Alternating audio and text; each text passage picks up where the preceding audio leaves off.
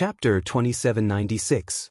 Seeing this scene, Qin Feiyang couldn't help but reveal a trace of a smile. Although they were not as strong as the white-eyed wolf, they had been quite united after all these years. Unity was what he wanted to see. However, Wang Zicheng and the others were stunned.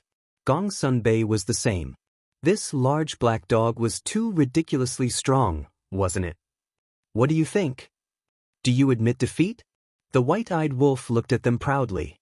Wang Zicheng sized up the white-eyed wolf, walked to Yishu's side, and asked in a low voice, "Old man Yi, where did this damn dog come from?" Yishu smiled but did not say anything. "Can you not keep us in suspense?" Wang Zicheng was dissatisfied. Although the other party was very strong, he clearly had no ill intentions. However, their status in the Forgotten Continent was not low now. They knew all the slightly famous powerhouses, but they had never heard of this big black dog. "Open your little eyes and take a good look at who I am." The white-eyed wolf grinned, and his appearance immediately began to change. First, his hair turned from black to gold. Then, two small golden wings appeared on his back. Wang Zicheng and the others stared at the white-eyed wolf. Seeing the white-eyed wolf's transformation, a trace of surprise gradually crept into their eyes. When the white-eyed wolf completely reverted to his true form, the others immediately froze on the ground, their eyes filled with disbelief. "Ah!" The white-eyed wolf grinned and looked at them. "Are you surprised? Are you surprised?" "Fuck! It's you, you bastard!" Wang Zicheng came to his senses and immediately cursed. He ran to the white-eyed wolf and sized him up, as if to confirm whether he was real or not. White-eyed wolf, Gong Sunbei was also stunned on the spot, muttering to himself, "What's going on? What happened?" Suddenly, a suspicious voice sounded from the outside. Everyone quivered and turned to look, only to see Wang Yu and her parents return. They had returned because they heard the commotion. However, when they arrived outside the main hall, they immediately found that the atmosphere was not right. Following closely, they looked at the white-eyed wolf and were stunned. Wasn't this it? At this moment, the entire hall was dead silent. On one hand, it was the identity of the white-eyed wolf. On the other hand, the return of Wang Yu and her parents undoubtedly made the atmosphere even more awkward. Qin Feiyang sighed inwardly. In the end, he still had to face it. Everyone present was smart enough to guess the identity of the white-eyed wolf once he revealed his true identity. As expected, when everyone came back to their senses, they all looked at Qin Feiyang. Qin Feiyang smiled faintly, no longer hiding his true appearance. Qin Feiyang, young master, Gong Sunbei, Wang Zicheng, Wang Yu, and her parents all stared fixedly at Qin Feiyang's face. This face. Who could forget it? Long time no see. Qin Feiyang smiled faintly. Qin Feiyang. Gong Sunbei shuddered and quickly walked in front of Qin Feiyang. He grabbed Qin Feiyang's shoulders with both hands and said excitedly, "I didn't expect it to be you." Qin Feiyang smiled and said, "Then I wonder if Brother Gong Sun welcomes me?" Of course, Gong Sunbei nodded, but before he could say anything, a cold voice rang out. "My chief tower doesn't welcome you. Get lost immediately." Everyone immediately looked at Wang Yu's father. Because the person who spoke was Wang Yu's father. "Father, the chief tower is here. You don't have the right to speak." Wang Yu also turned her head to look with a trace of displeasure on her face. "It's fine." Gong Sunbei waved his hand, looked at Wang Yu's father, and sighed. "It's been hundreds of years. No matter how deep the grudge is, it should be over by now." "Over by now? How can it be so simple?" Wang Yu's father snorted coldly. "That's where you're wrong. We all saw what happened to Wang Yuanshan with our own eyes. It's all his fault." At that time, Qin Feiyang was already very kind. Because he gave Wang Yuanshan more than once, but Wang Yuanshan didn't cherish it. "If it were us, we would have killed him too," Yishu said. Wang Yu's father couldn't help but fall silent. Wang Yu glanced at Qin Feiyang, then turned to look at her parents and said, "Let's go." The two of them quickly looked at Wang Yu. "Enough, it's really enough." Wang Yu sighed and left without looking back. Her back looked extremely sad. Wang Yuer's parents looked coldly at Qin Feiyang, then turned and chased after Wang Yu. Sigh. Gong Sun Bei also sighed deeply. He looked at Qin Feiyang and said with a smile, "Don't blame yourself. It's not your fault." "I'm not blaming myself. I just feel a little sorry for them." As a big shot of the forgotten continent, they can't even distinguish between right and wrong. Qin Feiyang shook his head. They're actually pardonable. After all, they're Wang Yuanshan's descendants. You haven't seen Wang Su. He's been drinking all these years. He's no longer as elegant as he used to be. Gong Sun Bei shook his head. Drinking all day? Qin Feiyang frowned. Thinking back, he was such an awe-inspiring old man. And now, he's depressed all day long. His heart is like dead ashes. If you see him again, you probably won't recognize him. Gong Sun Bei said. It's his own fault. Who's to blame? White-eyed Wolf pursed his lips. Gong Sun Bei sighed. Even so, it's still pitiful. That's enough. The young master finally came back. Let's not talk about these disappointing things. Viper said. Yes. The big barbarian bull nodded repeatedly. He ran to Qin Feiyang and said with a silly smile, Young master, when did you come back? Did you bring back any gifts for us? Qin Feiyang looked at the big barbarian bull in shock and said, Asking for gifts as soon as you open your mouth. This isn't your style. Of course, Qin Feiyang knew about the big barbarian bull. Don't be fooled by his charmingly naive and well-developed appearance. In fact, he was very shrewd. Someone as smart as Wang Zicheng had been schemed against by him many times. Hearing this, the big barbarian bull smiled embarrassedly. Qin Feiyang glanced at everyone and said with a smile, I'm really gratified to see that you guys are so capable and still so united. You're kidding. We're your soldiers after all. How can we embarrass you? Viper said. Qin Feiyang shook his head and laughed. He looked at Viper and asked, Are you still studying the use of poison? Don't you know me? I'm loyal to one person. Viper said. Loyal to one person? Qin Feiyang shook his head speechlessly and asked with a smile, Have you achieved anything now? Of course. Viper smiled proudly and said, I can even poison the god of war to death now. Qin Feiyang was stunned and said speechlessly, Is this something to be proud of? Isn't this something to be proud of? Viper asked.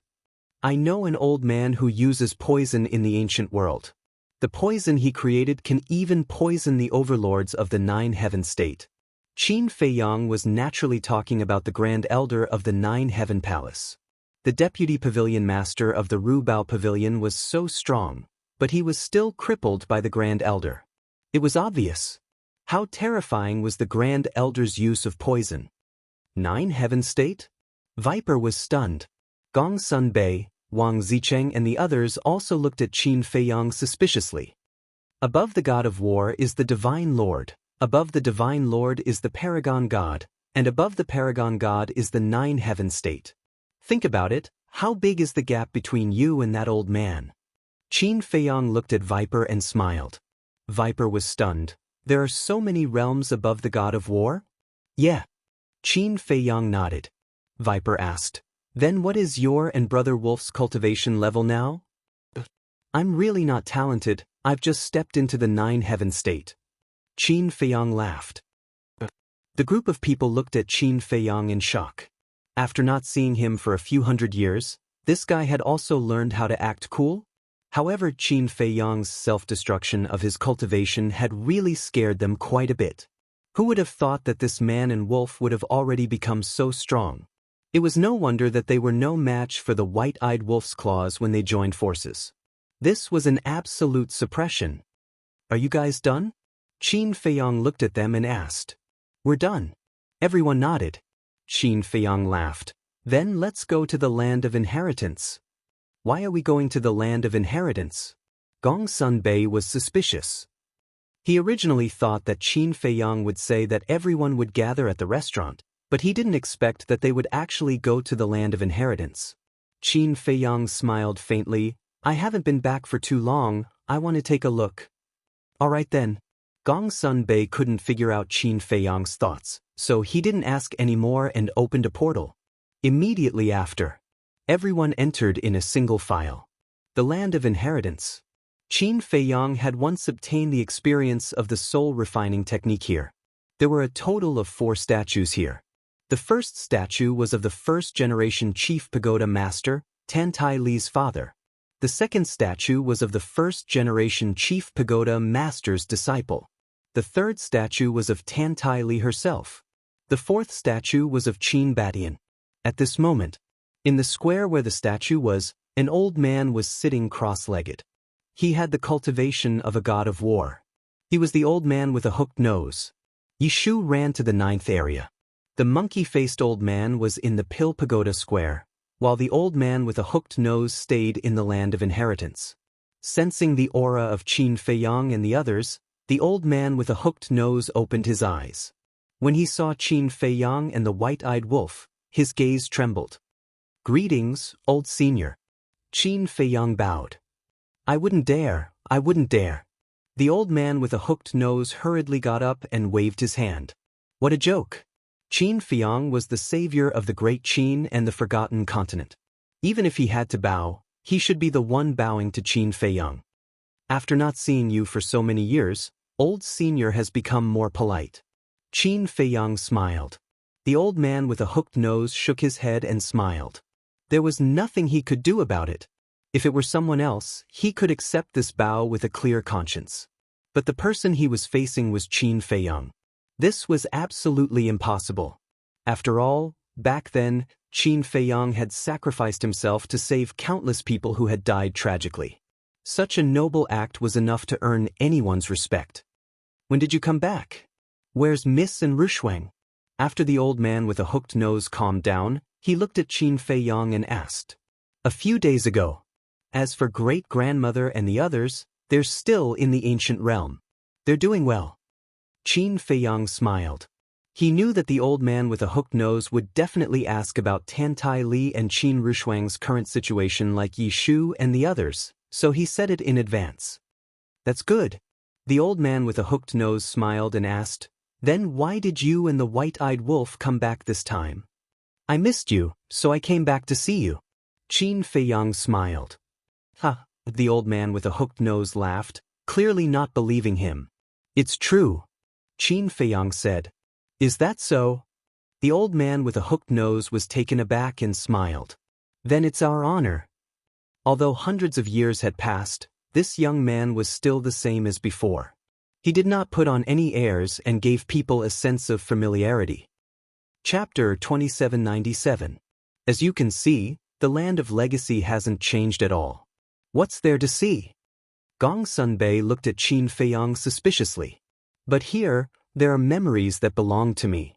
Qin Feiyang glanced at the 4 statues and smiled faintly. Memories, Gong Sunbei murmured. The past emerged in his mind like a tide. Indeed, there were memories of Qin Feiyang here. Back then, Qin Feiyang obtained the legacy here and became the disciple of the Chief Pagoda Master. He also became the successor of the next Chief Pagoda Master. But because of the selfishness of the previous Chief Pagoda Master, he once wanted to kill Qin Feiyang. In fact, at that time, Qin Feiyang was not interested in the position of the Chief Pagoda Master at all. It was completely the imagination of the previous Chief Pagoda Master. It was also because of this that the conflict intensified. In the end, they were like archenemies. Of course, Gong Sunbei also knew that even if there was no such thing, Qin Feiyang and the previous Chief Pagoda Master would sooner or later be angry.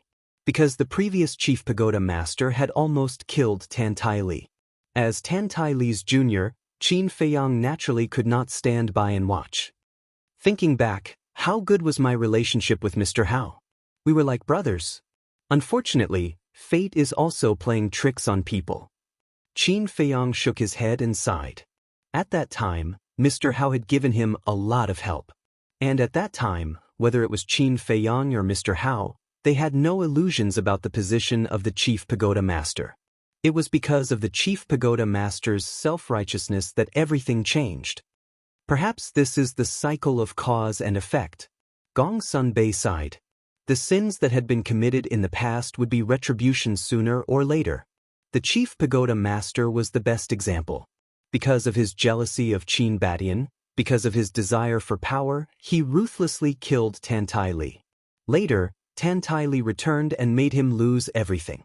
This was the so-called where there is cause, there is effect. Cause and effect, Qin Feiyang murmured. Like Qin Haotian. Back then, he had killed Qin Haotian's mother. Now, Qin Haotian wanted to take revenge on him. Like his father. His father had driven him out of the imperial capital and crippled his cultivation. Later, he had entered the imperial capital to seek revenge.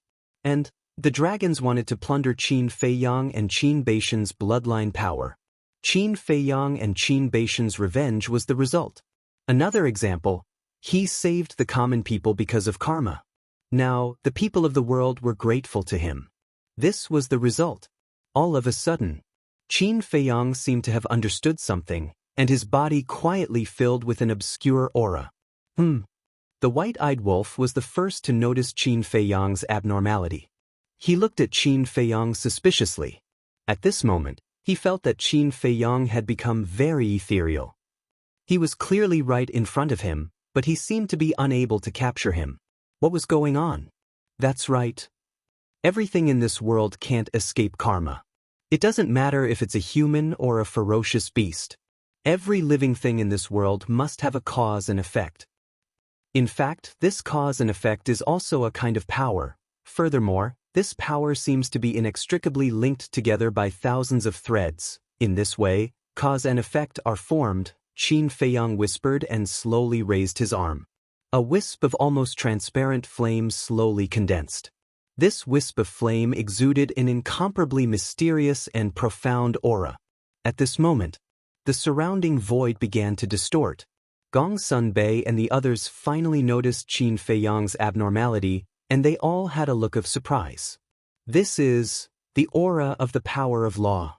The white-eyed wolf stared at the flame, and his eyes suddenly widened. The power of law? Gong Sun Bei and the others were taken aback and turned to look at the white-eyed wolf suspiciously. The power of law is a kind of power that surpasses divine power. For example, the time array evolved from the power of time. Little Qin Zi has already comprehended the power of law of light in the ancient realm. And now, he seems to have comprehended another power of law. The white-eyed wolf explained, his eyes full of disbelief. There really wasn't any sign at all. Could this be the so-called epiphany? At a certain point in time, when a person came into contact with a matter or a sentence, they could enter a state of enlightenment. This kind of enlightenment was called epiphany. Where there's cause, there's effect, Qin Feiyang murmured, and seemed to have awakened from the state of epiphany. He lowered his head and looked at the flame in his palm, and a smile crept onto his face. Little Qin Zi, this is? The white-eyed wolf hurriedly asked. The power of cause and effect. It's the law of cause and effect, Qin Feiyang smiled. The law of cause and effect? The white-eyed wolf was stunned. He knew about the law of slaughter, the laws of light and darkness, and even the law of life and death, but this was the first time he had heard about the law of cause and effect. I didn't know about the law of cause and effect before. But when I just had my epiphany, I suddenly realized that everything in this world can't compare to the law of cause and effect. So, this law of cause and effect is also a kind of power. Qin Feiyang smiled. Even if the law of cause and effect really exists, isn't it too simple to comprehend a power of law? The white-eyed wolf was speechless. There's no time or place for epiphany. You'll comprehend it when you come. Qin Feiyang shook his head and smiled. With a thought, the flame in his palm disappeared into his body. Monster. The white-eyed wolf shook his head. Qin Feiyang couldn't help but laugh. He turned to look at Gong Sun Bei and said, "Thank you, Brother Gongsun." "Why are you thanking me?" Gong Sun Bei looked at him in confusion. Every kind of epiphany is stimulated at an unintentional moment. And just now, that law of cause and effect you mentioned is equivalent to a trigger point, which is also the so-called fuse. In other words, if it weren't for your words, I wouldn't have been able to comprehend the law of cause and effect. Qin Feiyang smiled faintly. So that's how it is. Gong Sun Bei suddenly understood and smiled. Then, this is also the reason why you're so talented. Epiphany doesn't have much to do with one's talent. It's evolved from rich experience and comprehension of the world. Qin Feiyang said. Rich experience, comprehension of the world. Everyone couldn't help but ponder over this sentence. They didn't quite understand it. Don't blindly think about it. With your current ability, you won't be able to understand the true meaning. The white-eyed wolf shook his head. The group smiled bitterly. Everyone understood the meaning of this sentence, but they just couldn't understand the concept behind it. He felt that it was just a very ordinary sentence. The white-eyed wolf asked, "Do you know how many people in the entire ancient world have comprehended the law of cause and effect?" How many? Everyone looked at him curiously. The population of the ancient world is innumerable, and there are countless experts. Among them, there are also a lot of people who are stronger than little Qin Zi. But the number of people who have comprehended the law of cause and effect can be counted on one hand. It's not an exaggeration to say that even undead stage experts who have surpassed the 9 heaven stage will find it difficult to comprehend the law of cause and effect in their lifetime. The white-eyed wolf shook his head. Undead stage? Everyone was surprised. Undead stage experts can destroy the entire Great Qin and Forgotten Continent with a wave of their hand. How terrifying do you think undead stage experts are? The white-eyed wolf said. So powerful? Everyone looked at each other. It was completely beyond their imagination. The white-eyed wolf isn't exaggerating. Among the experts we know, any one of them has the strength to destroy the world. Qin Feiyang nodded. Is the ancient world the biggest world in this world? Wang Zicheng asked. The biggest, Qin Feiyang murmured and shook his head. I don't dare to say for sure. What do you mean? Everyone was puzzled. If it was before, I would tell you with certainty that the ancient world is the biggest and strongest world. But now, when Qin Feiyang said this, he couldn't help but look up at the sky. His deep eyes seemed to be able to peek into the world beyond the sky.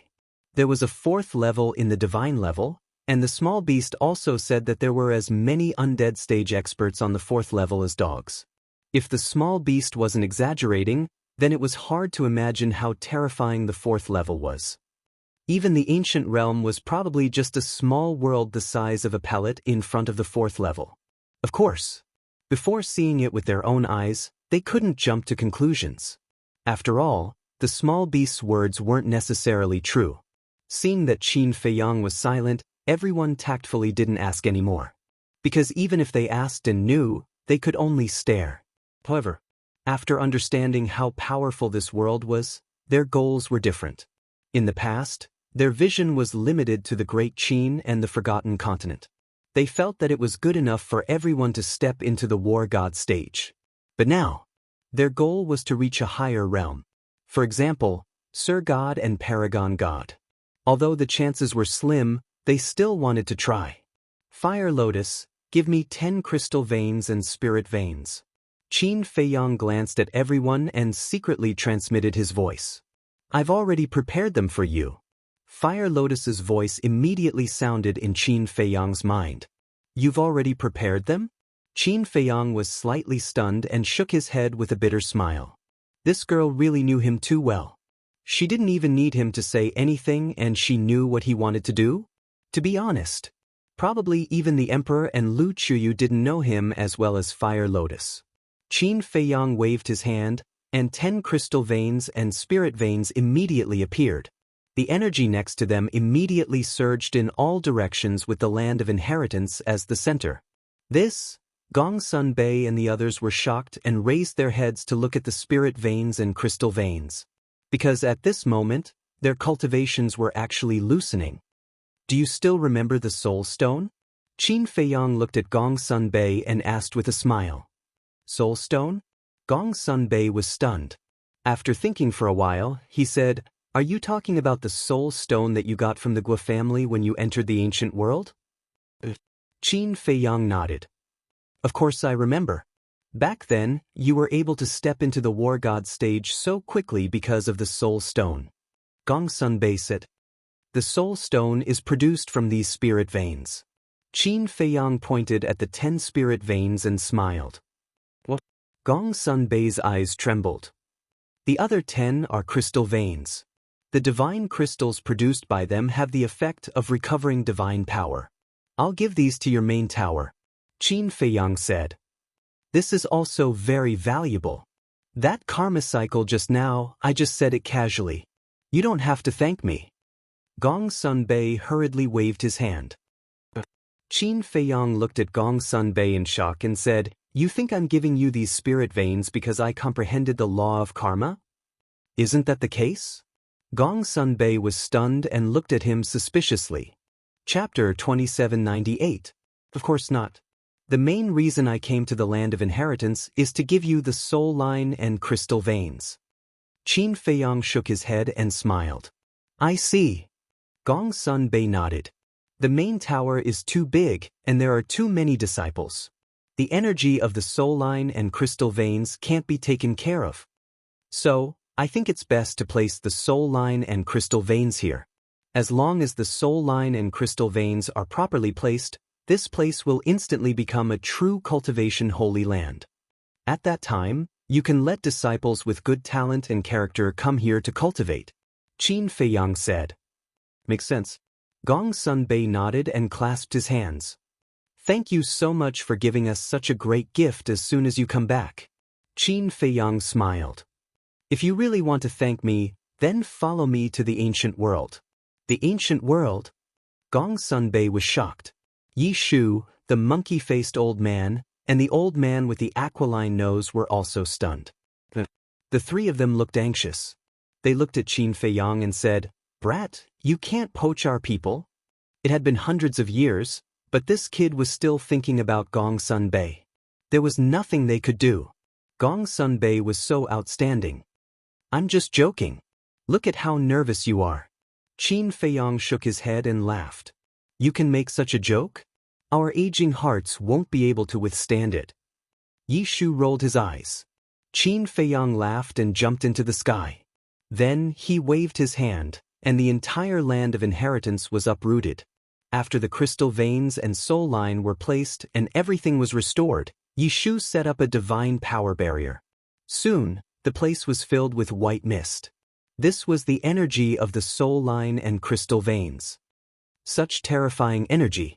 I can feel that if I cultivate here, I can break through in less than half a year. The aquiline nose old man sighed. Yi Shu and the monkey-faced old man nodded. Qin Feiyang, this brat, was truly their lucky star. There's no need to rush into seclusion.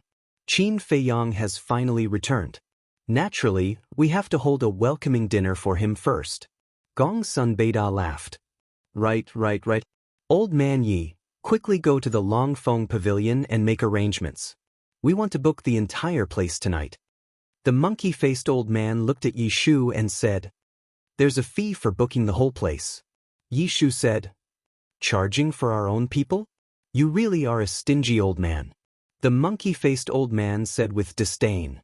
Qin Feiyang looked at the two of them and asked, Is the Dragon Wind Tower still around? This Longfeng Pavilion also contained many memories that belonged to him. Of course. The Dragon Phoenix Pavilion is a restaurant that Ruo Shuang built single-handedly. How can this old man let it disappear? Furthermore, right now, this old man is the tower master behind the Dragon Phoenix Pavilion. Yi Shu said, I see. Qin Feiyang nodded in realization, then shook his head and said, Since you're the landlord, why do you charge for it? It's not easy for you to come back. Of course, this old man has to rip you off. Yi Shu said. Qin Feiyang couldn't help but laugh. Of course. He also knew that this was just a joke. All right, this old man will go to the Dragon Phoenix Pavilion first. You guys accompany Feiyang to walk around. Yi Shu smiled and looked at Qin Feiyang, saying, In the years that you weren't here, our main tower has changed quite a lot. Qin Feiyang nodded and smiled. After Yi Shu left, Lu Xiaofei rolled his eyes and looked at Qin Feiyang, saying, Uncle, then my sister and I will also go to the city to walk around? Qin Feiyang was stunned and reminded, Don't run around. We won't. We're going to find Situ Feiyang. When the time comes, we'll go directly to the Dragon Phoenix Pavilion to find you. Lu Xiaofei said. White-Eyed Wolf said, Then you can call Fatso and Li Yan. Okay. Lu Xiaofei nodded and turned to look at Qin Chen, laughing. Brother, let's go together? Not going. Qin Chen shook his head. This guy, you're always so boring. Lu Xiaofei pursed his lips and ran out of the main tower with Lu Xiaojia. Gong Sunbei looked at the back of the brother and sister and said with a smile, looking at these juniors, do you feel old all of a sudden? Time really flies. Qin Feiyang sighed. Then you should also work hard. Don't wait until Lu Xiaofei's generation has children, and you're not married yet.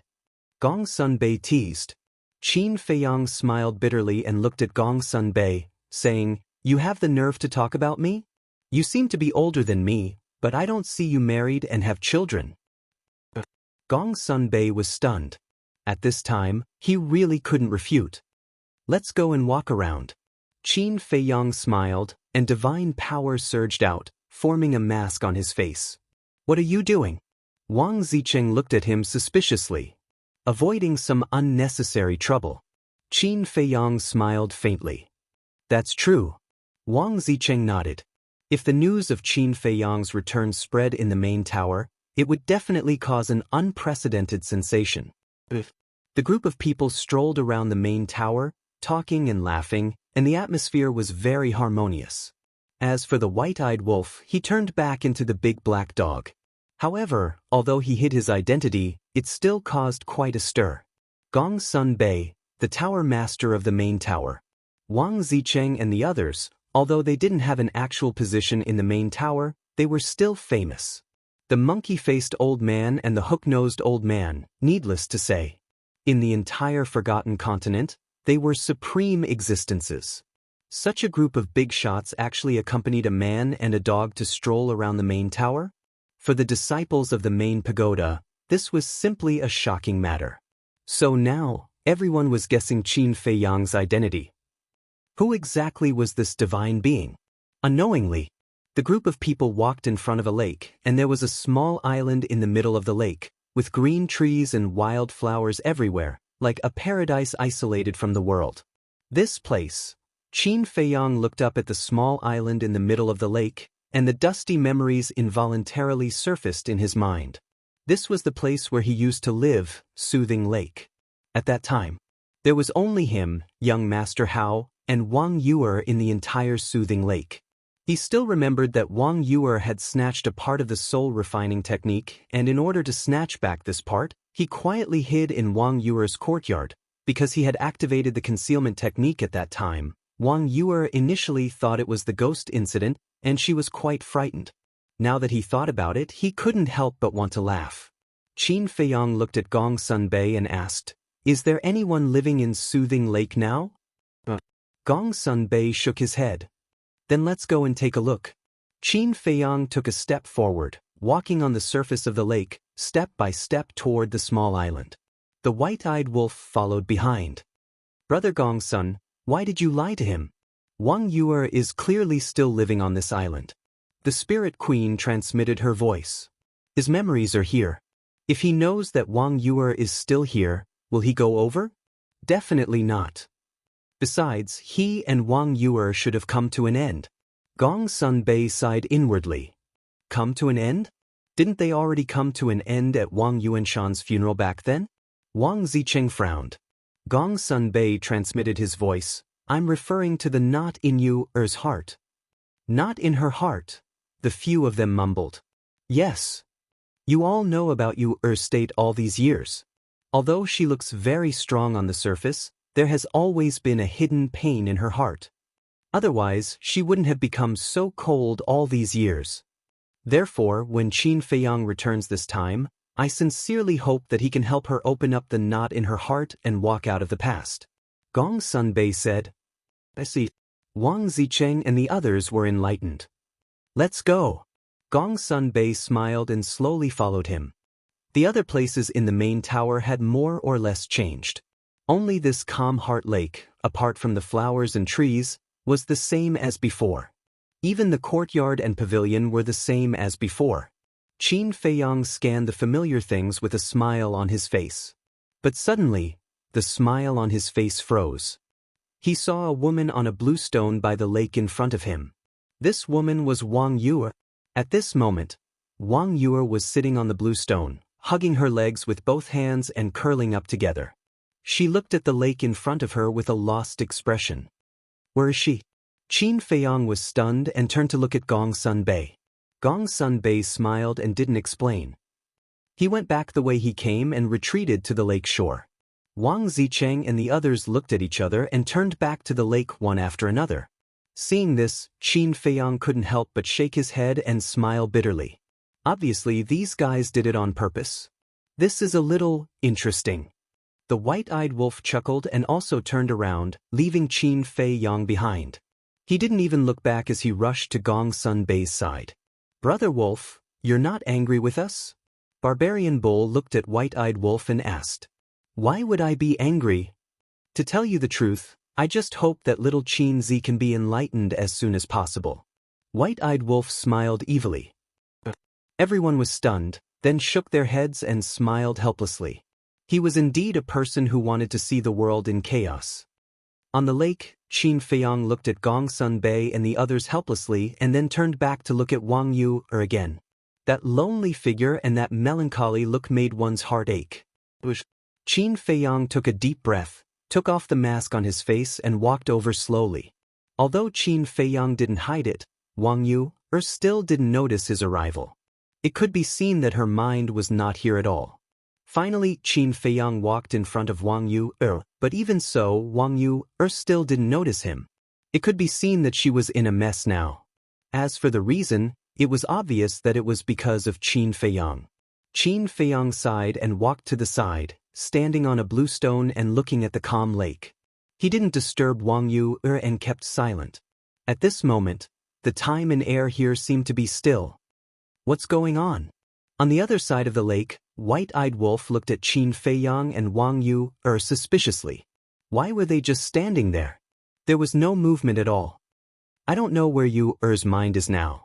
As for Qin Feiyang, Gong Sun Bei shook his head and smiled bitterly. With this guy's EQ, he definitely doesn't know how to speak now, so he just stood there and kept silent. That's right, this blockhead's EQ is indeed worrying. Wang Zicheng nodded. Barbarian Bull, Viper, and the others also felt the same. Young Master's talent, strength, means, and intelligence were impeccable, but his EQ was the only thing that made people helpless. Chapter 2799. Time passed quietly. Why? Why did you come back? I've been trying very hard to forget you. Hundreds of years have passed and I think I've almost forgotten you. But why did you appear in front of me now, suddenly? Wang Yue murmured. Qin Feiyang was slightly stunned. He lowered his head to look at Wang Yue, thinking that Wang Yue had noticed him and was talking to him. But when he looked at her, he realized that Wang Yue was talking to herself. Trying hard to forget me, Qin Feiyang muttered. That was to say, she hadn't forgotten him? But at Wang Yuanshan's funeral, hadn't they already made a clean break? And at that time, it was Wang Yue who said that she wanted to make a clean break with him. He thought that Wang Yue had really let go of him, but he didn't expect that she still had him in her heart. At this moment, Qin Feiyang finally understood what Gong Sun Bei and the others meant. Wang Yue had a knot in her heart, and this knot had trapped her for hundreds of years.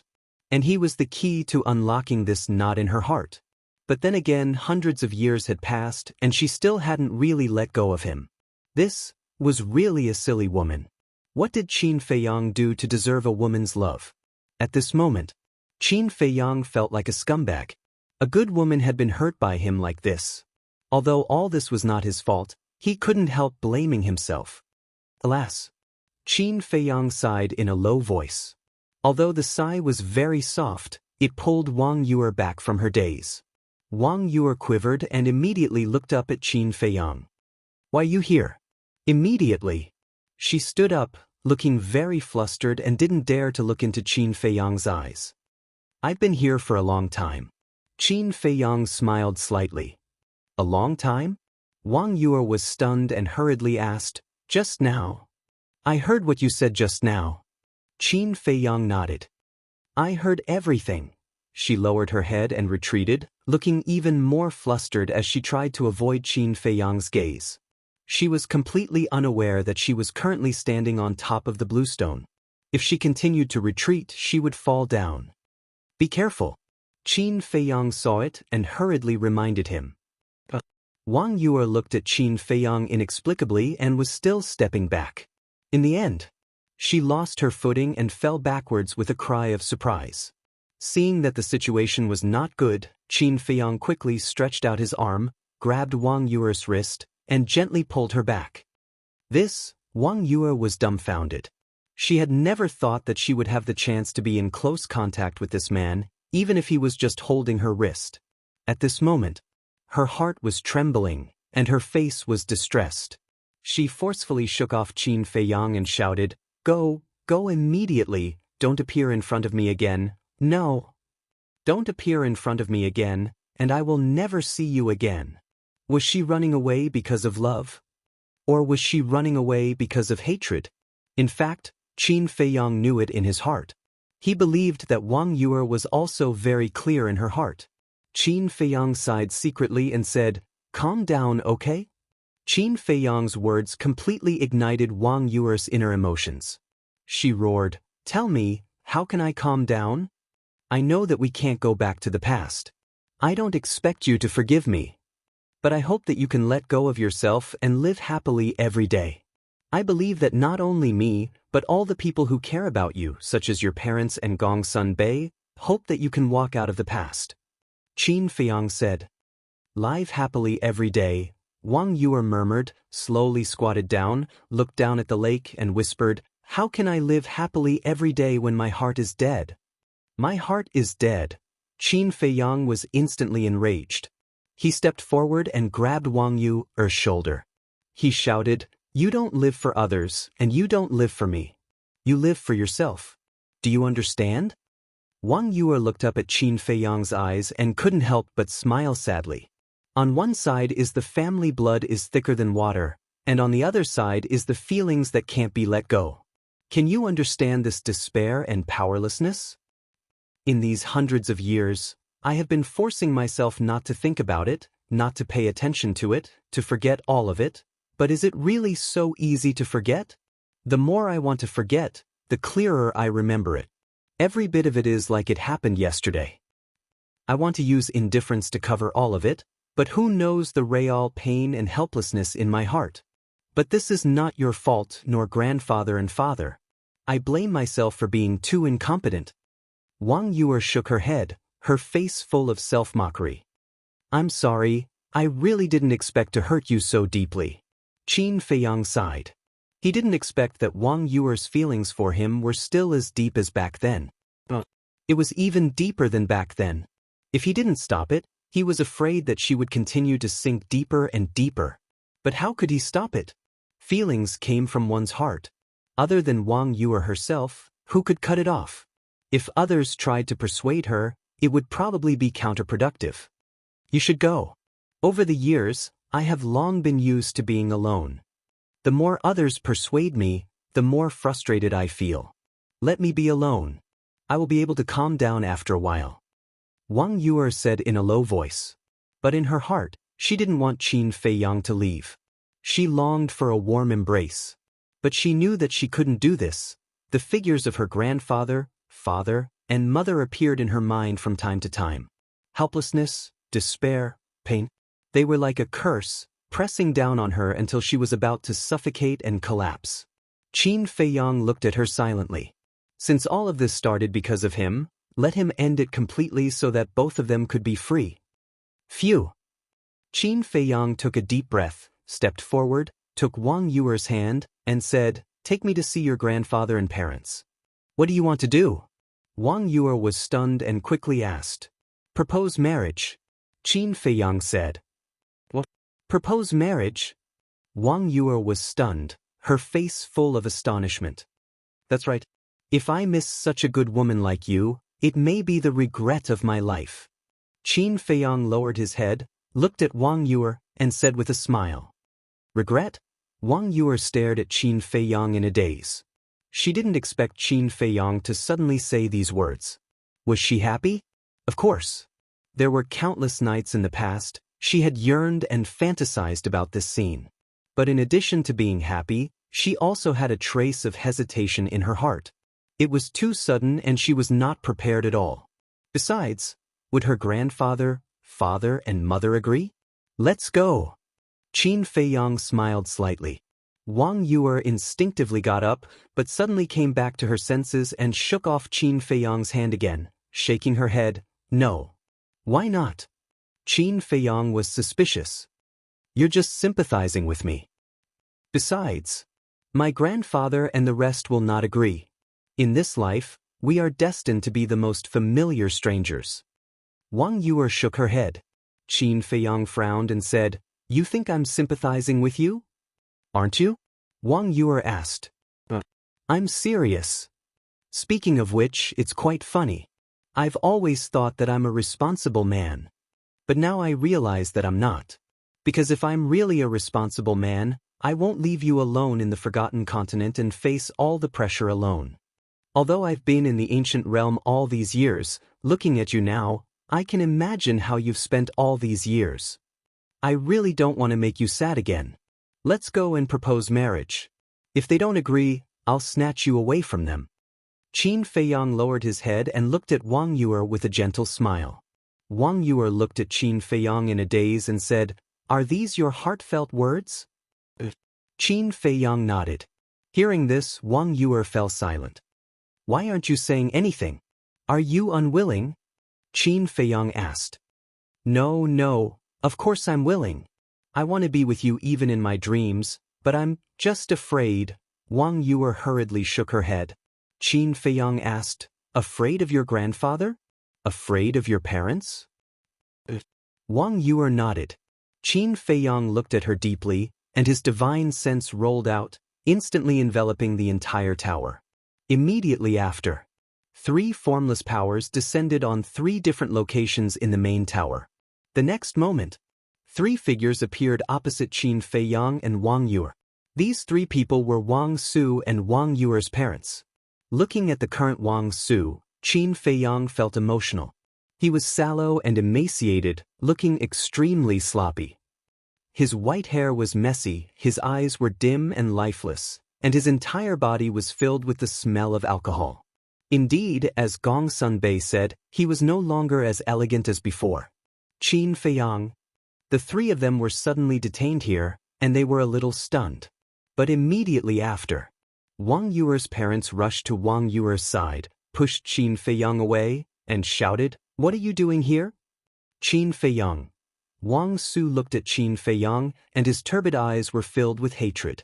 I want to marry you, Qin Feiyang looked at the 3 of them and said, What? The 3 of them froze and couldn't help but turn to look at Wang Yue. Wang Yue lowered her head, not daring to look at the 3 of them. Don't even think about it. Who do you think you are? What right do you have to touch my granddaughter? Wang Su came back to his senses and immediately roared. I know that you still hate me for killing Wang Yuanshan, but that's another matter. Can you bear to see you, suffer like this for the rest of her life? Qin Feiyang said. Wang Su said angrily, It's not us who made you, sad, it's you. Is that really the case? Think about it, if you didn't force her back then, would she choose to cut off all ties with me? Maybe we've already achieved the right result. In terms of age, you're all my elders. Logically speaking, you should be more sensible. But so many years have passed, what have you been doing? Not only did you not reflect on yourself, but you've been forcing the fault on me. The worst thing is that you've been pressuring you. She's your daughter and granddaughter. She's your closest kin. As parents and grandfathers, shouldn't you hope that she can live better and happier than anyone else? Qin Feiyang said angrily. Chapter 2800. Shut up. Wang Su roared. His eyes were bloodshot as if he wanted to eat someone. Did I touch your sore spot? Are you angry out of shame? Especially you. You used to be a highly respected old man. How did you become so unreasonable now? Qin Feiyang looked at Wang Su and shouted coldly without mercy. Wang Su clenched his hands like a wild beast that was about to go crazy. And you? Qin Feiyang looked at Wang Yue's parents again and said, Which parent in the world doesn't want their children to live a good life? But what about you? Just because of the little hatred in your heart, you forcefully restrained Wang Yue. Do you think this is good for her? Wrong. You are selfish. To put it more bluntly, you don't deserve to be parents at all. Qin Feiyang looked at the two coldly. To be honest, he was also full of anger in his heart. He had already done his best for Wang Yuanshan's matter, because he had let Wang Yuanshan go several times. It was Wang Yuanshan who was stubborn and kept challenging his bottom line. And the few times he let Wang Yuanshan go, it was for the sake of Wang Yue and Wang Su. But the result? Not only did these people not appreciate it, but they also hated him to the core. What was this? Don't say that. Seeing Qin Feiyang scolding Wang Su and the other two like this, Wang Yue was burning with anxiety. I'm telling the truth. If they really love you, then they shouldn't impose their own wishes on you. Let's talk about it later. I, Qin Feiyang, have always had a clear conscience no matter who it is. I never regret killing Wang Yuanshan. Qin Feiyang looked at Wang Su and the other two and said, if you insist on blaming me, then I can only say that I overestimated you in the past. The three of them looked sullen. That's all I have to say. I don't want to say anything more. I'll take you away. Qin Feiyang grabbed Wang Yue and stepped into the air. Wang Yue's mother quickly stood in front of Qin Feiyang and said angrily, what right do you have to take you away? Just because of what she has done for me, I can't let her continue to suffer like this. Since you can't take care of her, then I will take care of her. Qin Feiyang said with no expression. You don't go too far. Wang Su gritted his teeth as he stared at Qin Feiyang. It's not that I'm bullying you. You're the ones who have placed your faces on the ground and trampled on them. Wang Su was so angry that he was out of breath. Of course. Whether Wang Yue's heart not could be untied or not depended on now. In his heart, Wang Yue had always been like a sister. So seeing Wang Yue like this all day, he also felt very sad. He also tried to enlighten her, but it was to no avail.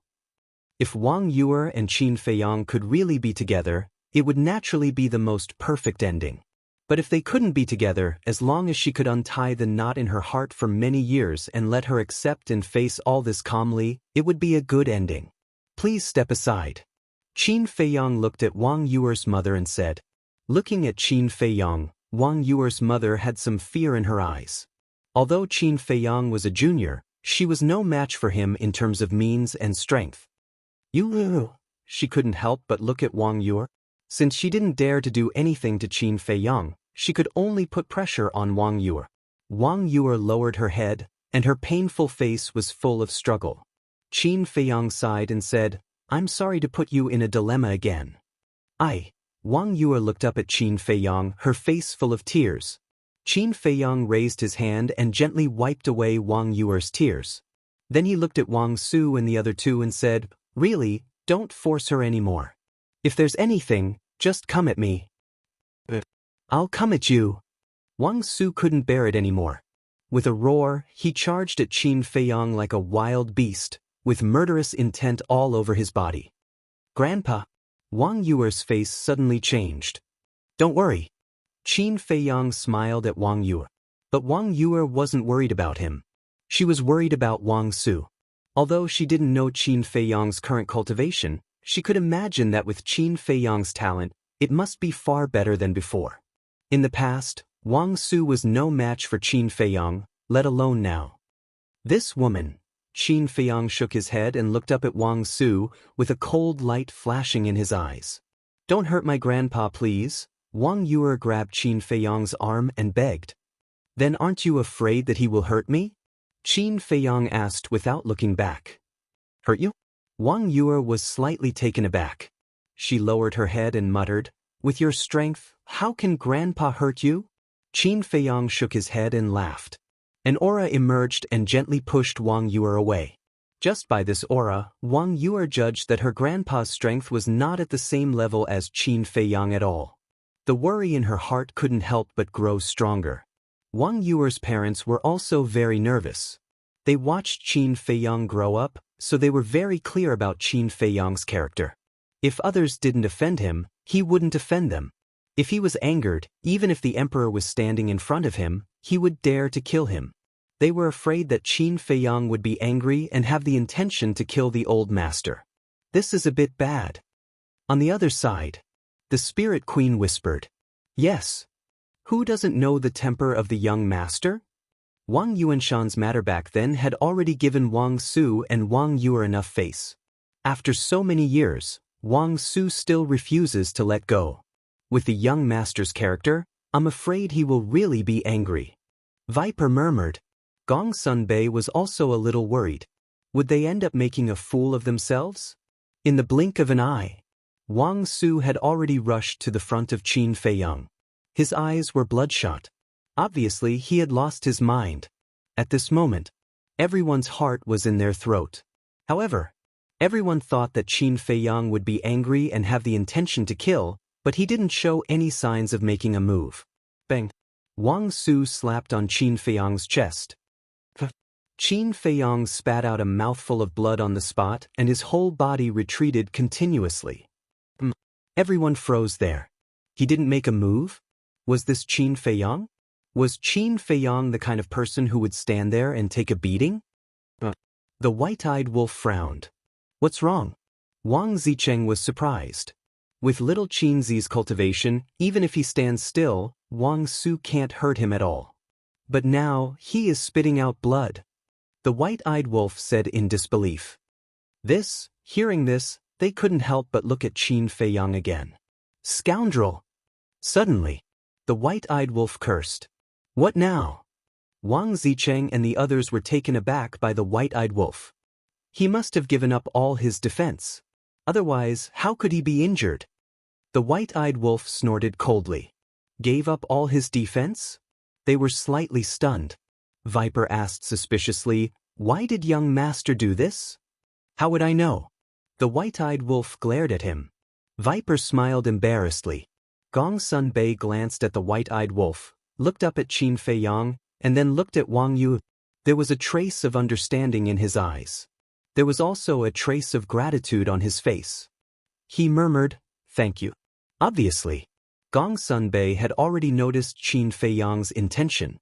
Wang Su was also stunned by Qin Feiyang's attitude of not fighting back, but he didn't restrain himself because of this. He punched at Qin Feiyang again. Qin Feiyang spat out another mouthful of blood and took a few steps back. How could this be? Why didn't he fight back? Wang Yu murmured. Wang Yu's parents also looked confused. Was this really Qin Feiyang? Was he really not an imposter? They had serious doubts. Because this was too different from what they had expected. Do you think I will let you go if you don't fight back? No. Absolutely not. Blood for blood. Since you want to die, I will fulfill your wish. Wang Su roared in the sky. His face was full of hatred. With a clang, a combat sword appeared. Grandpa, stop. Wang Yu's face changed drastically. She quickly shouted. But seeing this, her parents immediately stepped forward and pulled Wang Yu from both sides. Father, mother, let go. If this goes on, Qin Feiyang will be killed by Grandpa. Wang Yu roared. He deserves to die. Wang Yu's father snorted coldly. Father, Wang Yu's body trembled and her face turned pale. Wang Su, I will destroy your Sea of Qi first. With a sword, he went straight to Qin Feiyang's Sea of Qi. All of a sudden, blood suddenly appeared. The combat sword sank into Qin Feiyang's Sea of Qi, which was shattered on the spot. What the hell is this bastard doing? The white-eyed wolf frowned. How could an ordinary combat sword pierce Qin Feiyang's Sea of Qi? Wasn't he giving up all his defense? One had to know. Qin Feiyang was not only at the 9th heaven realm, but his body had also been tempered by heaven tribulation. Let alone an ordinary battle sword, even an ordinary divine artifact would not be able to harm Qin Feiyang in the slightest. The white-eyed wolf couldn't figure out why Qin Feiyang gave up his defense and let Wang Su do whatever he wanted. Why didn't he fight back? Wang Yu's parents looked at each other when they saw this. Who didn't know the importance of the Sea of Qi? How could Qin Feiyang not fight back when his Sea of Qi was shattered? It was too abnormal. Grandpa, no, I beg you, please stop. but Wang Yu burst into tears and kept shouting at Wang Su. Her voice was almost hoarse. However, Wang Su turned a deaf ear to her. He raised his combat sword and chopped at Qin Feiyang's left hand again, his eyes full of madness. Crack! Qin Feiyang's left arm broke on the spot and blood gushed out. No, Grandpa, I beg you, please stop. Qin Feiyang, why didn't you fight back? At least hide. Wang Yu was already shouting herself hoarse and her face was full of pain. God, what did I do wrong? Why did you torture me like this? Chapter 2801. I really didn't expect that you'd really stand here and let me kill you. However, if you think this will make me sympathize with you, then you're wrong. Now I'll send you to hell. Wang Su didn't notice the miserable Wang Yu at all. His expression was getting crazier as the battle sword in his hand went straight for Qin Feiyang's glabella. Qin Feiyang looked at Wang Su indifferently. He couldn't help but hate Wang Su in his heart. In the past, although Wang Su wanted to kill him, he never hated Wang Su at all. In fact, he even had a respectful attitude. But at this moment, looking at the stubborn Wang Su, the respect in his heart was gone. Boom! Wang Su's battle sword was about to enter Qin Feiyang's glabella, but at this moment, a terrifying aura erupted. But this wasn't Qin Feiyang's aura. It was Wang Yu, and there was a destructive wave in this aura. Wang Su shuddered and hurriedly looked at Wang Yu. This was because this wasn't an ordinary aura, but a self-explosion wave. You, what are you doing? Wang Yu's parents also had a change of expression and hurriedly looked at Wang Yu and shouted. Qin Feiyang also slowly turned to look at Wang Yu. At this moment, Wang Yu stood in the void, a destructive aura rolling in all directions. The lake water tumbled and huge waves surged. The entire calming lake was trembling. You, don't do anything stupid. Seeing this scene, Wang Su dropped the battle sword in his hand and hurriedly rushed towards Wang Yu. It's really enough. I'm really tired too. Grandpa, mother, father, let me go. Wang Yu looked at the three of them and said, Yu, stop self-explosion, everything can be discussed. Wang Yu's mother was extremely anxious. Promise me first, let go of your hatred. Although great-grandfather's death makes you very sad, it's not Qin Feiyang's fault in the first place. Why do you have to push the blame to him? You guys weren't so unreasonable in the past. Why have you all become like this now? Do you think that Qin Feiyang is standing there without moving because of guilt or uneasiness? No. He did it for me. He didn't want to see me continue to fall like this. He wanted to use this to wake me up. You all know his personality, and you are even more aware of his strength and methods. If it wasn't for me, do you all think that you would still be alive? He has already done enough for our family. Don't you understand? I just want to ask you, what do you want? Are you really going to force me to my death before you're willing to give up? Wang Yu roared. Wang Yu's mother nodded repeatedly and said, Yes, yes, yes, you're right. You're right. Stop it quickly. If you die, how can I live in the future? That's right. Stop. We promise you that we won't look for Qin Feiyang again. We won't force you again. Really. Take it as father begging you, don't do anything stupid, her father also said repeatedly. Wang Yu glanced at the two of them, then looked at Wang Su and said, Grandpa, what about you? Wang Su's face was gloomy. Father, what are you still hesitating for? Say it quickly. Do you really want to see you, die in front of you? Wang Yu's parents urged. As an outsider, I really want to say a few words. Sister Yu, has really been living too hard these years. On one side is the person she wants to entrust her life to. On the other side is the person closest to her. If Wang Yuanshan's death is really Qin Feiyang's fault, then I won't say anything about what you're doing. I'll even support you. But this matter is Wang Yuanshan's fault from the beginning to the end. For such a person, you force Sister Yu her to become like this. Please ask yourselves, are you really a qualified father, a qualified mother, and a qualified grandfather? While you hate Qin Feiyang, why don't you reflect on yourself? Especially you, Wang Su. Back then, you were also at the miracle and knew everything.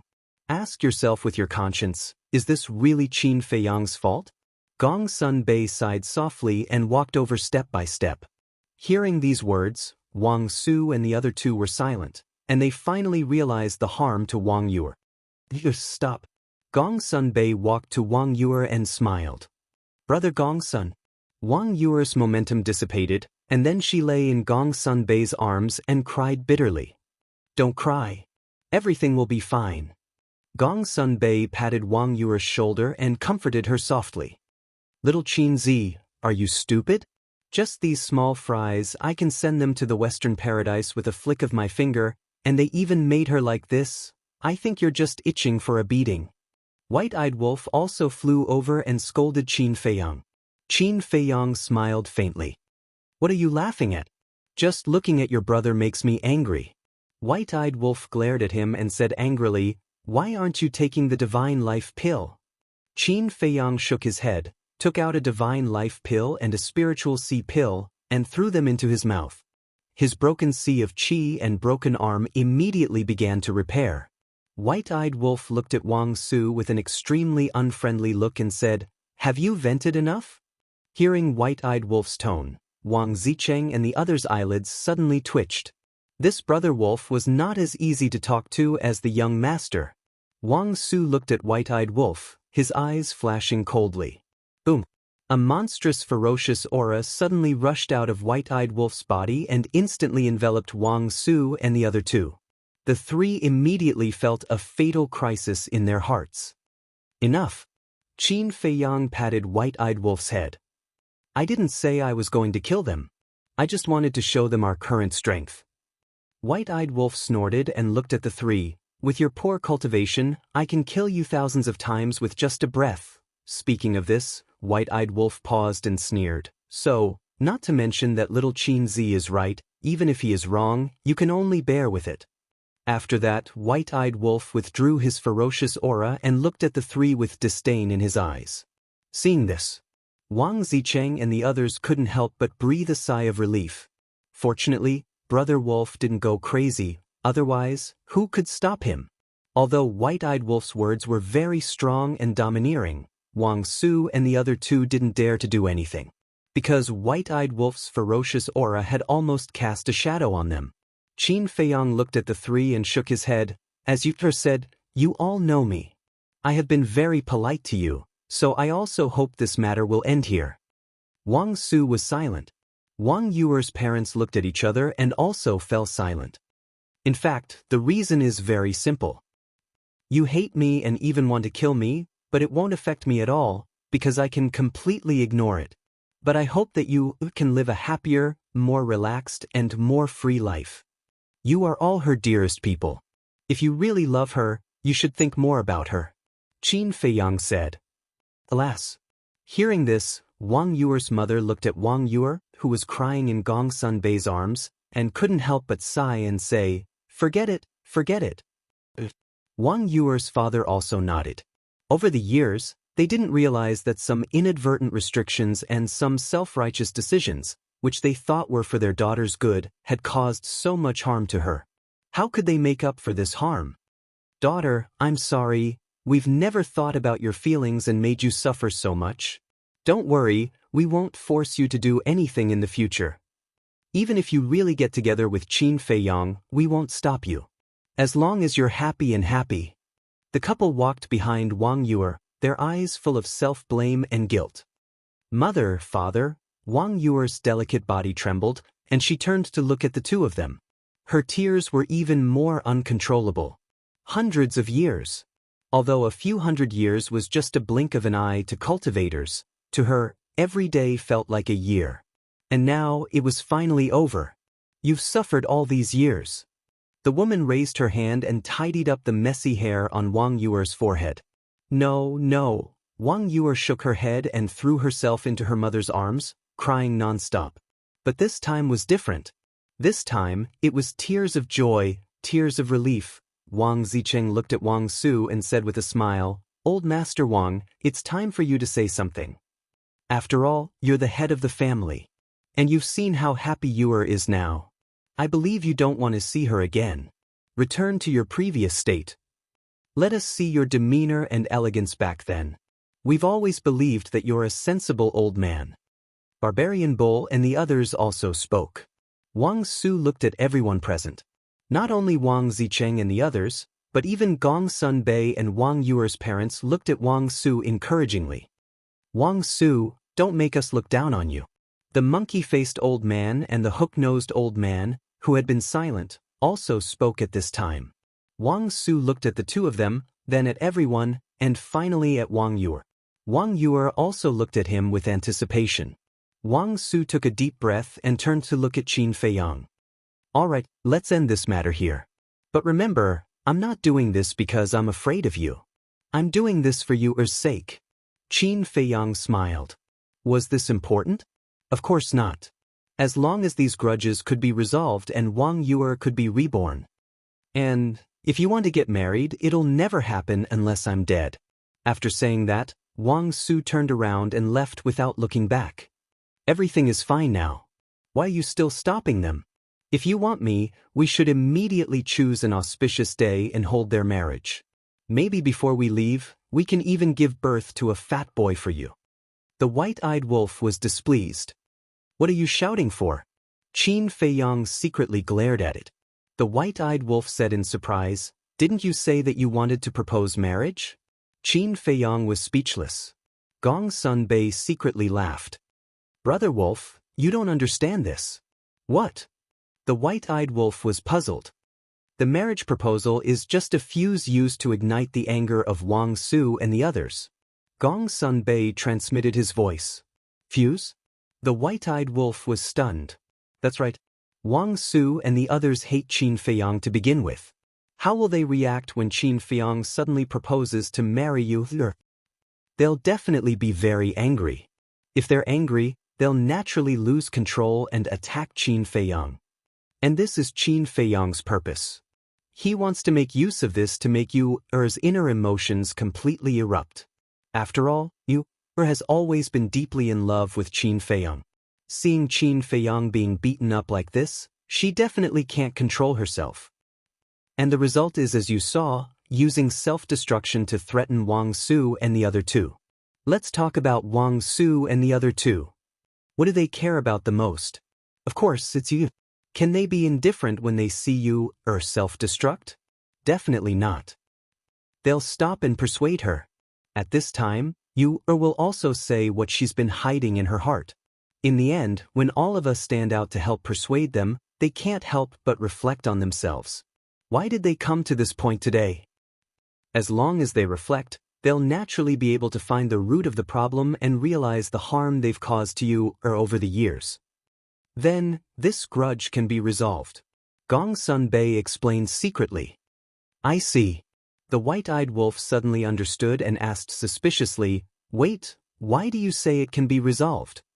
Of course, this depends on Wang Su and the other two.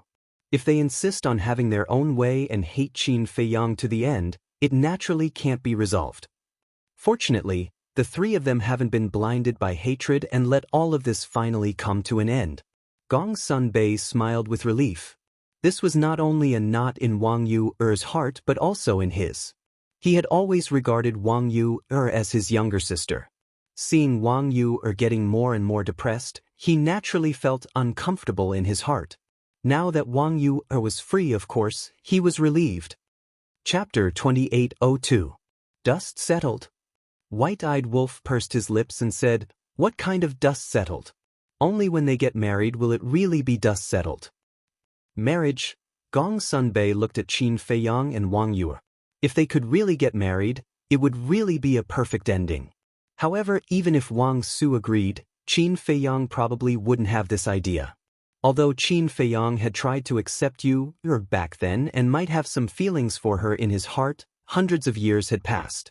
Hundreds of years were enough for Qin Feiyang to forget this little bit of feelings. As expected, Qin Feiyang's current attitude towards Yu should only be that of a pure friend. So it was almost impossible for them to get married. He only hoped that Yu wouldn't take Qin Feiyang's marriage proposal too seriously. Thinking of this, Gong Sun Bei was inexplicably worried again. If Yu took it seriously, wouldn't Qin Feiyang be in a dilemma? If Qin Feiyang refused, wouldn't it hurt Yu again? Thinking about it carefully, he felt that this matter seemed to have become complicated again. Wang Zicheng and the others noticed Gong Sunbei's expression at this moment and asked suspiciously, "What are you thinking about? You look uneasy." Gong Sunbei sighed softly and secretly expressed his worries. "Don't say it. There's really this possibility." Wang Zicheng and the others couldn't help but shudder when they heard this. At the same time, Wang Yuer's parents also looked at Wang Yuer worriedly. But the problem they were worried about was different from the problem Gong Sunbei and the others were worried about. They were worried about Wang Su's attitude. Wang Su directly said that the two were not allowed to get married unless he died. This undoubtedly cut off Wang Yuer's thoughts. Of course, they knew their daughter. She had a soft spot for Qin Feiyang and could even be described as infatuation. Now that Wang Su said this, they were worried that their daughter would take things too hard and do something stupid. In fact, as parents, they didn't intend to object now, as long as their daughter liked it. But facing Wang Su, they had no choice. Wang Yuer looked at her parents and smiled. "Mother, father, you don't have to worry." The couple was stunned. At this moment, the smile on his daughter's face was as bright as when she was young. Obviously, his daughter had already untied the knot in her heart and regained a new life. But that's not right. Hearing Wang Su's words, shouldn't his daughter be discouraged and sad? Why did it seem like he didn't care at all? Wang Yuer smiled at the couple and then looked at Qin Feiyang. The smile on her face was like a spring breeze. Her entire body was glowing, and her charm was even greater than before. This was the real Wang Yu. One was devastatingly beautiful, while the other was an enchantress. However, Qin Feiyang did not have any evil thoughts in his heart. Indeed, as Gong Sunbei had thought, after hundreds of years, he only had friendship with Wang Yuer now. Wang Yuer suddenly said, "Do you think I will pester you?" Qin Feiyang was astonished. "Isn't this too direct? If I take your words seriously, and if my grandfather doesn't object, will you really marry me?" Wang Yuer asked. Qin Feiyang said with a wry smile, "You're asking a question that will kill you." Wang Yuer couldn't help laughing at the moment. After thinking for a while, she said, "Well, I'll change a question that's easier to answer. Have you ever liked me before?" Qin Feiyang pondered for a while and nodded, yes. He didn't want to say something against his will. Although he had been moved by Wang Yuer at first, as time went by, he did have feelings for Wang Yuer in his heart. After all, love grows with time. Besides, in the face of such a good woman, even a stubborn stone would be moved. "Is there really one?" Wang Yuer asked. Qin Feiyang nodded. "That's enough. Let's get along like good friends in the future." Wang Yuer smiled. A smile also appeared on Qin Feiyang's face. Perhaps in the eyes of White-Eyed Wolf, this ending was not good, but in his opinion, there was nothing better. Because whether it was Wang Yuer or himself, they could be completely free from this love tribulation. Gong Sunbei looked at Qin Feiyang and asked with a smile, "Then let's go." Qin Feiyang nodded, looked at Wang Yuer and said with a smile, "Let's meet at Longfeng House tonight. Do you have time?" Wang Yuer said, "If you invite me, I'll definitely go." Qin Feiyang shook his head helplessly and said, "Well, I officially invite you. Let's talk about it tonight. After all, I'm a busy man now. It depends on whether I have time or not." Wang Yuer said playfully. Qin Feiyang couldn't help laughing, nodded to Wang Yuer's parents with a smile, and then turned to leave. Gong Sunbei and the others looked at each other and turned to follow with smiles on their faces. Looking at the disappearing figures of the group, Wang Yuer's parents sighed for a moment. The two of them looked at Wang Yuer and asked, "Daughter, are you really okay?" "I'm really fine. After this incident, I've thought it through. Feelings can't be forced. Although I like him, he doesn't like me. If we force ourselves to be together, we'll both get hurt in the end. Since that's the case, why should I force it? It's better to open up and bless him to find his true happiness." Wang Yuer said. Hearing this, the couple's hearts that had been hanging in the air finally relaxed. Wang Yuer looked up at the sky and said, "Father, Mother, I want to go out for a walk." The couple was stunned. All these years, I've been closing myself off and haven't seen the outside world. Now that the knot in my heart has been untied, I want to go out and take a look. I don't know either. Wherever I go, I'll go. Wang Yue laughed. It's good to go out for a walk. However, you can't stay outside for too long. After all, you're now the hall master of the law enforcement hall and have a heavy responsibility. The couple said. The hall master of the law enforcement hall, Wang Yue whispered and laughed. After I leave, you can look for Brother Gong's son and ask him to choose another hall master. What? Choose another one? What do you mean? The couple was bewildered.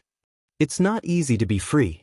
Of course, I have to let myself relax completely. We'll talk about it later. Status and power have never been what I'm after. Wang Yue smiled faintly. The couple looked at each other and nodded with a smile. Alright, as long as you're happy. Back to Qin Feiyang. After leaving Calming Lake, he found a place to wash off the bloodstains on his body and put on a clean set of clothes.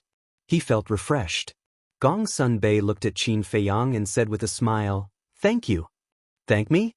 Qin Feiyang was slightly taken aback and asked suspiciously, "Thank me for what?" "Thank you for helping Sister Yue untie the knot in her heart," Gong Sun Bei said. Qin Feiyang shook his head and said with a smile, "This matter happened because of me. If there's anyone to thank, I should be the one thanking you. Thank you for taking care of her all these years. I see her as my sister. It's my duty to take care of her." Gong Sun Bei shook his head. "Can you guys not be so polite? She's not an outsider." Wang Zicheng was speechless. Ha! Qin Feiyang and Gong Sun Bei looked at each other and could not help but laugh. After strolling for a while, Qin Feiyang suddenly asked, "How's Pei Yi now?" "Pretty good.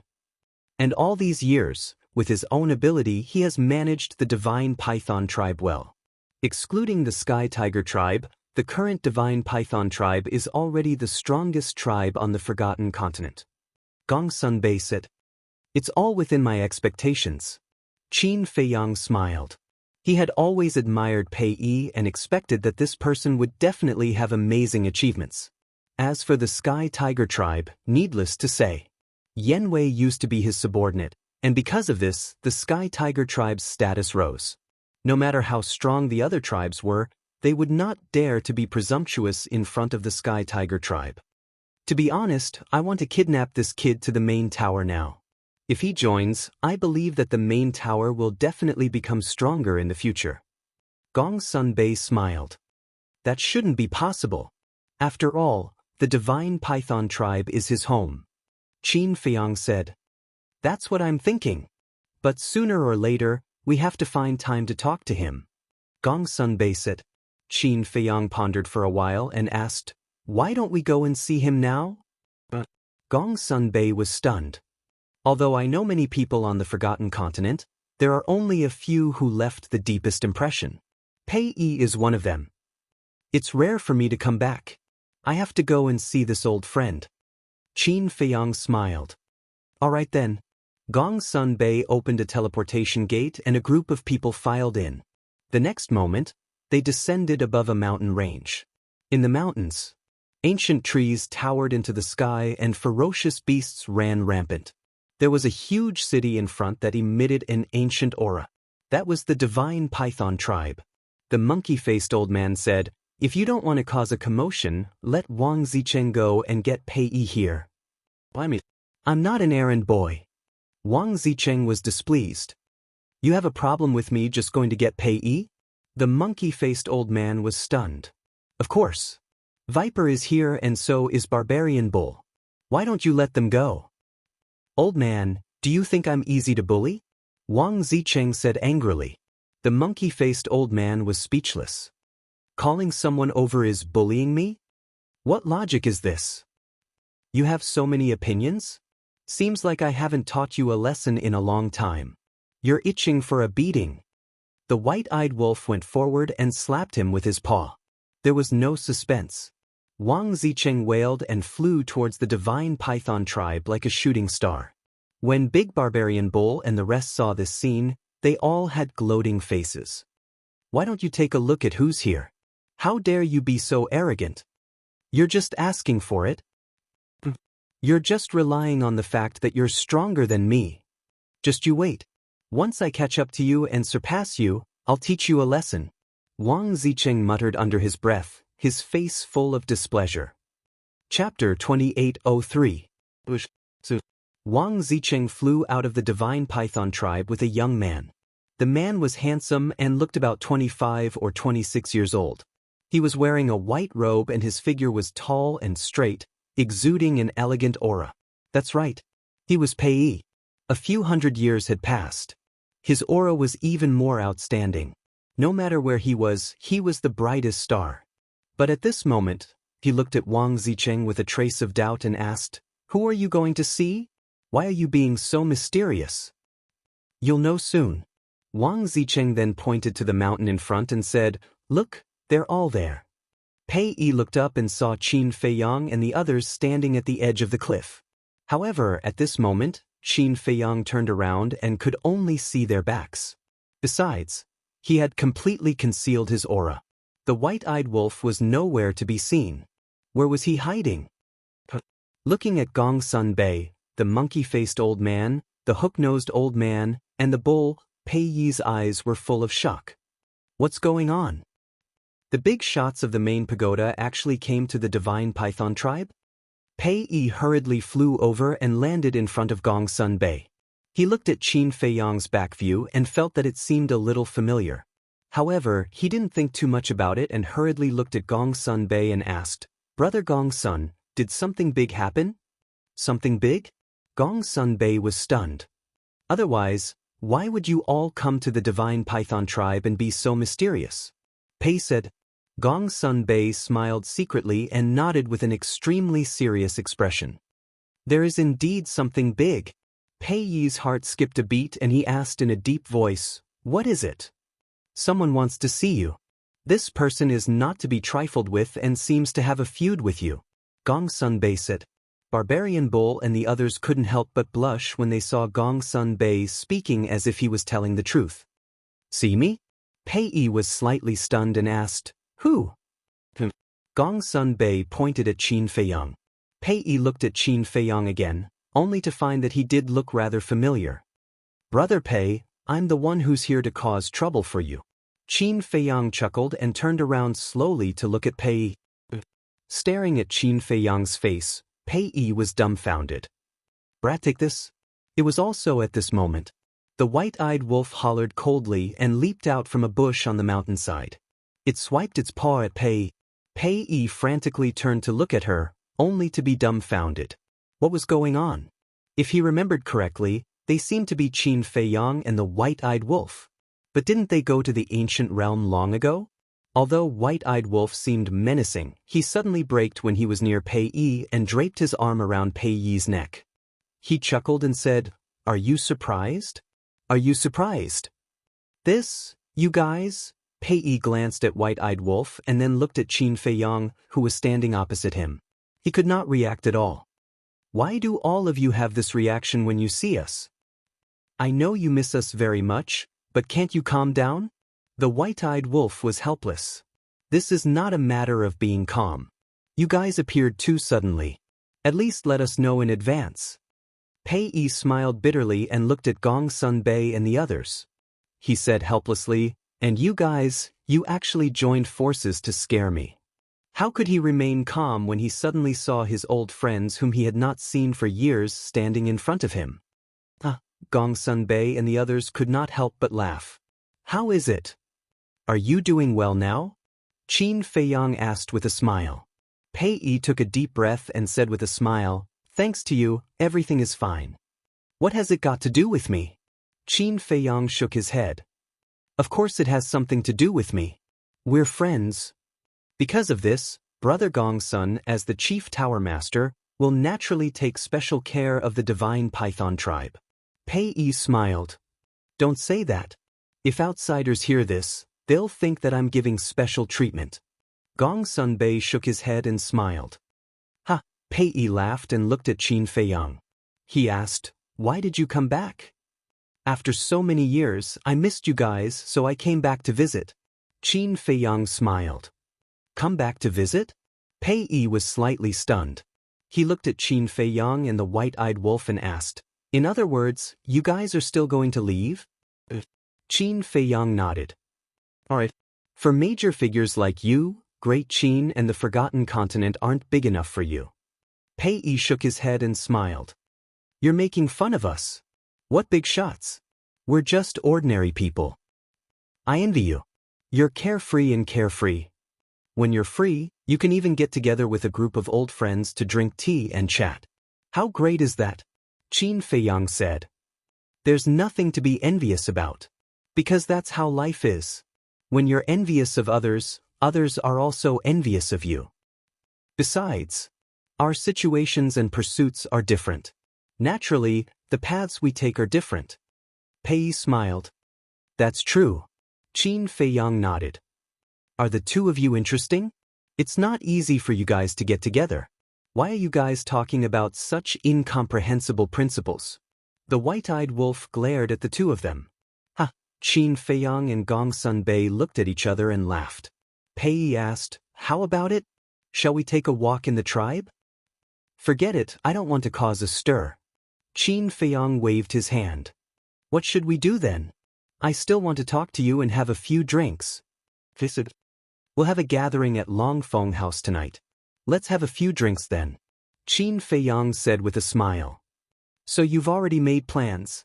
Pei Yi nodded in realization.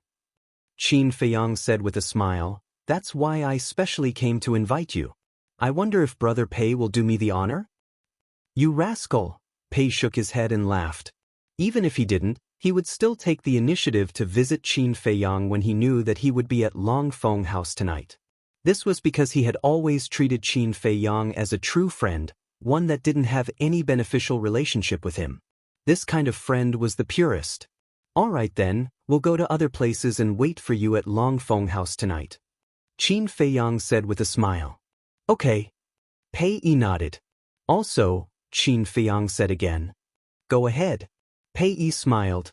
Qin Fei Yang waved his hand and a crystal meridian and a spirit meridian appeared. "What's this?" Pei Yi was surprised. "This is a crystal meridian and a spirit meridian. It'll be of great help to your cultivation.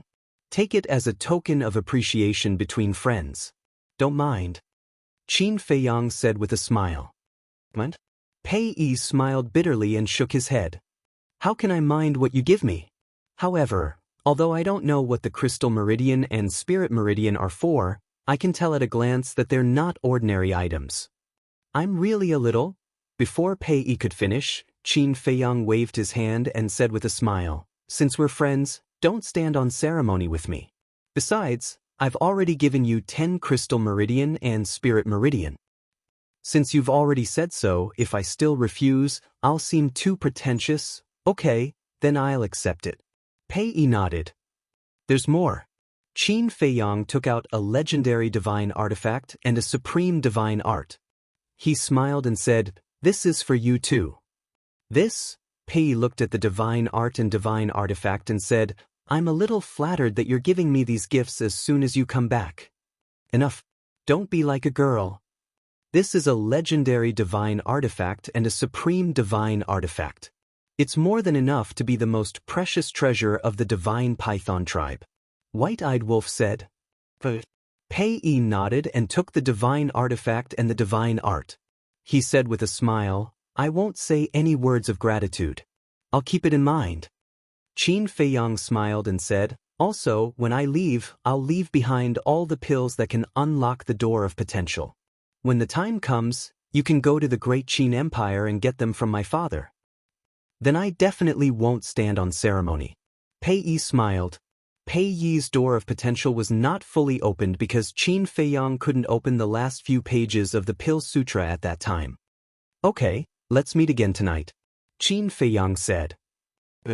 Pei Yi nodded. Gong Sun Bei looked at Qin Fei Yang and asked, "Then where are we going next?" "Let's go to the city, but let's keep a low profile and not cause a sensation," Qin Fei Yang said. Gong Sun Bei smiled and said, "Then let's all change our appearances. Let's go." All of a sudden, everyone took out the illusory pills, including the monkey-faced old man and the hook-nosed old man. After changing their appearances, the group opened the portal and headed to the Divine City. The Divine City was the largest city in the Central Divine Kingdom. For example, the Trading Pavilion and the Dragon Phoenix House were all located in the Divine City. After Qin Feiyang and the others left, Pei Yi shook his head and said with a smile, "I didn't expect that guy to come back." He raised his head and looked at the crystal vein and spirit vein floating in the void, his eyes full of curiosity. He looked at the legendary divine artifact again. Legendary? Was it very strong? He was curious and dripped blood on it to claim ownership. Then, he grabbed it in his hand and tried to swing it at the mountains and rivers in front of him. Boom! Crack! The mountains and rivers in front of him immediately began to collapse and sink. It was like a scene of doomsday. Pei Yi was greatly taken aback by the sight. This was too terrifying. It had such power even before it was awakened. If it was awakened, wouldn't it destroy the world? Patriarch, what's going on? The commotion also alarmed the people of the Divine Python tribe. A group of people flew out, thinking that it was a strong enemy, but when they saw that only Pei Yi was there, they were all puzzled. It's okay. Pei Yi hurriedly waved his hand, looked down at the divine artifact in his hand, and muttered, "This is really a big gift." To be honest, although he had known Qin Feiyang for many years, he had never really helped Qin Feiyang with anything. In other words, the relationship between the two of them was very ordinary. If it was someone else, they could only be considered as a very ordinary friend at most. But Qin Feiyang first gave him the pill to unlock the door of potential, and now he gave him these divine artifacts. Their friendship was really higher than the sky and thicker than the earth.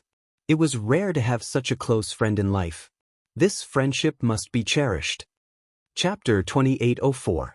Although the Divine City had changed a bit over the years, they could still find familiar shadows in some places. Qin Feiyang and his group were like ordinary people. They walked on the streets of the Divine City and looked at their surroundings. Don't say it. Although we've been in the Central Divine Kingdom for so many years and have been to the Divine City countless times, we always came and went in a hurry. This is the first time we've observed the Divine City so carefully. It's really a different scenery. The bull smiled. Every place has a different scenery, but we don't pay attention to it. Qin Feiyang smiled faintly. There are too many things to do in life. Who has time to pay attention to these things? The monkey-faced old man shook his head. But these are the things in the world. Sometimes, I can inadvertently comprehend something from it. Qin Feiyang smiled. The monkey-faced old man was dazed and shook his head. It seems that our state of mind is indeed different. That's because you haven't reached that level yet. When you enter the Nine Heavens state or even the imperishable state in the future, you'll find that some things are in the most ordinary places. Qin Feiyang said. The group smiled bitterly. Not to mention the Nine Heavens state or the imperishable state, they didn't even dare to think about the Nine Heavens state or the imperishable state. Trust me, with the spirit vein and the crystal vein, you'll reach that level sooner or later. Qin Feiyang said. The hook-nosed old man smiled. Okay, then we'll look forward to that day. Time flew. The sun gradually set. The red lanterns on both sides of the street lit up. The Divine City was even more lively at night. The white-eyed wolf said, "We should go to the Dragon Phoenix Pavilion." Qin Feiyang looked up at the sky. The night had already fallen. He smiled. Let's go. I'm looking forward to seeing Fatso's reaction when he sees us. The white-eyed wolf smiled. Qin Feiyang shook his head with a smile and said, I'm sure that once he sees us, he will definitely complain to us with tears and snot. Then, when we sympathize with him, he will ask us for gifts. Ha, you really know him well? Gong's son Beida laughed. Qin Feiyang said, We've been brothers for so many years. How could I not understand? Half an hour later, a luxurious restaurant came into the sight of Qin Feiyang and Qin Feiyang. That was the Longfeng Pavilion. At this moment, there were many people surrounding the Longfeng house. Among these people, there was no lack of outstanding young people. Everyone looked at the tightly shut doors of the Longfeng Pavilion, their faces filled with suspicion. What's going on today? The Longfeng Pavilion actually closed its doors and rejected guests. Don't you know? At noon, the steward of the restaurant announced that the Longfeng restaurant has been reserved for the night and no one is allowed to enter. Reserved? Who's so rich? You can book the entire Longfeng Pavilion? Then I don't know. I heard that this was personally instructed by old Senior Yi. Yi Shu. It can't be Yi Shu personally instructed. Doesn't that mean that even Yi Shu has to respect the person who booked the Longfeng Pavilion? Isn't that so? But we didn't manage to find out the identity of this person. Everyone was discussing. Suddenly, the tightly shut doors opened. 2 waiters walked out and stood on both sides of the door. Brothers, do you know who's the one who booked the whole place?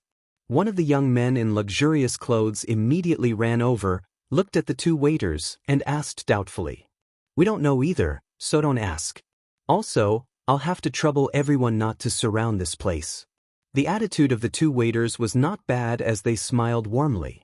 So mysterious? Everyone was even more curious. All right, don't block the way. Quickly get out of the way for this young master. Suddenly, behind the crowd, a loud shout sounded. Everyone turned their heads and saw a 1.7-meter-tall fatso, who was wearing a purple robe and had a big belly, walking over with his head held high and his chest puffed out. This fatso looked to be around 20 years old, but his face was full of arrogance.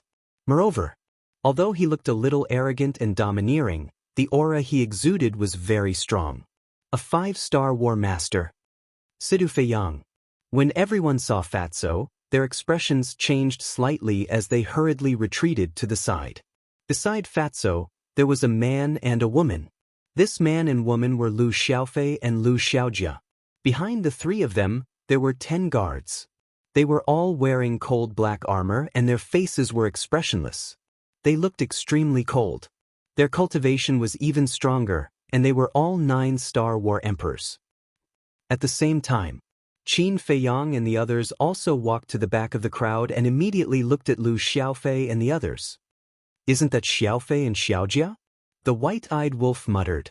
Qin Feiyang looked at Lu Xiaofei and his sister, then looked at Fatso and said, from the looks of it, that little Fatso is Situ Feiyang. Damn, look at his smug look. He's exactly the same as his father. The white-eyed wolf was speechless. Qin Feiyang laughed. Not only are their personalities the same, their figures are also similar. This is what you call a biological son. I only hope that when they have a daughter in the future, she won't look like Fatso. Otherwise, how will she get married in the future? The white-eyed wolf laughed sinisterly. Is there anyone who talks like you? Qin Feiyang was speechless. But then again, Fatso must have accumulated good karma in his previous life to get such a capable and beautiful wife like Li Yan. Didn't I already say so? This Longfeng house has already been booked for tonight.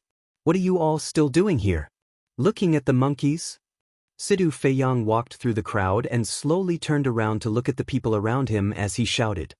Damn Fatso, are we hindering you by standing here? A well-dressed young man said angrily. Of course you're hindering this young master because you'll affect this young master's mood. Situ Feiyang said arrogantly. Can you go in? Looking at his smug look, many people couldn't help but look at him in disdain. Are you all stupid? If I can't go in, why would this young master come to the Longfeng house? Sidu Feiyang's face was full of disdain. What? You can go in. So, you're the one who booked the whole place? Everyone was stunned. Situ Feiyang was stunned and shook his head. Although this young master is very familiar with Old Man Yi, I don't have the ability to book the entire Longfeng house. Then why did you say, fart? Everyone immediately rolled their eyes. Although this young master can't book the whole place, this young master is still one of the invited VIPs. What about you guys? You can only stand outside and stare. So, you guys are not on the same level as this young master.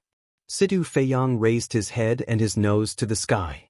That posture was really carved from the same mold as Fatso. He's indeed a little arrogant and domineering. Qin Feiyang shook his head. That's his personality. However, he's quite a good person.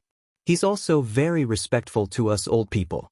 The monkey-faced old man smiled. It's fine as long as he's not a playboy. Qin Feiyang smiled. Does he dare to? You don't know. When this Li Yan is fierce, she's even scarier than a tigress. Wang Zicheng said. It can't be, right? Qin Feiyang and the white-eyed wolf looked at each other. In their memory, Li Yan was a well-educated and well-mannered young lady. Why not? I remember that a few years ago, Sidu Feiyang went to a brothel and fooled around with a group of bad friends. Li Yan found out. After Li Yan learned about it, she immediately sent someone to capture him. Later, this kid was so miserable that he was directly beaten up and had to lie in bed for half a month before he could get up. Wang Zicheng said. Qin Feiyang was stunned. This was really valiant. So, even if this kid was given 100 guts, he wouldn't dare to be a playboy. At most, he would just flaunt his power with his mouth. Wang Zicheng shook his head. That's not bad. Qin Feiyang nodded. After all, Li Yan is also from a wealthy family and is used to seeing those playboys. Naturally, she doesn't want her descendants to become like them. Let's talk about it later. For example, young people like Situ Feiyang and Lu Xiaofei, because of our generation, were born to be favored by the heavens. Such people naturally have to be educated well and be good examples for other young people. Only then can we, the elders, be proud. Viper smiled. That's right. Qin Feiyang nodded. This was the problem he was worried about. Because of their generation, the descendants of the next generation all became foxes who relied on the might of the tiger to bully others. After all, this was too common. But fortunately, it didn't happen to him.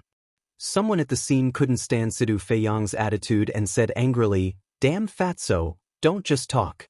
If you have the ability, go in first." I'll go in. Sidu Feiyang smiled proudly and turned around, leaving the back of everyone's head behind. Brother Xiaofei, Sister Xiaojia, don't lower yourself to the same level as these people. Let's go in. Lu Xiaofei and his sister shook their heads and smiled bitterly. This brother, couldn't he keep a low profile? Welcome, young masters and young mistresses. The two waiters at the door looked at each other and smiled bitterly. They hurried forward to welcome them. They seemed to be a little helpless against Situ Feiyang's character. So be it. Was there a need to stand at the door and show off to these irrelevant people for half a day? Damn, they can really go in. When the people who went to question them saw the three of them enter the Longfeng Pavilion, their faces were filled with shock. How is it? Are you convinced now? All of you get lost. Don't block the door. We have important guests coming. Sidu Feiyang turned to look at the people outside the door and smiled smugly. As for the 10 bodyguards that Sidu Feiyang brought along, they were stopped outside by the two waiters. The 10 guards were also quite tactful.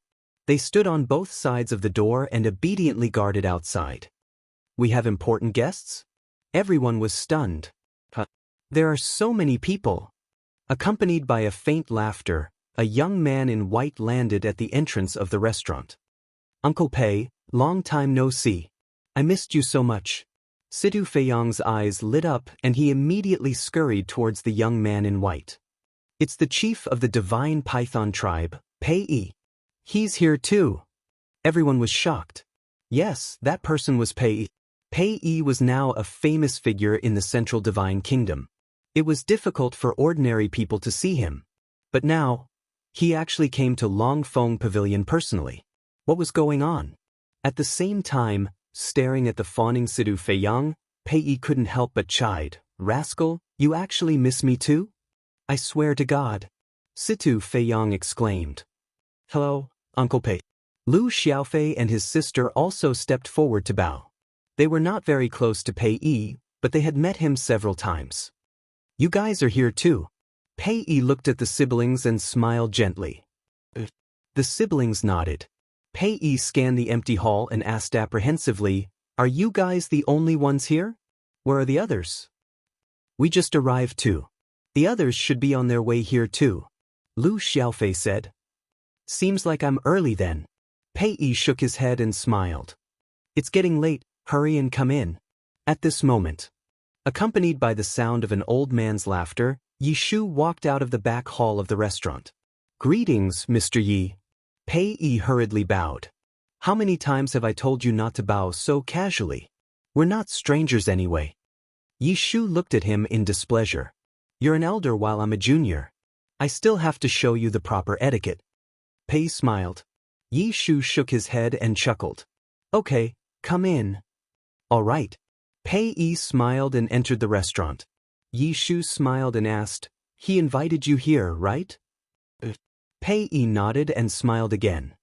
"Even if he didn't invite me, I still have to take the initiative to come and join in the fun since he's back." "That's true. After all, you guys are close." Yi Shu smiled. "Who exactly is this him?" Even Yi Shu personally stayed at Long Feng Pavilion to entertain him? The people outside the door were even more bewildered after hearing their conversation. Chapter 2805. "Let's go in too," Qin Feiyang said with a smile. "Okay." Everyone nodded. But before they could take a step, another woman arrived at the door. Isn't she the hall master of the law enforcement hall, Wang Yu? I didn't expect her to come too. The Central Divine Kingdom. No, the entire Forgotten Continent. Who doesn't know this ice beauty? It's usually difficult to even see her, but now she actually came to the Longfeng Pavilion in person? Everyone was in disbelief. Wang Yu naturally wouldn't show off like Situ Feiyang and directly entered the 9th floor. "You're here too." Yi Shu looked up at Wang Yu and smiled. Wang Yu nodded. Pei Yi glanced at Yi Shu and then at Wang Yu and said, "Old Master Yi, why aren't you surprised by her arrival?" "You still don't know. Qin Feiyang has already put an end to this matter." Yi Shu smiled secretly. "Ended?" Pei Yi was stunned and asked suspiciously, "How did it end?" "I've only heard about it, I don't know the details. But what I can be sure of is that the feud between Qin Feiyang and Wang Yu has indeed ended. Otherwise, she wouldn't have come to the Longfeng Pavilion now." Yi Shu smiled secretly. "That's true. But the root of this feud is still Wang Su, he has to say it." "Wang Su has already said it." Yi Shu smiled faintly. "It seems that it has indeed been completely ended." Pei Yi smiled secretly. "What are the two of you muttering secretly about?" Wang Yu looked at the two of them suspiciously. "Of course, I'm saying that you're beautiful and capable. Especially now, you can charm people with a smile." Pei Yi said with a smile. Wang Yu was stunned and speechless. "Why didn't I realize before that you're so glib?" "That's because you were too cold in the past, I didn't dare to get close to you." "You?" Wang Yu was helpless. This is truly a joyous occasion that makes one feel refreshed. Suddenly, another hoarse laughter rang out, and a white-haired old man appeared out of thin air in front of the restaurant. "Greetings, elderly." Wang Yu and Pei immediately stepped forward to greet him. "Grandpa." "Great-grandfather." Sidu Feiyang and Lu Xiaofei also ran up to the old man. "You three little fellows run faster than anyone else." The old man rubbed their heads affectionately before turning to look at Wang Yu and Pei. "You're all powerful figures in the Forgotten Continent now, and you've all been entrusted with important responsibilities. I'm just a nobody, and I can't accept such a great gift from you." Pei Yi shook his head and chuckled. "You must be joking. No matter what, we're still your juniors. Brat, you have a conscience." The old man laughed and walked into the restaurant. He asked, "Elder Yi, is the banquet ready?" "I don't think I invited you." Yi Shu looked at the old man with displeasure. "Can I come without an invitation?" The old man was not angry at all, and his face was pleasant. Yi Shu shook his head and said with a smile, "Everything is ready. We're just waiting for the main character to appear." The old man asked, "Where is the main character now?" "I don't know." Yi Shu shook his head. The old man then looked at Wang Yu and Pei. "I don't know either." Pei said. Wang Yu shook her head too. The old man looked at Lu Xiaofei and the other two and asked, "You guys don't know either?" The three of them shook their heads. "This kid likes to be mysterious?" The old man was stunned. "Oh my God, he's actually here too." This is too shocking. Who's he? He doesn't seem to be very powerful, but why does he seem to have a powerful background? You mean you're not from the Divine City? It's my first time here. No wonder. This old man may have a weak cultivation level, but he was still very famous a few hundred years ago. A few hundred years ago, he was the supervisor of the Divine City's trading pavilion. His name is Li He, but he has retired in recent years and rarely appears in public. Hence, not many people remember him. However, that's not the most important thing. The most important thing is his granddaughter and grandson-in-law. Granddaughter? Grandson-in-law? Yes. His granddaughter is the current owner of the trading pavilion, Li Yan.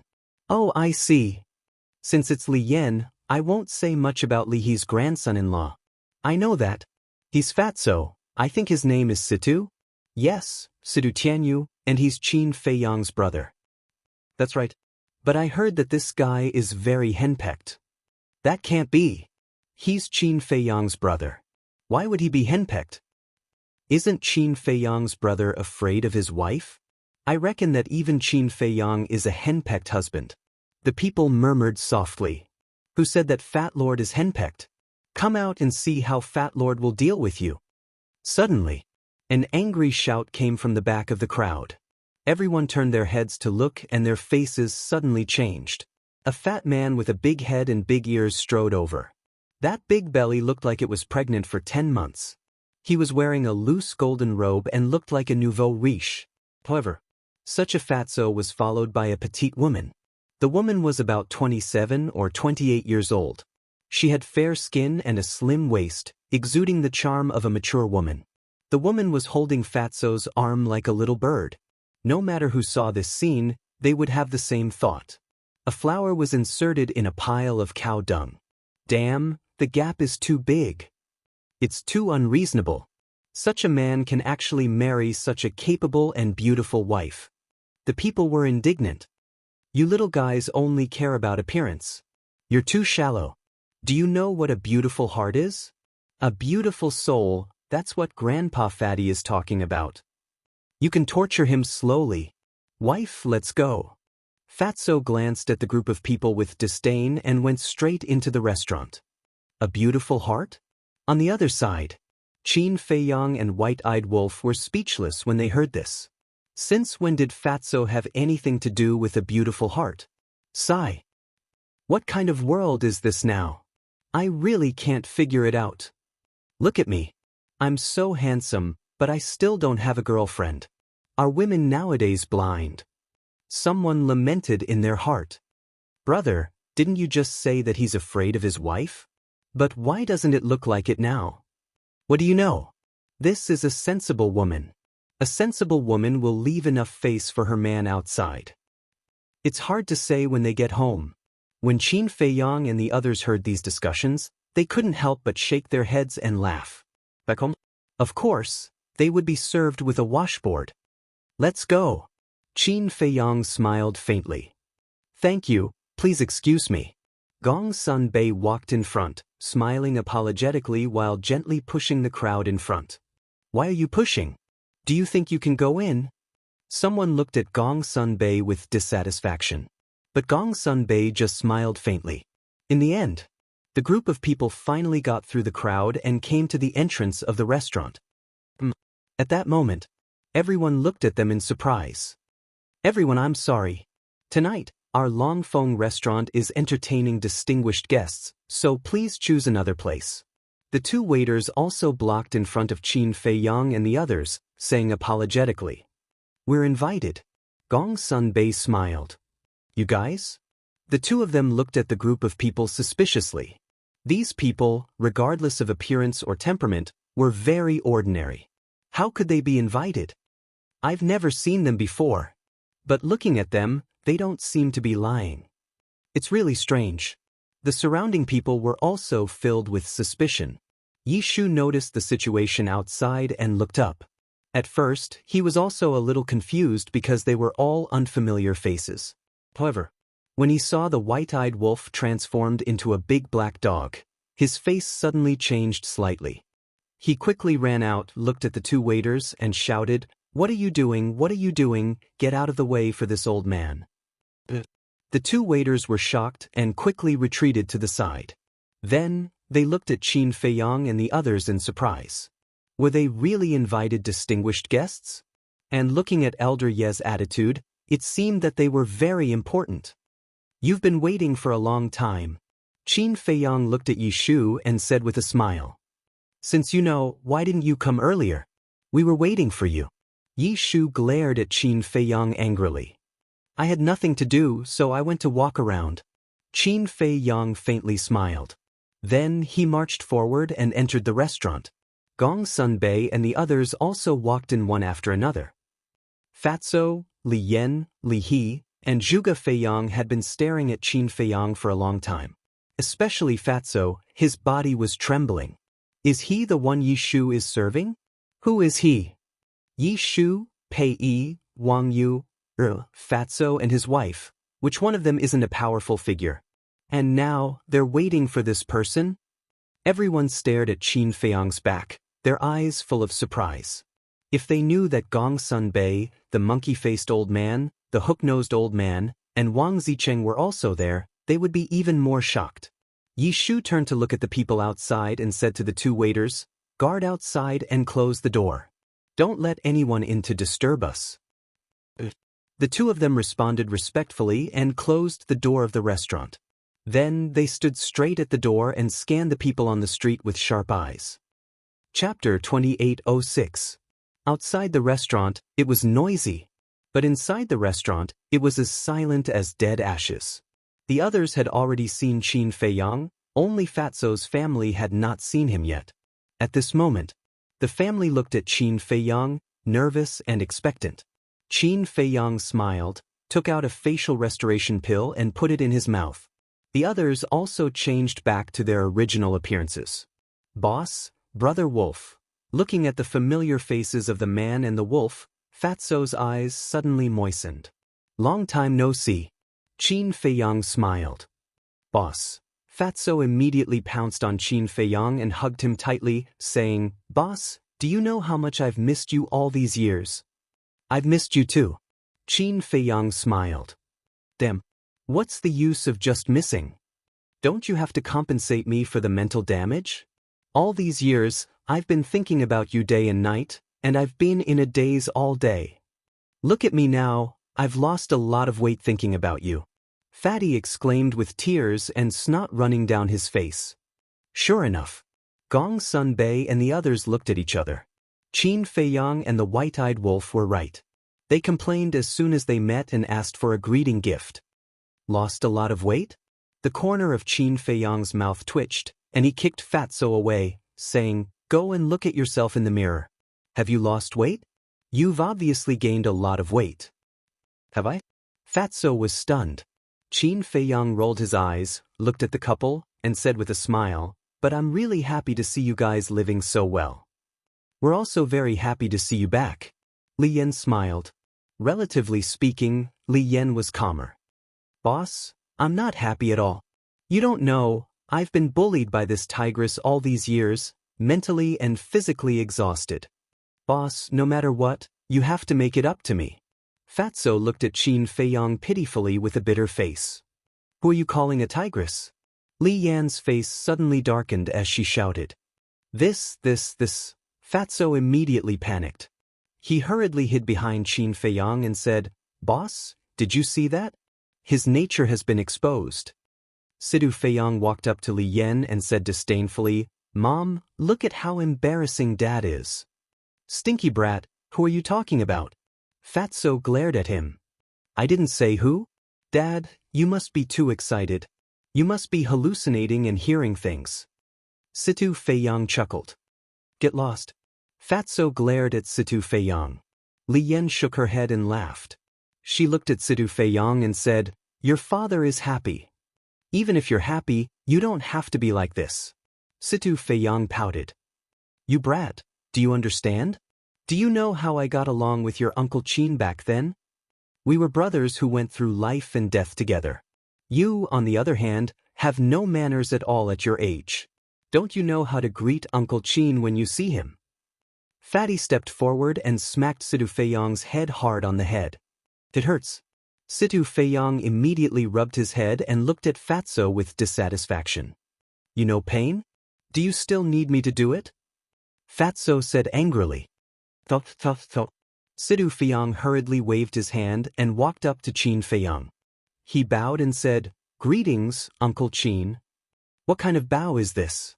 Fatso kicked Situ Feiyong's butt. Situ Feiyong immediately staggered and knelt on the ground. That's enough, that's enough. Besides, it's not like you don't know that I don't like this. Qin Feiyong looked at Fatso and shook his head.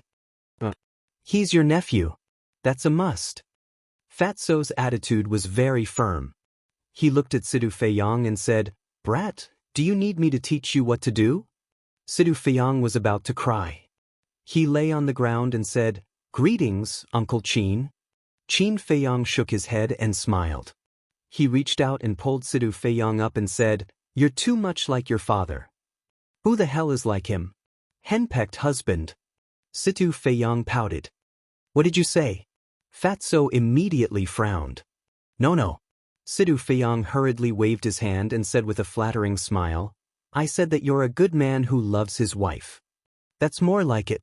Fatso nodded and looked at Qin Feiyong. He rubbed his hands and said with a smile, Boss, look, your nephew has already knelt to greet you. As his uncle, shouldn't you do something? Qin Feiyong's face twitched. He said speechlessly, You really have a lot of tricks up your sleeve.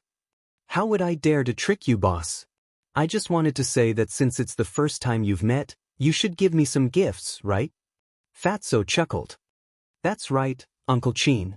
Since it's the first time we've met, you should at least give me something, right? Look, they're both your juniors, but you've given Xiaofei and Xiaojia such powerful divine weapons and divine arts. I'm their elder brother. Even if you don't give me a better gift than theirs, at least it can't be worse than theirs. Uncle Qin, you're my idol. You can't favor one and discriminate against the other. Situ Feiyong looked at Qin Feiyong. His expression was exactly the same as Fatso's. As expected of father and son, everyone couldn't help but shake their heads. Qin Feiyong also couldn't help but smile. He took out a divine weapon and a divine art. Situ Feiyong's eyes lit up. He had already seen the divine arts and divine weapons of Lu Xiaofei and his sister. Judging from the aura of the divine arts and divine weapons that Uncle Qin took out, they were on the same level as the divine weapons and divine arts of Lu Xiaofei and his sister. Don't worry. Seeing that Situ Feiyong was about to take them, Qin Feiyong waved his hand. Situ Feiyong looked at Qin Feiyong suspiciously. Qin Feiyong waved his hand.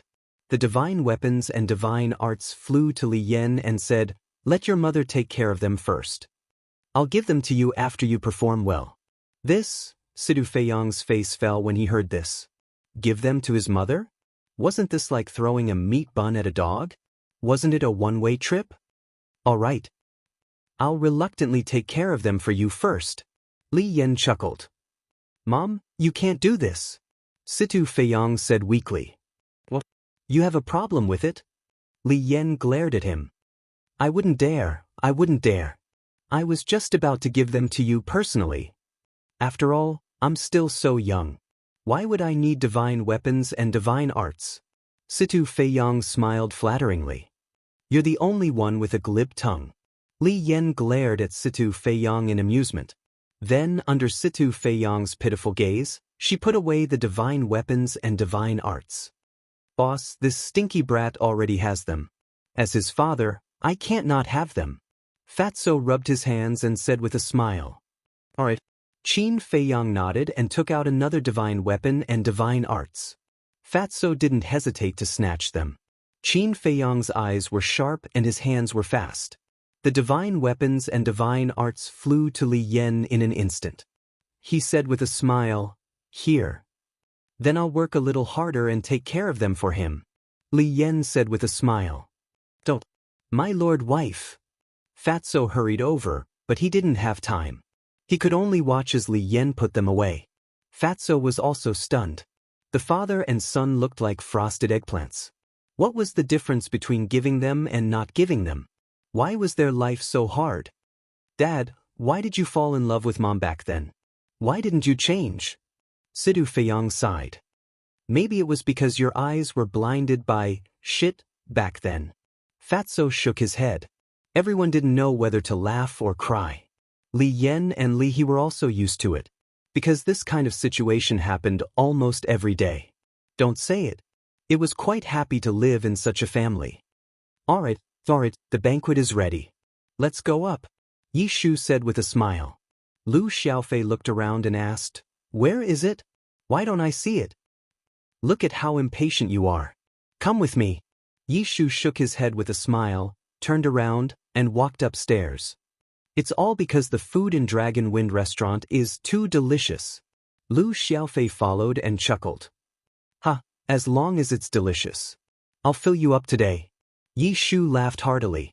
On the top floor, in a large private room, everyone sat around a table. The table was more than 10 meters in diameter, and the table was filled with delicacies.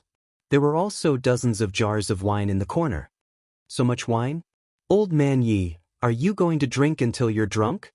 The monkey-faced old man was stunned. Of course.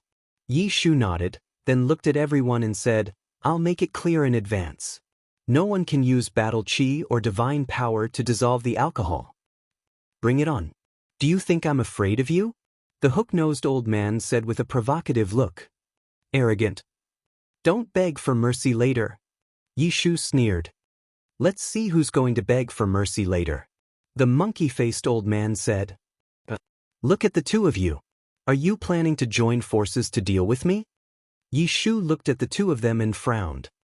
Of course we'll deal with whoever's the most arrogant first. The hook-nosed old man said. Yi Shu said, All right, I'll accompany you to the end today. As he said that, Yi Shu carried a few jars of wine and placed them on the table. Since you're so happy, I'll join in the fun too. Li He said with a smile. I've been waiting for you to say that. Yi Shu directly picked up a jar of wine and threw it to Li He. Since everyone is in such a good mood, let's try the wine I brought back from the ancient realm. Qin Feiyang suddenly smiled. Yi Shu and the others immediately looked at Qin Feiyang. The wine uncle brought back from the ancient realm is a peerless divine brew. Lu Xiaofei said. Is that so? Everyone looked at him. Of course. My sister and I have already tried it. Lu Xiaofei nodded. Fatso looked at Qin Feiyang and urged, Boss, don't hide it. Take it out. Qin Feiyang smiled and said, Hui, give me a few more jars. I really don't have any more. Hui Yi's voice suddenly sounded, full of anger. Don't force me to threaten you, Qin Feiyang secretly said. Fine, I'm afraid of you, okay? Hui Yi was extremely helpless and had no choice but to take out 50 jars of heavenly immortal wine. Straightforward. Qin Feiyang secretly smiled. With a thought, 50 jars of heavenly immortal wine immediately appeared on the ground next to him. A peerless divine brew, is it really that exaggerated? Fatso walked over with a skeptical attitude and opened the lid of one of the jars. An intoxicating wine fragrance immediately wafted out. This wine fragrance. The eyes of Yi Shu and the others immediately lit up. They knew that this wine was definitely a divine brew. Chapter 2807. Come on, let's have a jar each. Fatty carried the wine jars and placed them in front of everyone. Dad, where's mine? Sidu Feiyang asked. Uncle, me too. Lu Xiaofei raised his hand. Lu Xiaojia was also eager to join in. Why are all of you kids drinking? Go down and get some juice for yourselves. Fatso said. Dad, you're discriminating against us. Situ Feiyang was immediately displeased. That's right. Xiaojia is only in her teens. She's not an adult yet. But my brother and I are already adults. Why can't we drink? Lu Xiaofei was indignant. Adults? Take off your pants then. Let me see if your hair is fully grown. Fatso glanced at the two of them. Pei Yi, who was drinking water, choked on it. He looked up at Fatso speechlessly and said, There are female compatriots here. Can you not be so straightforward? Apart from Xiaojia, are the rest of them considered female compatriots? Fatso glanced at Wang Yu, Li Yan, and the Spirit Queen.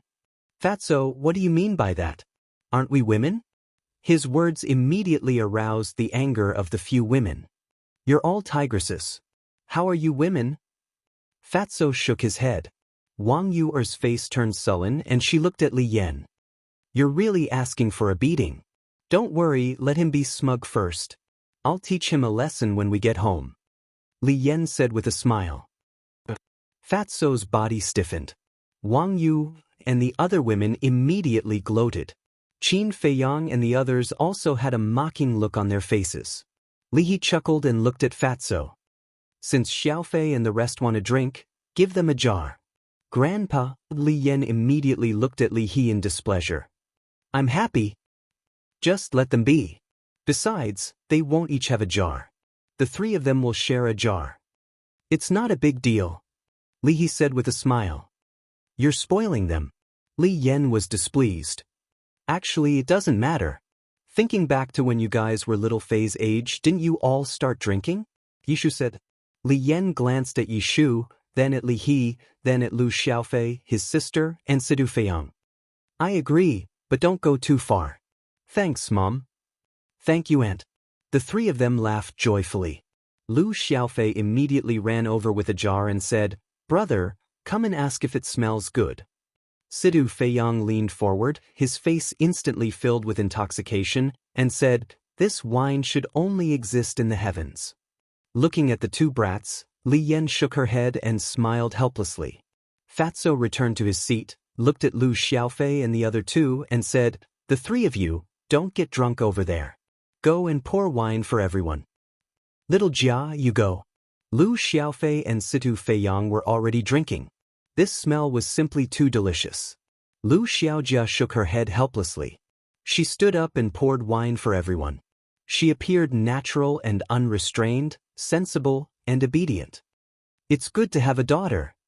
Li Yan looked at Lu Xiaojia, her face full of affection. Then you and Fatso can have another child. White-Eyed Wolf said. One child is already so troublesome. How can I be in the mood to have another child? Li Yan shook her head. What's so troublesome?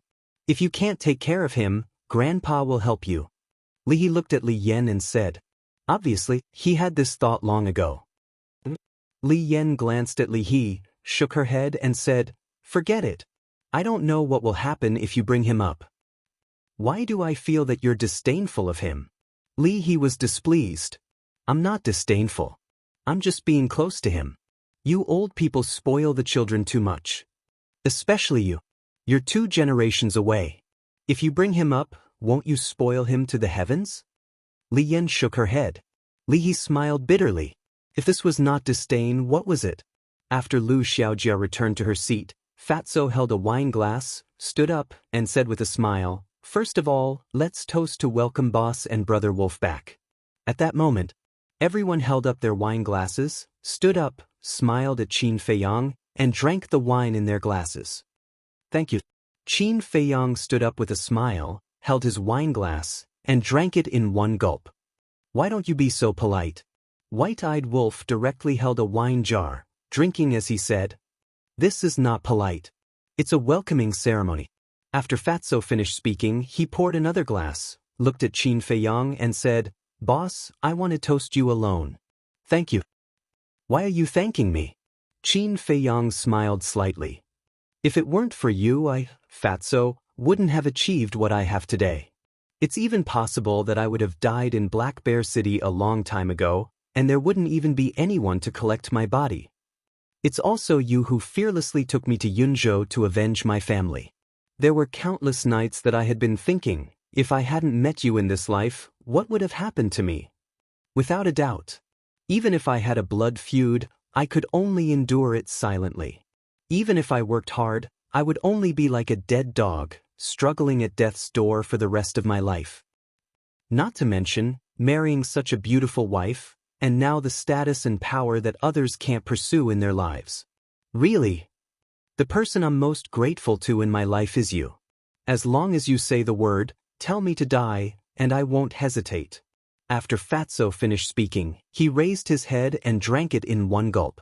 Qin Feiyang smiled slightly, and also silently drank the wine in his glass.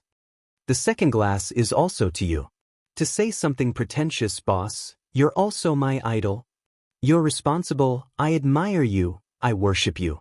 If I were a woman, I would definitely rely on you. Fatso laughed. Huh, if you were a woman, then I would have to stay away from you. After all, your weight is not something I can bear. Qin Feiyang laughed. The others also roared with laughter. Whatever you say. Anyway, I'm a thick-skinned person. Otherwise, how could I find such a beautiful wife? In the eyes of others, I'm nothing, and they all say that I'm climbing up the social ladder. But I don't care, because I know that Yenner loves me. In short, I want to toast you for giving me a different life. After Fatso finished speaking, he raised his head and drank it in one gulp. Actually, I also want to thank everyone who used to be around me. For example, Lu Hong, White-Eyed Wolf, Ling Yunfei, Luo Qingzhu. It's because of your help, your encouragement, that I can be strong and walk to this day. Qin Feiyang said with a smile as he drank the wine in his cup. Fatty smiled and poured another cup of wine for him. As for the third glass, it's to our friendship. Although now, I didn't accompany you to the ancient world, in my heart, I've always silently supported you and prayed for you. I sincerely hope that the relationship between us brothers can always be like this, never depreciating or changing. In short, no matter how time changes, no matter what happens, you'll always be my boss. Fatso smiled from the bottom of his heart. You'll always be my brother.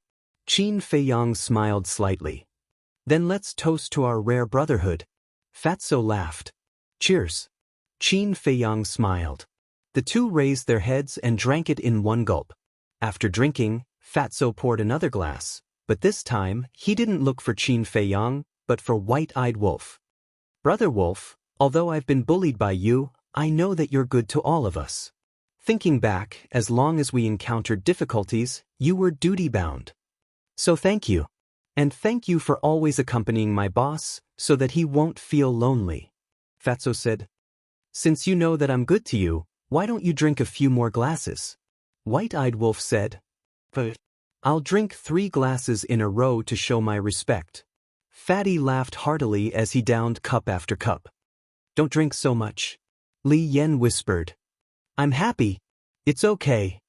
Fatso waved his hand, his eyes a little blurry.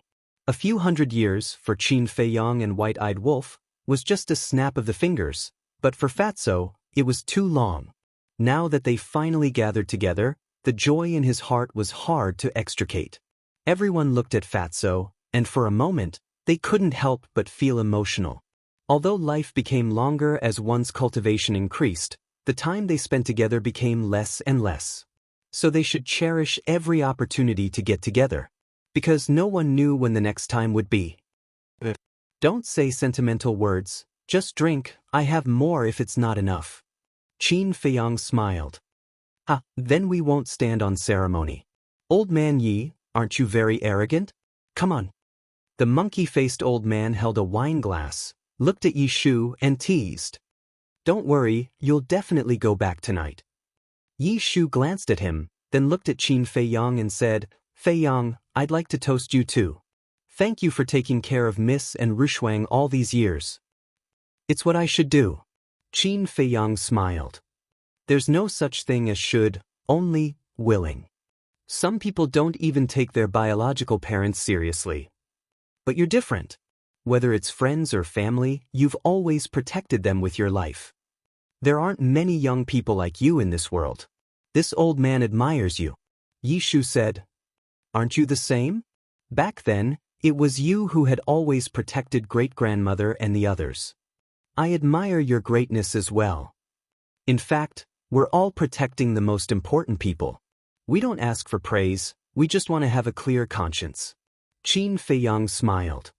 What a good clear conscience. Just because you said, clear conscience, this old man has to drink a few more glasses with you. Although I'm an old man, I also have a young heart. In terms of drinking, I won't lose to you young people.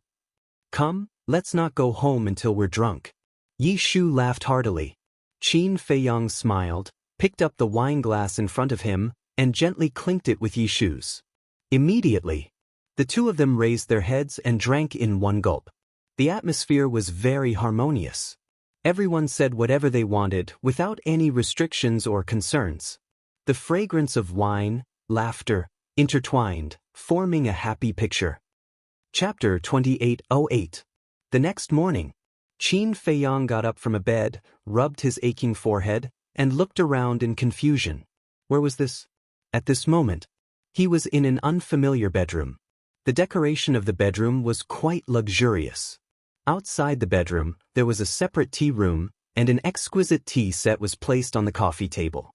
Outside, there was a restaurant. This should be a restaurant, Qin Feiyang mumbled. Because he didn't drink often, his alcohol tolerance was not good. In addition, everyone agreed in advance that he couldn't use divine power to refine the alcohol. So in the end, he was completely unconscious last night. He didn't know what happened next. He didn't know how he came to this room. I wonder how everyone is doing now. Qin Feiyang mumbled and shook his head hard. There was still a strong smell of alcohol on his body. My clothes? Qin Feiyang suddenly shivered. He looked down at himself and found that his clothes had been taken off. He quickly looked at the cabinet next to the bed and saw a coat neatly folded on top of it. Qin Feiyang grabbed it and sniffed it. There was a refreshing smell. Was this washed? Who washed it? Who was it that sent him here last night? Qin Feiyang put down the coat. With a head full of doubts, he got out of bed, walked to the bathroom in the corner, and took a cold shower. He suddenly became much more energetic. Although the wine is good, I can't drink too much. After putting on his clothes, Qin Feiyang went straight to the tea room and habitually made a pot of tea. The rich tea fragrance gradually covered the smell of alcohol in the room. Drinking tea is still the most comfortable. He held the teacup and drank a few mouthfuls in succession. He suddenly felt very comfortable. He recalled what happened last night. Everyone drank a cup, especially Yi Shu, the monkey-faced old man, and the old man with the aquiline nose. They were originally wine lovers. In addition, the immortal intoxication was a peerless divine brew. Naturally, they couldn't help drinking. It seemed that in the end, they were all very drunk. But he really couldn't remember what happened next. Dong! Suddenly, there was a knock on the door. Qin Feiyang was slightly stunned. He looked up at the door and said, "Come in." The door was pushed open. Fatso staggered in and looked at Qin Feiyang. He chuckled and said, "You're awake." Qin Feiyang nodded. Such fragrant tea. Fatso's eyes lit up when he smelled the tea leaves. He quickly ran to the tea table and sat across from Qin Feiyang. He picked up the teapot and poured a cup of tea, tasting it carefully. Not bad, not bad. This tea is the best of the best. A short while later, Fatso nodded repeatedly. I say, not only are you good at drinking, you're also good at tasting tea? A scholar who has been away for 3 days must be looked at with new eyes. Qin Feiyang said with a smile. There's no other way. Now that I'm managing the trading pavilion, drinking and tasting tea is my daily life. Fatso shook his head. Qin Feiyang laughed. Such a comfortable life, no wonder you've gained so much weight. If you say I'm fat again, I'll fall out with you. Fatso glared at Qin Feiyang. You're fat to begin with. Can't you let others say that? Qin Feiyang was speechless. Ignorant. Have you heard of a saying? Every fatso is a potential stock, just like me. Fatso said. Shameless. Qin Feiyang rolled his eyes at him and asked, Where is this? Who sent me here last night? Still at the Longfeng Pavilion. Everyone drank too much last night, so they all slept at the Longfeng Pavilion. I just got up too. As for who sent you here, Fatso said with a sneaky smile, I'll tell you secretly. It's a woman. Woman? Qin Feiyang was stunned. It seemed that there were only a few women last night. Xiao Jia definitely did not count. She was just a little girl. Li Yan was definitely not included. Then that left, Fatso said, Don't think about it. The person who sent you here is Wang Yu. Qin Feiyang was stunned. How was it? A man and a woman were alone in a room. Did anything happen? Fatso smiled slyly. Alone in a room? Qin Feiyang was stunned. That's right. After Wang Yu sent you in, it was almost an hour before she came out. An hour can do a lot of things. Fatso said meaningfully. Get lost. It wasn't easy for me to end things with her. Don't kick up a fuss for me all day. Qin Feiyang glared at him angrily. I didn't kick up a fuss. At that time, she was also a little drunk. Think about it. A man and a woman alone in a drunken state. They even stayed together for an hour. Who would believe that they didn't do anything else? Fatso said. Hearing Fatso's words, Qin Feiyang's expression stiffened slightly. Did something happen? Qin Dage, don't listen to his nonsense. You didn't do anything last night. Suddenly, Fire Lotus's voice rang in Qin Feiyang's mind. Qin Feiyang was slightly stunned and quickly asked, How did you know? I was in the castle and could hear the sounds outside. At that time Wang Yu just said a lot to you. Fire Lotus said. What did she say? Qin Feiyang was suspicious. Nothing more than some words between a man and a woman. But the last words she said before she left made me very concerned. Fire Lotus said. What words? Qin Feiyang secretly asked. She said that she was leaving, and she might leave forever. When she said goodbye to you, she also said, see you never again. Fire Lotus said. See you never again, Qin Feiyang murmured. Fire Lotus said, do you think she would do something stupid? Qin Feiyang's expression stiffened. Fatso, who was sitting opposite, looked at Qin Feiyang suspiciously. Boss, what are you doing? Where's Wang Yu now? Qin Feiyang came back to his senses and looked at Fatso and asked. She returned to the main tower last night. Fatso said. Qin Feiyang said, go to the main tower immediately. But don't tell me you really have something to do? Boss, I was just joking just now, don't really get drunk, and do that. Fatso stared at Qin Feiyang in shock. Why are you talking so much nonsense? Hurry up and go. Qin Feiyang said angrily. I'll go now. Fatso shrunk his neck, hurriedly got up, opened a teleportation door, and ran in. Don't do anything stupid. Qin Feiyang murmured, his face full of worry. But wasn't Wang Yu fine yesterday? And during the gathering last night, there was nothing unusual. Could it be that he and Fire Lotus were thinking too much? Wang Yu actually just went out to relax? But the words see you never again really made it difficult for him to calm down. Suddenly, there was another knock on the door. Qin Feiyang sorted out his emotions and looked at the door. Come in. Pei pushed the door open and walked in, looking at Qin Feiyang with a smile. Morning. Morning. Qin Feiyang smiled. Pei walked opposite Qin Feiyang, looked at the teacup left behind by Fatso on the table and asked, Did someone come by just now? Fatso came by. Qin Feiyang smiled, washed a teacup, and poured Pei a cup of tea. Thank you. Pei smiled, took the teacup, and took a whiff of it. He couldn't help but praise, This tea is great. It's all right. Qin Feiyang nodded, a little distracted. After drinking the tea in the cup, Pei was instantly energized, but when he looked at Qin Feiyang again, he couldn't help but be slightly stunned. Something on your mind? Pei put down the teacup and asked with a smile. Qin Feiyang nodded, hesitated for a while, and finally told Pei about it. See you never again. Hearing this, Pei couldn't help but frown. Qin Feiyang asked, Do you think she'll really do something stupid? I think. After pondering for a while, Pei looked up at Qin Feiyang and said with a smile, I don't think so. Are you sure? Qin Feiyang asked. I know Wang Yu, she's not such a fragile woman. She might just want to completely let go of the past and welcome a new future. As for seeing you never again, I think she should be planning to stay outside for a long time. Pei guessed. After all, guesses were just guesses. At this moment, Fatso returned. How was it? Qin Feiyang asked. She really left. Fatso said. At this moment, Gong Sunbei also walked in, looked at Qin Feiyang and the other two, and asked with a smile, Who left?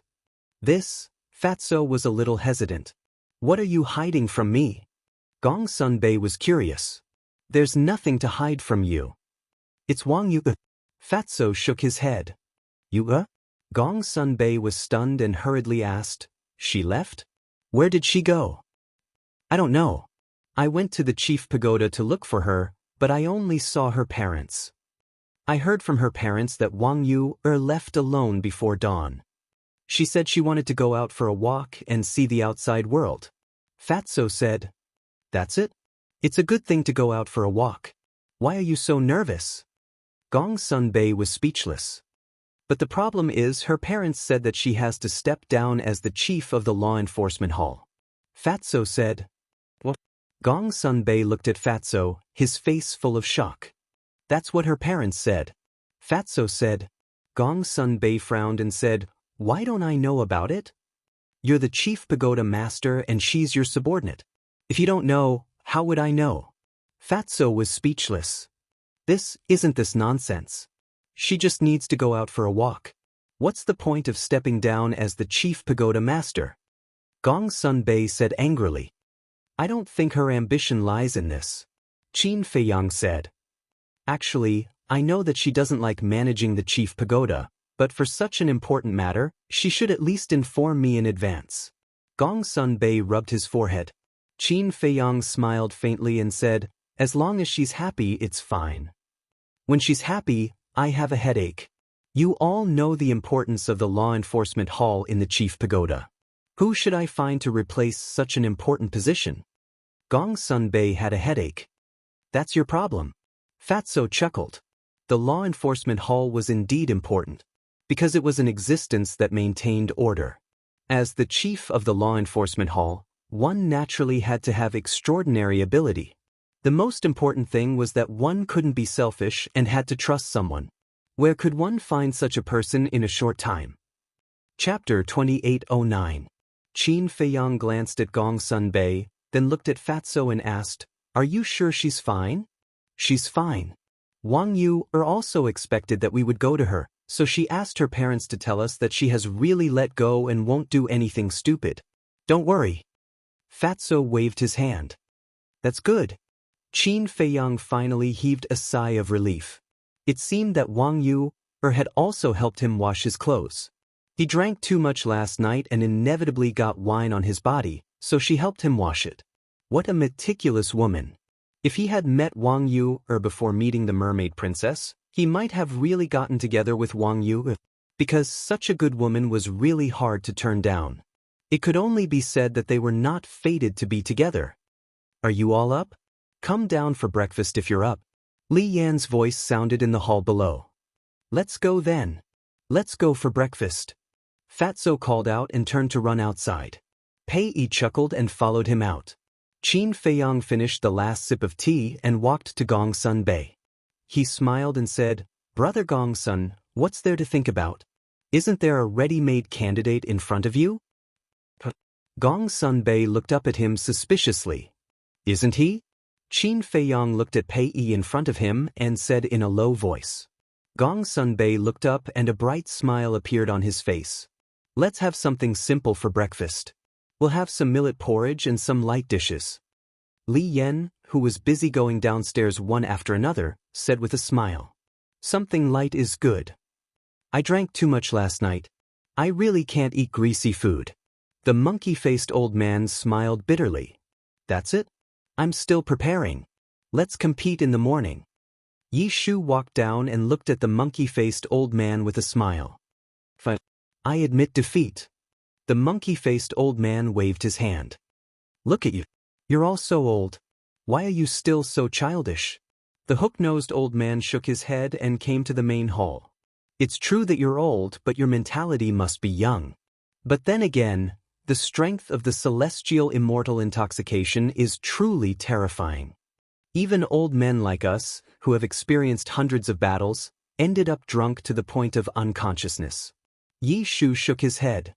It's not that the strength of the immortal wine is terrifying, it's that you guys drank too much. You guys finished all the dozens of jars. It would be strange if you guys didn't get drunk. Li Yan came out with a few dishes. She was wearing an apron and looked very virtuous. You did all this? Yi Shu asked. Li Yan nodded. Yi Shu said, "Don't I have a chef in my restaurant? You only need to give an order. Why do you have to do it yourself? It's just breakfast. There's no need to trouble them." Li Yan smiled. Yi Shu smiled. "All right, it's still early in the morning. Thank you for your hard work." "It's nothing." Li Yan shook her head. Yi Shu turned to look at Fatso and said, "Look, what a good wife. Cherish her." "Do I need you to tell me that?" Fatso pursed his lips. "Huh." Yi Shu laughed and said, "Then let's eat." The group of people looked at each other and smiled. They sat around the table and enjoyed the delicious morning meal. After eating, Fatso leaned back in his chair calmly. He looked at Qin Feiyang and asked, "Boss, what are we going to do next?" "Next?" Qin Feiyang pondered for a moment and said with a smile, "I came to the Forgotten Continent this time to visit all of you. Now that I've seen how well all of you are doing, I should go back and accompany my mother." "You should also accompany her. Because the person who has missed you the most all these years is your mother." Fatso nodded. Li Yan asked, "When are you going back?" "But," Qin Feiyang said. "But, that's too fast." Fatso was stunned. "I'm not leaving the great Qin Empire. If there's time in the future, we can meet at any time," Qin Feiyang said. Fatso was slightly stunned and nodded with a smile. "That's true." "All right then." Qin Feiyang stood up and looked at everyone with a smile. "Let's meet again another day. We'll send you off." Everyone also stood up. Qin Feiyang glanced at the group of people and nodded, "Okay." At that moment, Fatso, Pei Yi, and Wang Zicheng each opened a teleportation door. Qin Feiyang and the white-eyed wolf changed their appearances again. Very soon, a group of people descended above the Pill Pagoda Square. The disciples on the square sensed their auras and immediately looked up. Their pupils suddenly shrank. "It's this man and dog again. Who are they?" Not only did the chief pagoda master and the others personally accompany them, but even the pavilion master and Sidu Tianyu are also present. "I heard that the Longfeng Pavilion closed for business last night. Could it be that they were entertaining them?" The disciples were bewildered. "Greetings, Chief Pagoda Master." "Greetings, lords." Elder He, who was guarding the altar, also hurriedly stood up and bowed to the group of people. "You can go about your business." The monkey-faced old man waved his hand. Elder He replied respectfully. Then he looked suspiciously at Qin Feiyang and the white-eyed wolf, turned around, and walked up to the chief pagoda. Pei Yi cupped his hands and smiled. "Brother Qin, I'll send you off here. Come visit the great Qin Empire when you're free." Qin Feiyang smiled slightly. "I'll definitely go." Pei Yi smiled. Qin Feiyang swept his eyes over them one by one. He wanted to remember all these familiar faces in his heart forever. "Go." Yi Shu waved his hand. "You're not going to the 9th region with us?" The white-eyed wolf asked. No. Later, let Gong Sun Bei choose another person to guard the altar in the 9th region. As for me, with the spirit vein and crystal vein, I naturally have to hurry to the land of inheritance to cultivate in seclusion. Yi Shu smiled. "You're the only one who's anxious." The white-eyed wolf despised him. Yi Shu's face darkened. He said impatiently, "Cut the crap and get lost. You're burning the bridge after crossing it. How heartless." The white-eyed wolf shook his head and sighed. Seeing this, everyone burst into laughter.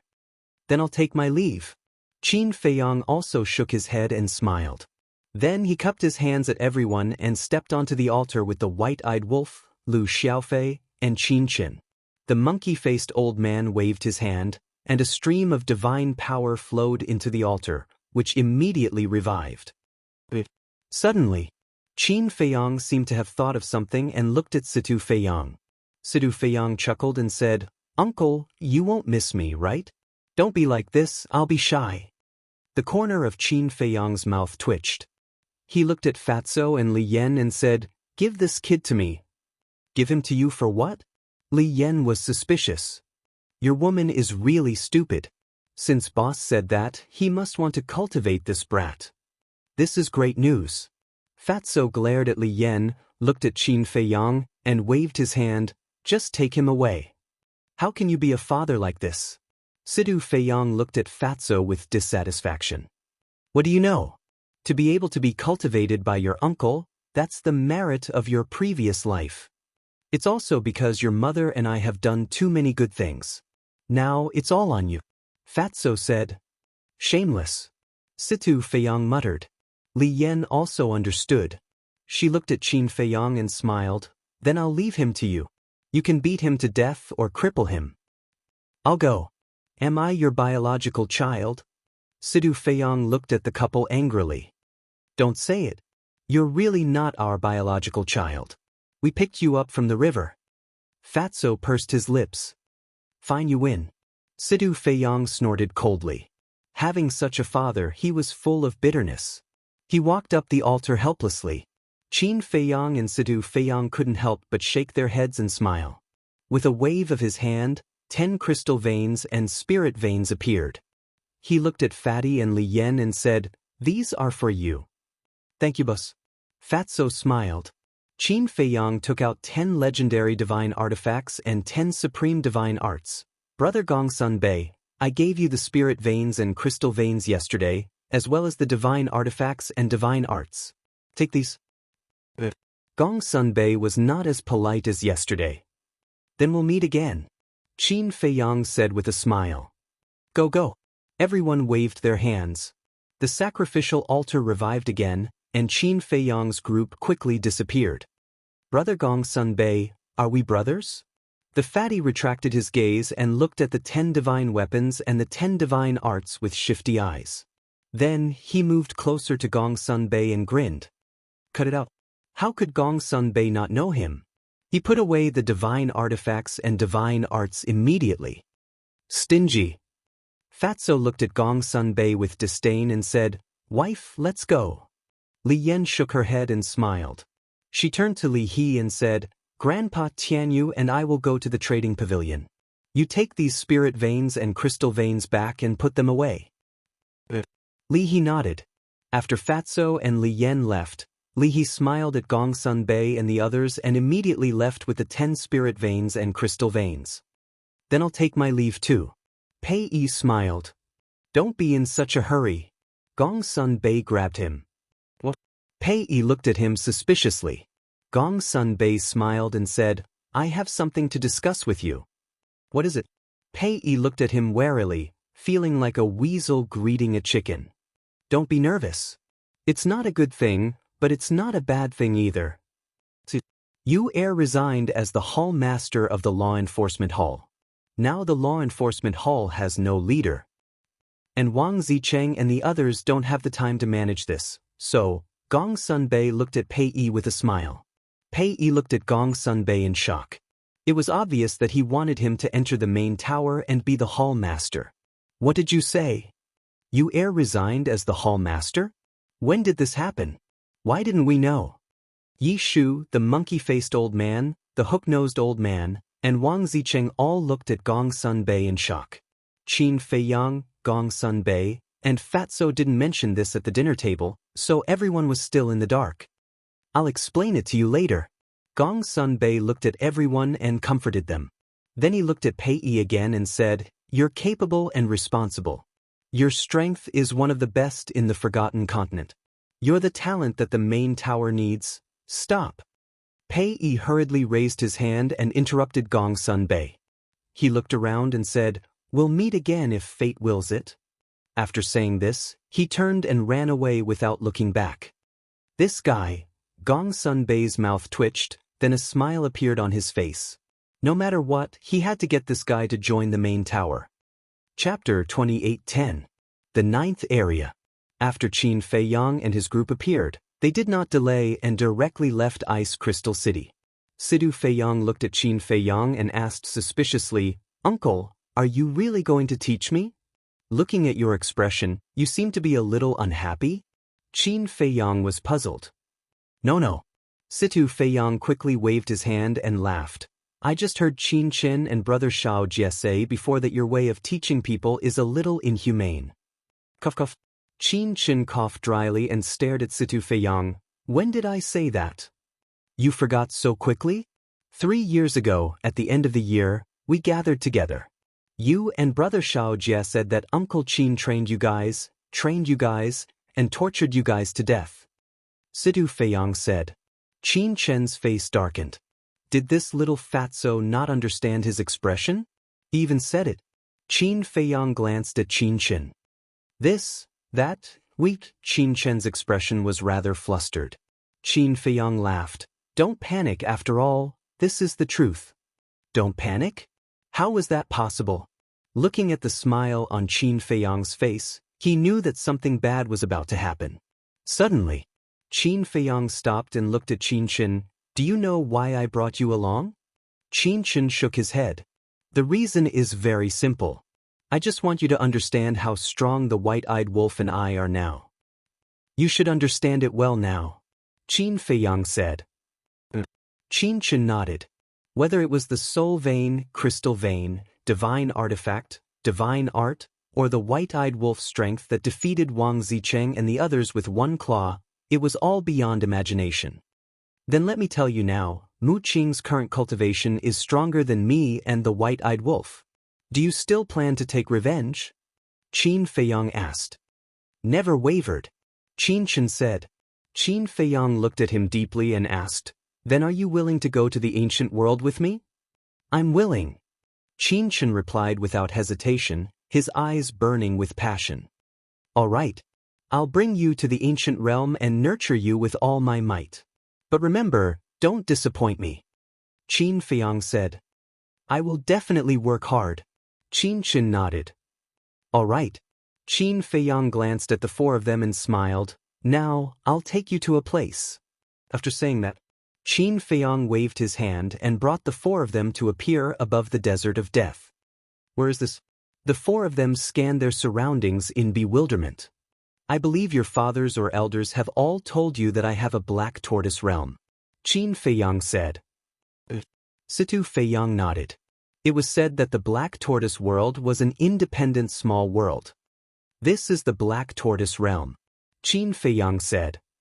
This is the black tortoise realm? The four of them were filled with surprise. No wonder it was so big that they couldn't see the end. Xiaojia, the following process will be quite painful. It might even make you go crazy. You're still young, so you don't have to participate for the time being. Qin Feiyang looked at Lu Xiaojia and smiled.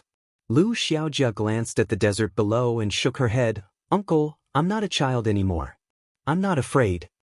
Really? Qin Feiyang asked with a smile.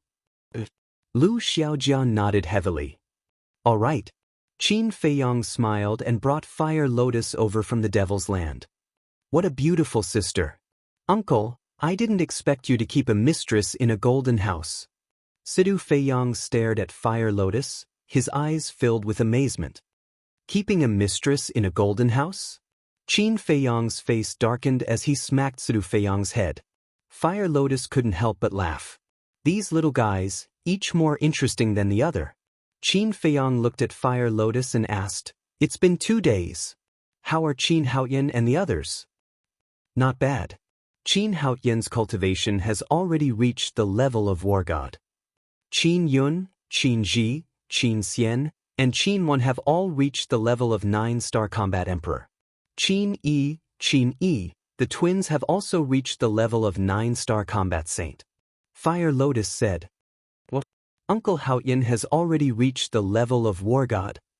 Lu Xiaofei and his sister were dumbfounded. What's going on? Situ Feiyang was also very surprised. Of course, he knew Qin Haoyan and the others. He had even met them before the new year, so he knew their cultivation. But how did they become war gods and combat emperors in the blink of an eye? Even Qin Yi and Qin Yi, the two little guys, had already broken through to the level of 9-star Combat Saint. This speed was too freakish, wasn't it? However, Qin Feiyang frowned and said, It's been 2 days, but they've only grown so little. It seems a bit slow. 1 day was 1,000 years. 2 days was 2,000 years. And there were so many pills and resources. 2,000 years was enough to cultivate a monarch god. Slow? Qin Chen and the others heard this and the corners of their mouths twitched. If this was slow, then what was fast? I slowed them down on purpose. Fire Lotus said with a smile. But Qin Feiyang was suspicious. They're still young. I'm afraid that if they break through too quickly, their mental state will be unstable. So every time they break through a level, I will let them leave the Devil's Land and go out to explore. Otherwise, Qin Haotian would have already become a monarch god. Fire Lotus said. So it's like that? Qin Feiyang nodded and said with a smile, I really didn't think about this problem. You're different from me. I'm the palace master of 9 Heaven Palace. I know how to teach people how to cultivate. Although we've given them the best cultivation environment and resources, they still have to fight steadily. Fire Lotus said. Alright. Qin Feiyang nodded and pointed at Qin Qin and the others. Then these 4 little ones, I'll leave them to you. No problem. Fire Lotus nodded. Qin Feiyang turned to look at the 4 of them and said with a smile, Then you guys, take care of yourselves. After saying that, he and the white-eyed wolf disappeared without a trace. Where did Uncle and Uncle Wolf go? Lu Xiaojia immediately looked around. Fire Lotus said, They should have gone to the Devil's Land. Devil's Land? What is that place? The 4 of them were curious. The Devil's Land is not a place you can set foot in. Hand over the Qiankuan bag and let's begin. Fire Lotus said. Devil's Land. Somewhere in the southern mountain range, 7 young men and women sat cross-legged on the ground. They were all handsome and had a dignified appearance. The 7 of them were Qin Haotian, Qin Yun, Qin Wan, Qin Xian, Qin Ji, Qin Yi, and Qin Yi. Shua. Suddenly, a man and a wolf appeared in the void above. It was Qin Feiyang and the white-eyed wolf. They had also recovered their true appearance. Qin Haotian and the others also noticed their auras at the first moment. They opened their eyes and looked up. The changes are quite big. Qin Feiyang looked down at the 7 of them. After 2,000 years in the Black Tortoise world, Qin Haotian, Qin Yun, Qin Wan, Qin Xian, and Qin Ji had all become mature and steady. Especially Qin Haotian, he was like a natural emperor with an extraordinary temperament. Qin Yi and Qin Yi were no longer the 2 brats from before. Qin Yi's height was now 1.8 meters.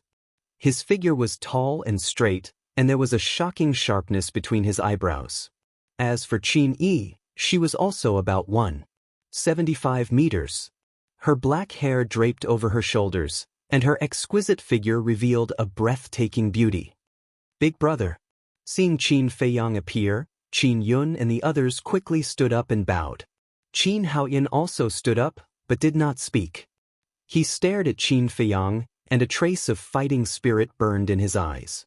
Qin Feiyang nodded and said with a smile, Seeing that you are all still alive, I am quite gratified. They looked at each other, their faces full of wry smiles. Although only 2 days had passed outside, they had already cultivated here for 2,000 years. Especially in the beginning, crossing the desert of death, it was simply a narrow escape. To be able to survive until now, even they themselves felt that it was not easy. Of course, they also knew. If Qin Feiyang really did not care about their lives, then they would have died in the desert of death long ago. Because countless times when they faced death, it was Fire Lotus who saved them. And with these 2,000 years in the Black Tortoise world, they had long had a new understanding of Qin Feiyang. Their big brother was a godlike figure. So, right now, they respected Qin Feiyang even more than before. Qin Feiyang smiled faintly, looked at Qin Haotian, and said, Looking at your eyes, do you want to challenge me? That's right. Qin Haotian took a step into the sky and stood opposite Qin Feiyang. All right. Let me see how much you've grown over the years. Qin Feiyang smiled slightly, suppressing his cultivation to the level of a war god. Who do you think will win? Qin Xian asked in a low voice. Needless to say, it will definitely be Big Brother. Qin Yun said. Sister Yun, I think it might be Brother Haotian. After all, he worked so hard. And now, Big Brother has also suppressed his cultivation to the same level as Brother Haotian.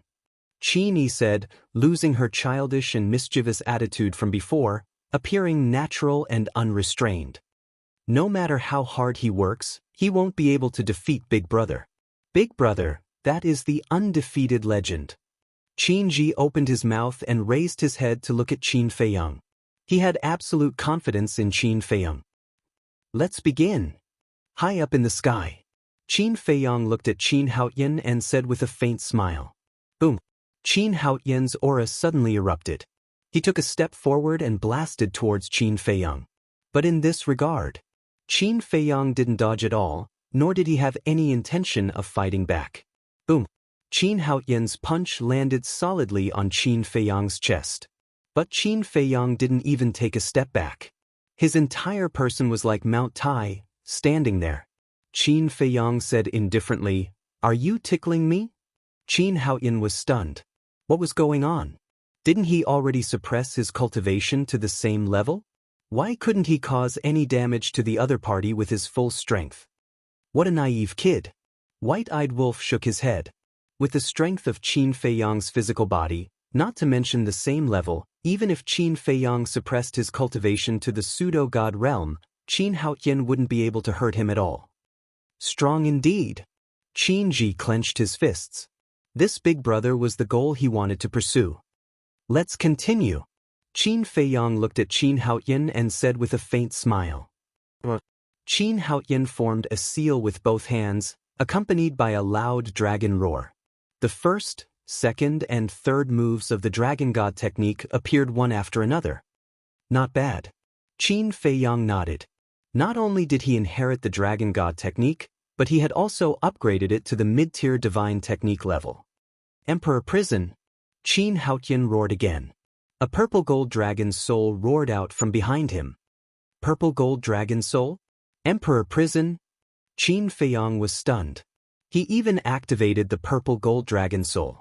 No wonder this kid could awaken his bloodline. And this Emperor Prison. Qin Haoyan actually obtained this innate ability. Interesting. Chapter 28:11. Forgive me for the mistakes I made back then.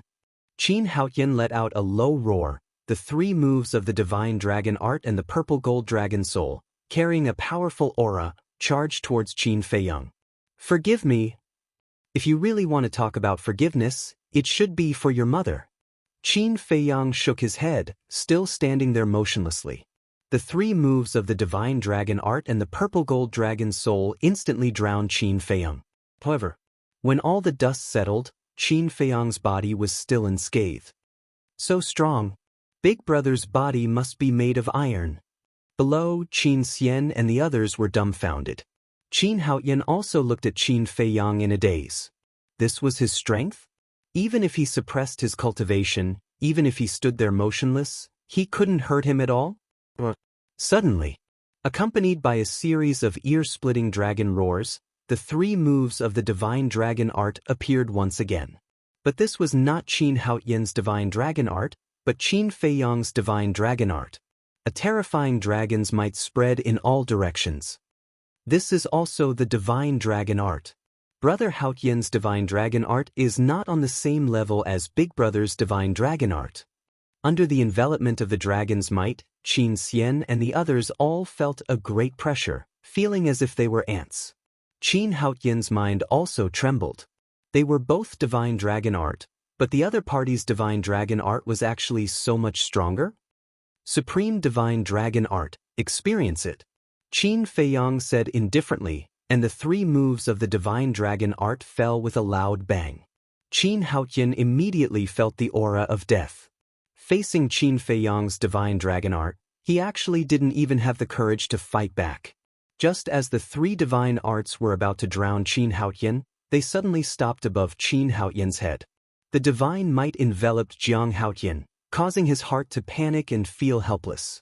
Qin Feiyang said indifferently, "Now you understand the gap between us." Qin Haoyan raised his head and looked at Qin Feiyang.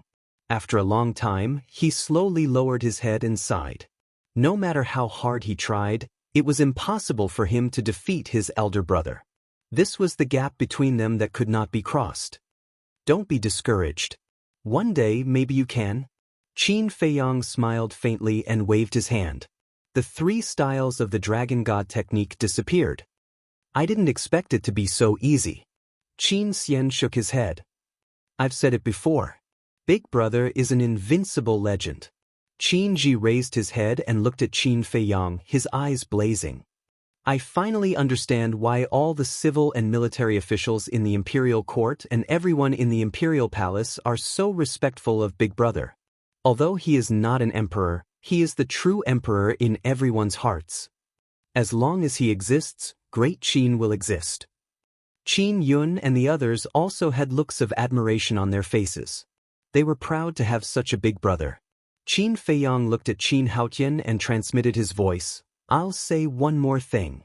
Qin Haotian looked suspiciously at Qin Feiyang. In the past, don't say that I was wrong and ask me to forgive you. I'm not wrong. The one who should be forgiven is you. Because it was your mother who did not abide by the virtues of a wife, betrayed your father, and betrayed the Qin bloodline. You should know this in your heart. All these years, no one mentioned this matter because they were considering your feelings and didn't want you to bear too much. Qin Feiyang thought. Qin Haotian clenched his hands and his face became a little twisted. You've grown up and are no longer the little brat back then. You should learn to face it bravely. Likewise, you should learn to let it go. Otherwise, your state of mind will be affected sooner or later. I don't need to tell you how important the state of mind is to a cultivator. If your state of mind is affected, it will be difficult to even catch up to me, let alone surpass me. Qin Feiyang transmitted his voice. Qin Haotian said in a deep voice, even if she was wrong, she is still my birth mother.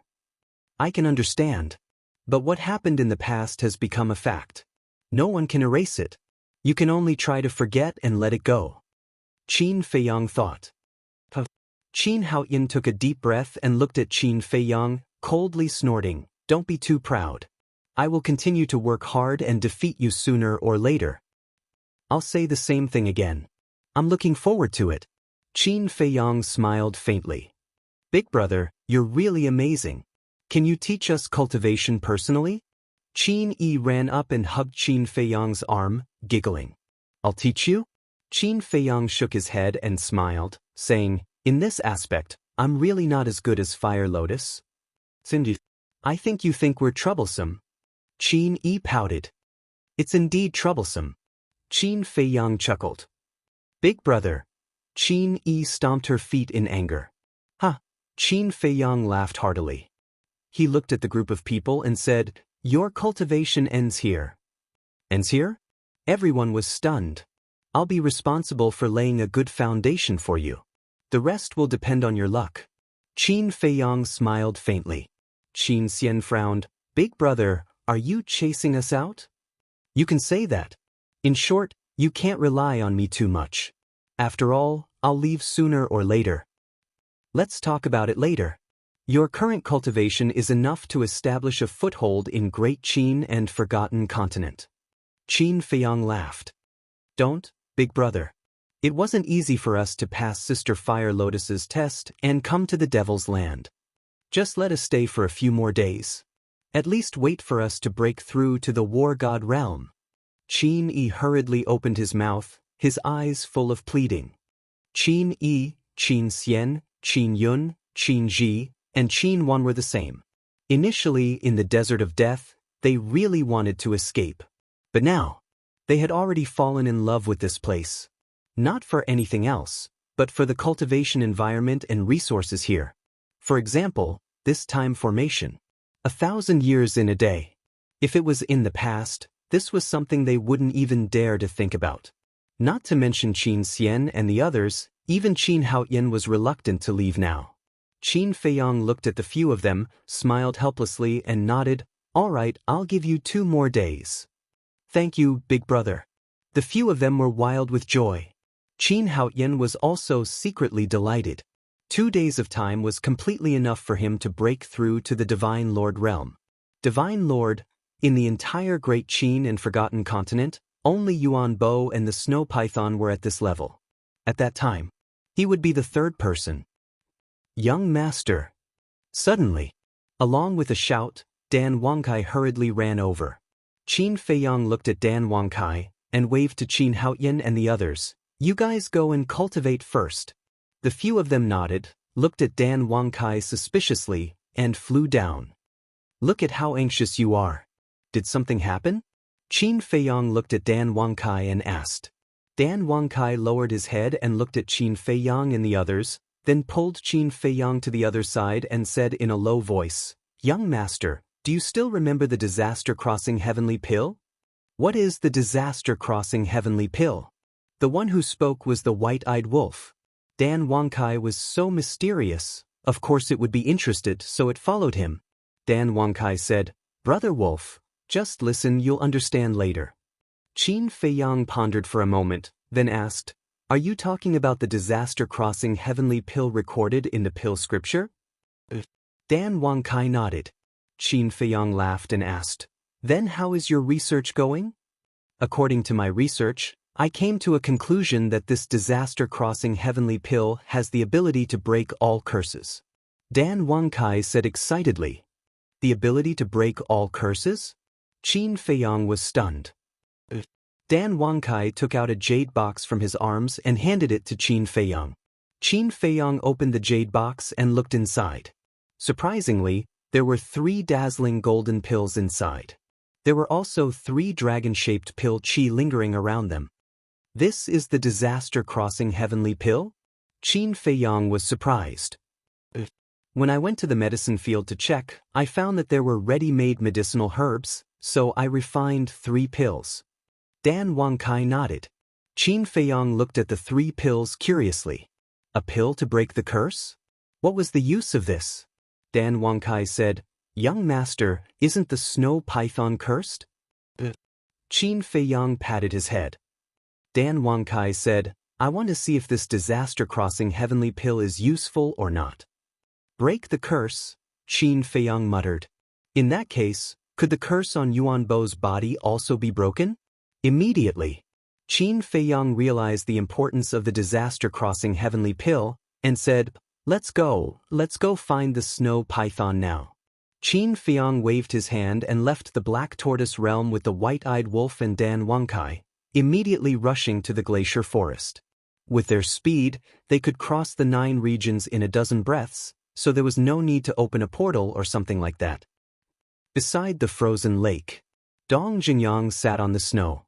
The snow python had become half a meter long, and half of its body was lying on Dong Jingyang's lap. It looked extremely harmonious. The white-eyed wolf joked, "I haven't seen you for hundreds of years, and you're just like this?" Dong Jingyang and the snow python were stunned. They raised their heads and looked at the white-eyed wolf, speechless. "Then what do you think we should do?" "Do you need me to remind you?" "Of course, let the snow python transform into a human form and find a place to do something that a man and a woman should do," the white-eyed wolf said. Dong Jingyang immediately smiled bitterly. This wolf cub was getting more and more improper. "Cut the crap." Qin Feiyang landed in front of Dong Jingyang and the snow python, looked at the snow python, and then looked at Dong Jingyang, and said, "I might be able to break the curse on her body." Dong Jingyang was stunned, and then suddenly stood up and asked in surprise, "What did you say?" Qin Feiyang said, "I said, I might be able to break her curse." "Can break the curse," Dong Jingyang muttered, and suddenly came back to his senses. He stared at Qin Feiyang and asked, "Really?" The snow python also stared at Qin Feiyang in surprise. Breaking this curse was what she had been longing for and looking forward to. It could be imagined. Now that she heard Qin Feiyang's words, she was nervous and expectant. Qin Feiyang hesitated. "I just said, maybe." "No need to explain," Dong Jingyang waved his hand and said, "Even if there is only a little hope, I want to give it a try." "All right." Qin Feiyang opened the jade box in his hand, took out a crossing disaster heavenly pill, and handed it to Dong Jingyang, saying, "This pill is called Crossing Disaster Heavenly Pill, and it was refined by Dan Wangkai.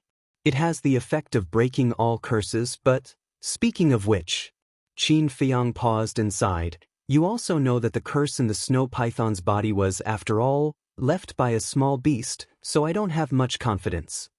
"Understood." Dong Jingyang nodded, took the pill without hesitation, turned around and handed it to the snow python's mouth. Chapter 28:12. However, looking at the elixir in front of it, the snow python hesitated. "Don't worry." If Qin Feiyang wanted to harm you, he wouldn't use such a trick. Dong Xingyang laughed. We helped you out of kindness, but you still suspect us? The white-eyed wolf raised his eyebrows. No. The snow python quickly shook its head and sighed. I'm not suspecting this elixir. With Qin Feiyang's current strength, it was too easy to kill her. Besides, she knew Qin Feiyang's character. He didn't bother to do anything to the elixir. Then why are you hesitating? Dong Xingyang was suspicious. The snow python said, I'm afraid it won't work. So that's the case. Dong Xingyang nodded and laughed. If you don't try it, how do you know it won't work? But what if it doesn't work? The snow python asked. It doesn't matter, because there's still me. I'll keep looking for a way. Dong Xingyang laughed. The snow python pondered for a while and resolutely took the disaster-crossing heavenly pill. At that moment, everyone stared at the snow python, especially Qin Feiyang. If this disaster-crossing heavenly pill was really useful, then not only the snow python, but also Uncle Yuan could break the curse. Suddenly, the snow python's body shook violently, and it spat out a mouthful of blood. What's going on? Dan Wangkai was surprised. Was it useless? Don't worry. Qin Feiyang waved his hand and stared at the snow python. In less than 3 breaths, the snow python spat out another mouthful of blood. Boom. Her aura burst out uncontrollably. But this was not the point. The point was that as the aura burst out, her body began to crack. Blood flowed like a waterfall, instantly dyeing the snow on the ground red. Qin Feiyang this. Dong Xingyang turned to look at Qin Feiyang, looking extremely anxious. Wasn't this a sign of exploding and dying? Is it really impossible? Qin Feiyang murmured. Dan Wangkai quickly took out a life divine pellet with 3 dragon-shaped core qi and shouted, Quick, feed it to her. Dong Xingyang quickly grabbed the divine life pill and threw it into the snow python's mouth. Ding! But at this moment, the snow python's face was filled with pain as it soared into the sky. Its blood was like rain, dyeing the sky red. The next moment, the snow python let out a loud dragon roar. This is... Dong Xingyang's eyes trembled. A dragon's roar, it works. It will definitely work. Dan Wangkai also quivered and shouted loudly. Qin Feiyang and the white-eyed wolf looked at each other and then looked at the snow python again. Since the dragon's roar could be heard, it meant that the curse was beginning to dissipate. Boom! About 10 breaths passed. The snow python that was floating in the air suddenly exploded with a loud, muffled sound. It was as if some kind of shackle had been broken. At this moment, a vast and mighty dragon might poured out like a torrent, surging out in all directions with an earth-shattering force. Ding! The dragon's roar became louder and louder. The people of the Sky Tiger tribe and the Wang clan outside the glacier forest all heard the dragon's roar. What's the situation? A divine dragon has been born? It seems to be in the direction of the ice lake. Let's go and take a look. A group of people immediately flew towards the glacier forest. At this moment, Dong Xingyang's eyes were already filled with a layer of mist, because the snow python was changing at this moment. On its head, 2 dragon horns slowly grew out and the snake scales on its body turned into dragon scales one by one. Its body, which was originally half a meter long, had now become hundreds of feet long. Below its abdomen, 4 white dragon claws gradually emerged. It really is a white dragon, Dan Wangkai murmured. After more than 10 breaths, the snow python completely disappeared and was replaced by a white dragon that looked incomparably majestic. The crossing disaster heavenly pill is useful, Qin Feiyang was also murmuring. His heart was incomparably excited. Calm down. Although she has recovered her white dragon body, I still don't know if the curse of her cultivation has been broken. The white-eyed wolf whispered. Hearing the white-eyed wolf's words, Dong Xingyang immediately soared into the air, flew in front of the snow python, and asked, How do you feel? It's been too long since I've felt so free, the snow python muttered. It seemed that it was still a little unable to adapt to all of this. However, that painful expression had disappeared. Dong Xingyang laughed. You're not dreaming, this is real. Is that so? The white dragon asked. Dong Xingyang nodded. Finally, I've finally broken the curse. Ding! The white dragon roared towards the sky, venting the grievances that had accumulated over the years. Dong Xingyang could not help but shed tears. White dragon? At this time, a group of people flew over. When they saw the white python in the sky, their eyes immediately widened. It was Yen Wei, Wang Xiaojie, Wang Yangfeng, and the others. Young master? Master? When they saw Qin Feiyang not far away, a group of people immediately flew over. Wang Xiaojie looked at the white dragon suspiciously and asked, Master, where did this white dragon come from? She is the snow python. Qin Feiyang laughed. She is the snow python? Everyone was stunned. Yen Wei hurriedly said, Young master, isn't she cursed? How can she restore the white dragon's body? Her curse has been broken. Qin Feiyang smiled. It has been broken, Yen Wei and the others murmured, looking at the white dragon again. A trace of a smile could not help but crawl into their eyes. Although the white dragon had made things difficult for them in the past, it had been very good to them in the past few hundred years. So now that the white dragon had broken the curse, they were sincerely happy for the white dragon. Dong Xingyang glanced at Yen Wei and the others, wiped the tears from the corner of his eyes, and looked at the white dragon. All right, let's see if you can cultivate now. All right. The white dragon nodded, trying to calm itself down, and then closed its eyes. About 10 breaths passed. The white dragon suddenly opened its eyes and said in surprise, I can already cultivate, and even if the curse is broken, my half-step divine lord cultivation has not disappeared. Really? Dong Xingyang asked. The white dragon nodded. That's great. Dong Xingyang was overjoyed and hurriedly landed in front of Qin Feiyang, cupped his hands and said, Brother Qin, I can't thank you enough. If there's anything in the future, just let me know. Thank you. The white dragon also transformed into a fair-skinned and beautiful woman in a white dress, landing beside Dong Xingyang, looking at Qin Feiyang gratefully and said. Qin Feiyang glanced at the two of them and said with a smile, We are all old friends, no need to be so polite. Old friends, the white dragon murmured. Qin Feiyang's words made her feel ashamed. Qin Feiyang said suspiciously, I heard you say that your cultivation has not disappeared. What do you mean? You also know that whether it's me or Qin Yuan, before we became guardians, we were not half-step divine lords. The white dragon said, I know. Back then, Uncle Yuan said that it was the small beast that raised your cultivation to half-step divine lords. Qin Feiyang nodded. So, originally, I thought that after breaking the curse, my cultivation would fall back to its original level. But now, my cultivation has not disappeared. The white dragon said. Is that so? Qin Feiyang suddenly understood and said with a smile, In that case, it seems that it's a blessing in disguise. A blessing in disguise? The white dragon shook its head and sighed. Even if you give me the cultivation of the imperishable realm, I don't want to be haunted by this curse anymore. You won't. Dong Xingyang grabbed the white dragon's hand and said with a smile. The white dragon nodded, tears flowing down its cheeks again. The white-eyed wolf quivered and turned to Qin Feiyang, urging, Little Qin Zi, what are you waiting for? Hurry back to the great Qin Empire and find Uncle Yuan. Yes. Let's go find Uncle Yuan. Qin Feiyang also came back to his senses. He did not even bother to run to the teleportation altar under the ice lake and directly took out the space-time gate. Clang. With the emergence of divine power, the space-time gate immediately awakened. Qin Feiyang, the white-eyed wolf, and Dan Wangkai immediately ran in. Let's go and take a look. Dong Xingyang smiled at the white dragon, and then the two entered the space-time gate hand in hand. You all go back too.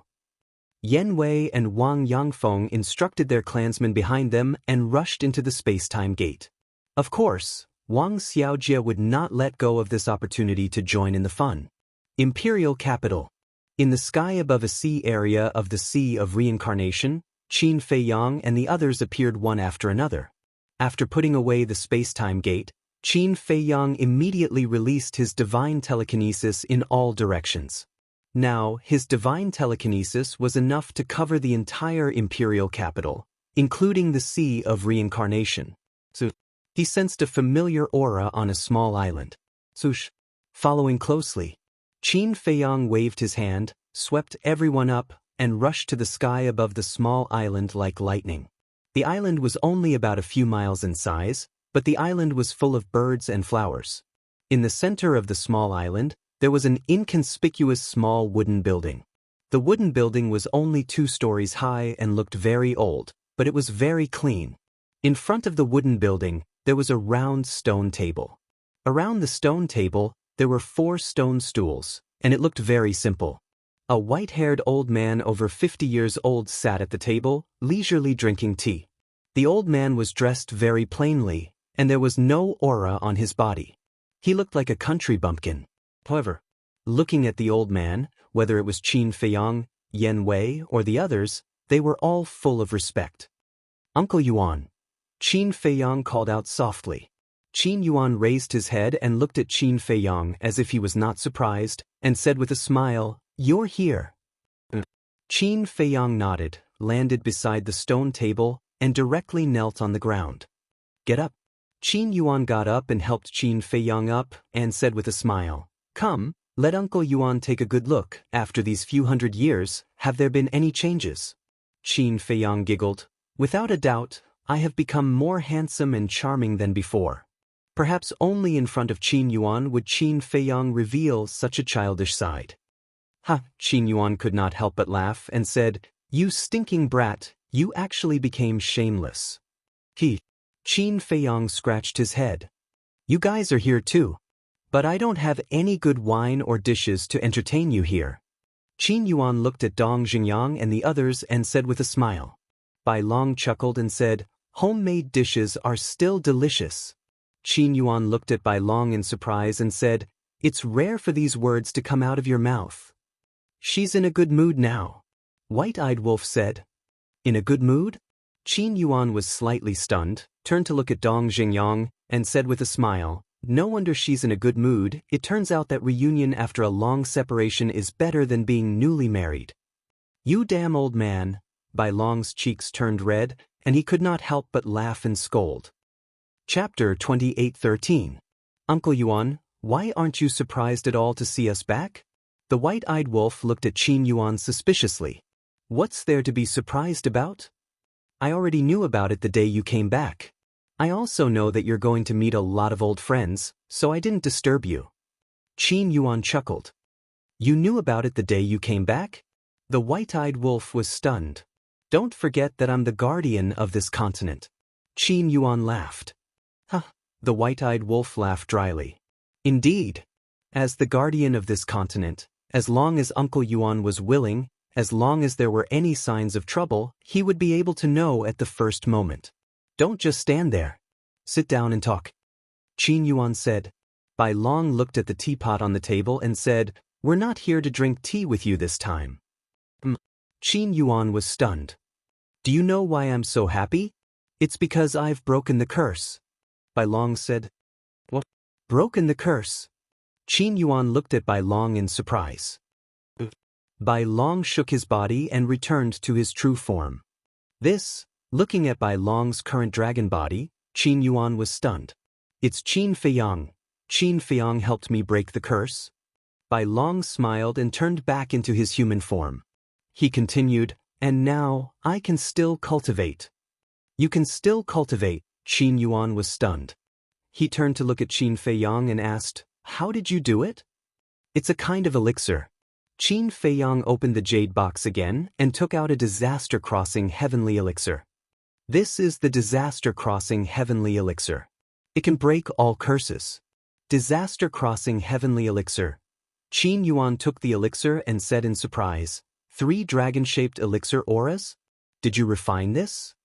"No, it was refined by Dan Wangkai." Qin Feiyang smiled. "You can even refine a pill with 3 dragon-shaped core qi. Looks like you've grown a lot over the years." Qin Yuan looked at Dan Wangkai and praised. "Uncle Yuan, you flatter me. Compared to young master, I'm still a little lacking." Dan Wangkai waved his hand. "Not bad." Qin Yuan looked at Qin Feiyang and Dan Wangkai and nodded with a smile. Then, he looked down at the disaster-crossing heavenly pill again. Uncle Yuan, quickly take it, Qin Feiyang urged. However, Qin Yuan did not consume the disaster-crossing heavenly pill. The smile on his face slowly disappeared and a trace of worry appeared instead. What is it? Everyone looked at him in confusion. Sigh. Qin Feiyang sighed. He looked at Qin Feiyang and said, Feiyang, you're a fool. Confused? Qin Feiyang was taken aback.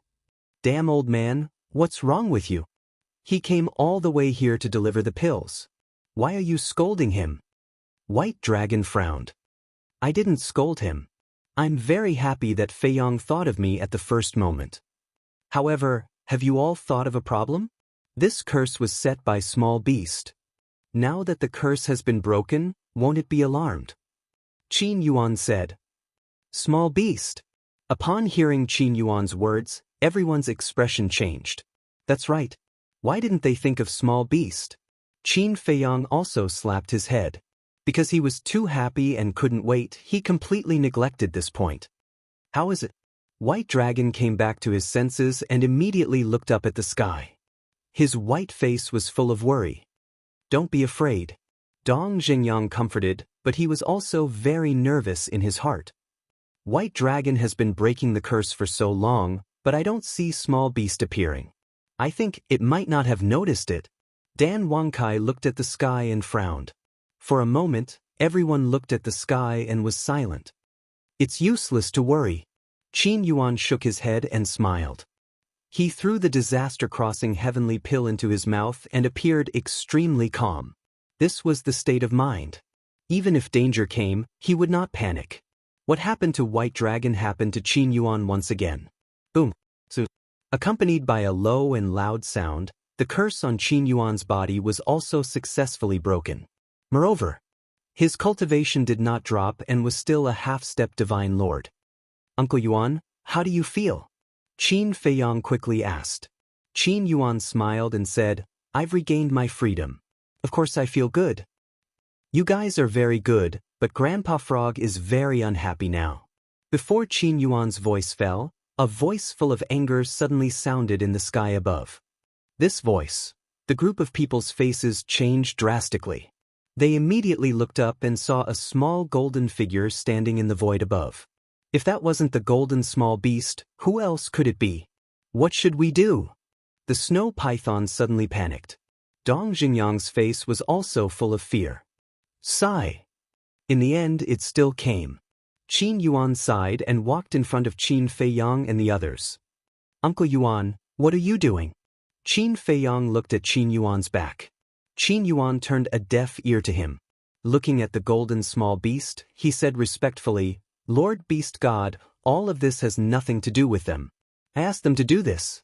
If you want to punish someone, punish me. Uncle Yuan. Looking at the back of the old man in front of him, Qin Feiyang's heart ached. Even in the face of the golden small beast, Uncle Yuan still walked to the front to protect him without hesitation. This selfless care was more precious than anything in the world. How could he let such an old man get hurt because of him? Swish. Qin Feiyang looked up at the small beast and said, It was all done by me. The pills were also refined by me. If you want to be angry, come at me. Feiyang, don't mess around. Qin Yuan glared at Qin Feiyang. Uncle Yuan, you used to protect me and take care of me. Now, it's my turn to protect you and take care of you. Qin Feiyang smiled. The golden small beast looked down at the two of them and sneered, How touching!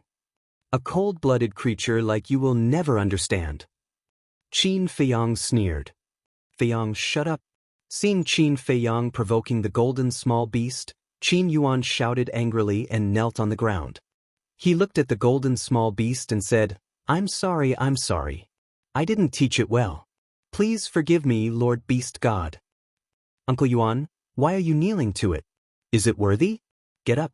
Qin Feiyang shouted and grabbed Uncle Yuan's arm. Feiyang, sometimes, you have to lower your head. Qin Yuan was indifferent as he sighed. You can lower your head to anyone but not to it. It doesn't have the right. Do you know? Not only did it snatch Chang Shui, but it also sealed the castle again. The worst thing is that it even sealed my battle soul. And before I came back, if it wasn't for one of my subordinates self-destructing, I would have been killed by it. Qin Feiyang's eyes were burning with anger. That's right. This piece of trash doesn't deserve to kneel to you. The white-eyed wolf roared. It sealed the castle again and sealed the battle soul? Qin Feiyang looked at the white-eyed wolf and Qin Feiyang in a daze. He never thought that Qin Feiyang and the others would have such a deep grudge with the beast god. The golden small beast looked at Qin Feiyang and the white-eyed wolf and said, "It seems that you have a prejudice against Uncle Frog. So what? I've already returned to the great Qin, and you still won't let me go?" Qin Feiyang said angrily. "You're still so confident? If you hadn't broken the curse on them, would Uncle Frog have come to such a small place?" The golden small beast's eyes were full of disdain. "Since you don't like such a small place, then get lost." Qin Feiyang roared. "You're getting more and more arrogant." The golden small beast's eyes flashed with killing intent, and a wisp of golden divine power swept out. It was obviously very slow, but Qin Feiyang found that he couldn't dodge it. Moreover, his body seemed to be frozen, and he couldn't move at all. The divine power entered Qin Feiyang's chest, and a blood puppet the size of a football appeared. It was penetrated from the front to the back, and blood was flowing out. So strong. Seeing this scene, Dong Jinyang, Dan Wangkai, Yan Wei, Wang Xiaojie, Wang Yangfeng, Bai Long and Qin Yuan were all shocked. "I've let you go time and time again. Do you really think Uncle Frog can't bear to kill you?" The golden small beast looked at Qin Feiyang with disdain. "Of course, it's easy for you to kill me. But I'm not convinced. We refined the disaster crossing heavenly pill ourselves, and we didn't ask anyone for help. What right do you have to stop us?" Qin Feiyang said angrily, and his face was almost distorted. "You still dare to be arrogant?" The golden small beast raised its eyebrows. Qin Yuan saw that the situation was not good, and he hurriedly shouted, "Lord Beast God, please show mercy, get lost." The golden small beast roared, and its voice was like thunder. It turned into an invisible sound wave, and it shook Qin Yuan until he kept vomiting blood. "Uncle Yuan." Qin Feiyang's face changed drastically, and he quickly ran to Qin Yuan's side. "Feiyang, give up. You'll never be a match for it." Qin Yuan sighed. Qin Feiyang shook his head, looked up at the golden small beast, and roared, "I've said it before, if you have anything come at me, don't hurt the people around me. When you helped them break the curse, their deaths were already destined. So you can't blame me because you're the one who caused their deaths." The golden small beast shook its head coldly, and two strands of divine power flew out, respectively towards Qin Yuan and White Dragon. "Bastard! Don't go too far." The white-eyed wolf roared, and its battle soul rushed out, roaring, "Steal its cultivation for me. With your little strength, you want to steal Grandpa Frog's cultivation?" The golden small beast's face was full of disdain, and with a swipe of its claws, the battle soul was shattered on the spot. Following closely, the two strands of divine power that flew towards Qin Yuan and White Dragon turned in the air and attacked the white-eyed wolf. "White-eyed wolf!"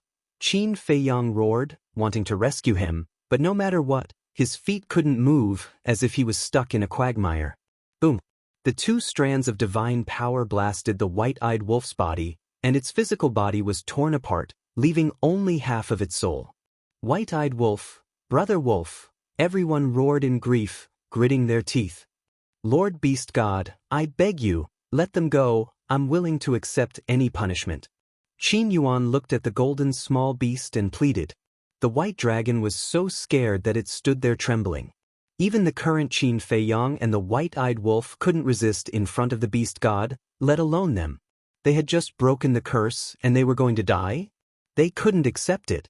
The golden small beast looked coldly at Qin Feiyang and the white-eyed wolf, and then looked at Qin Yuan and White Dragon. "You people are really not satisfied. I'll give you the cultivation of a half-step divine lord, and give you the power to rule 2 continents. Besides, you were the ones who chose to be guardians back then. Now, you actually hate Grandpa Frog. You don't want to, right? Fine. Grandpa Frog will fulfill your wish and at worst, Grandpa Frog will find someone else. I believe that there are plenty of people who are willing.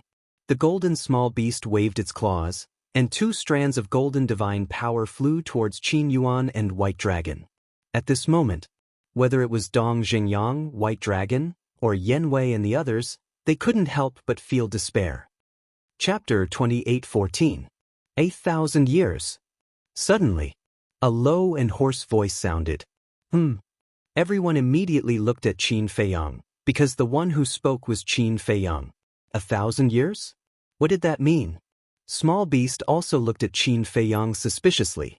Qin Feiyang lowered his head, his face gloomy, as if he was struggling with something. Suddenly, he looked up at Small Beast and roared, "Let them go, give me 1,000 years. If I can't beat you by then, you don't have to do anything, I will self-destruct in front of you." 1,000 years? Defeat me? Small Beast was stunned. That's right. The Beast God, don't tell me you don't dare to accept the challenge of an ant like me. Qin Feiyang sneered. A Small Beast laughed as if it had heard the funniest joke in the world. 8,000 years, I only need 1,000 years, and I will definitely trample you under my feet. Qin Feiyang roared. A Small Beast laughed even more wildly, and tears seemed to be coming out of its eyes. You don't dare? Qin Feiyang roared. All right. Small Beast stopped laughing, and the 2 strands of divine power that were heading towards Qin Feiyang and White Dragon also stopped in the void. It then looked down at Qin Feiyang and said, "Don't say 1,000 years, Daddy Frog will give you 10,000 years. It's a deal," Qin Feiyang said in a deep voice. "The longer the time, the better. But listen to Daddy Frog. If you still can't defeat Daddy Frog after 10,000 years, then not only will you die, but the entire Great Qin and Forgotten Continent will be buried with you. And the Black Tortoise Realm. In short, everything related to you will be destroyed by then. Do you dare to make such a bet?" Small Beast smiled coldly. Hearing this, Qin Feiyang's eyes suddenly trembled. This was no longer a gamble with his personal wealth, but with the fate of billions of living beings. What is it? Wasn't he quite awesome just now? How did he scare you? Small Beast's face was filled with disdain. Qin Feiyang said angrily, "This is obviously our personal grudge. Why do you have to involve these innocent people? This is the price. If you can afford to play, then play. If you can't afford to play, then behave yourself. Hurry up and decide. Otherwise, Qin Yuan and the others will all die." The golden small beast said indifferently. Qin Feiyang turned to look at Uncle Yuan. Qin Yuan cried out, "Feiyang, don't gamble with the lives of 3 continents for me. But if I can't even save you, how can I save the living beings of the 3 continents?" Qin Feiyang murmured. He looked up at the small beast and roared, "I'll bet with you, but I have a condition." Awesome. The small beast laughed heartily.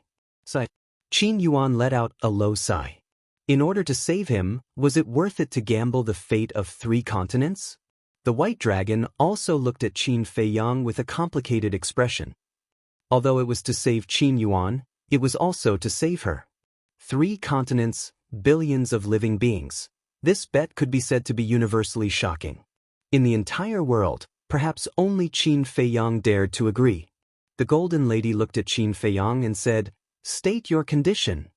Qin Feiyang said, "Let Uncle Yuan and the White Dragon continue to be the guardians of Great Qin and the Forgotten Continent." What? Everyone looked at Qin Feiyang in surprise. Why did the small beast come? Wasn't it because they broke the curse? For all of this, they even gambled the fate of 3 continents. But now, why did Qin Feiyang want them to continue being the guardians?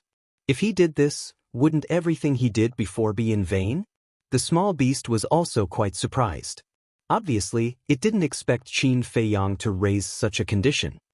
"Don't worry, I know what I'm doing," Qin Feiyang comforted.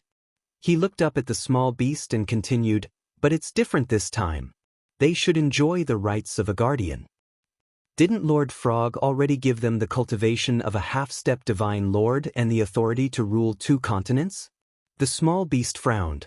This is considered the rights of a guardian? A true guardian should be like the fire python, controlling the power of the natural order and can't put curses on them. Qin Feiyang said in a deep voice. You know quite a lot.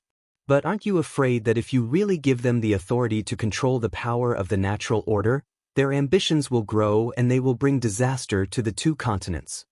The small beast looked at him playfully. You don't have to worry about this. Since they are guardians, they should enjoy these rights. Otherwise, who would be willing? Even if someone is willing at the beginning, after a long time, they will still resent you. Today's matter will happen again. Is this what you want to see? Of course.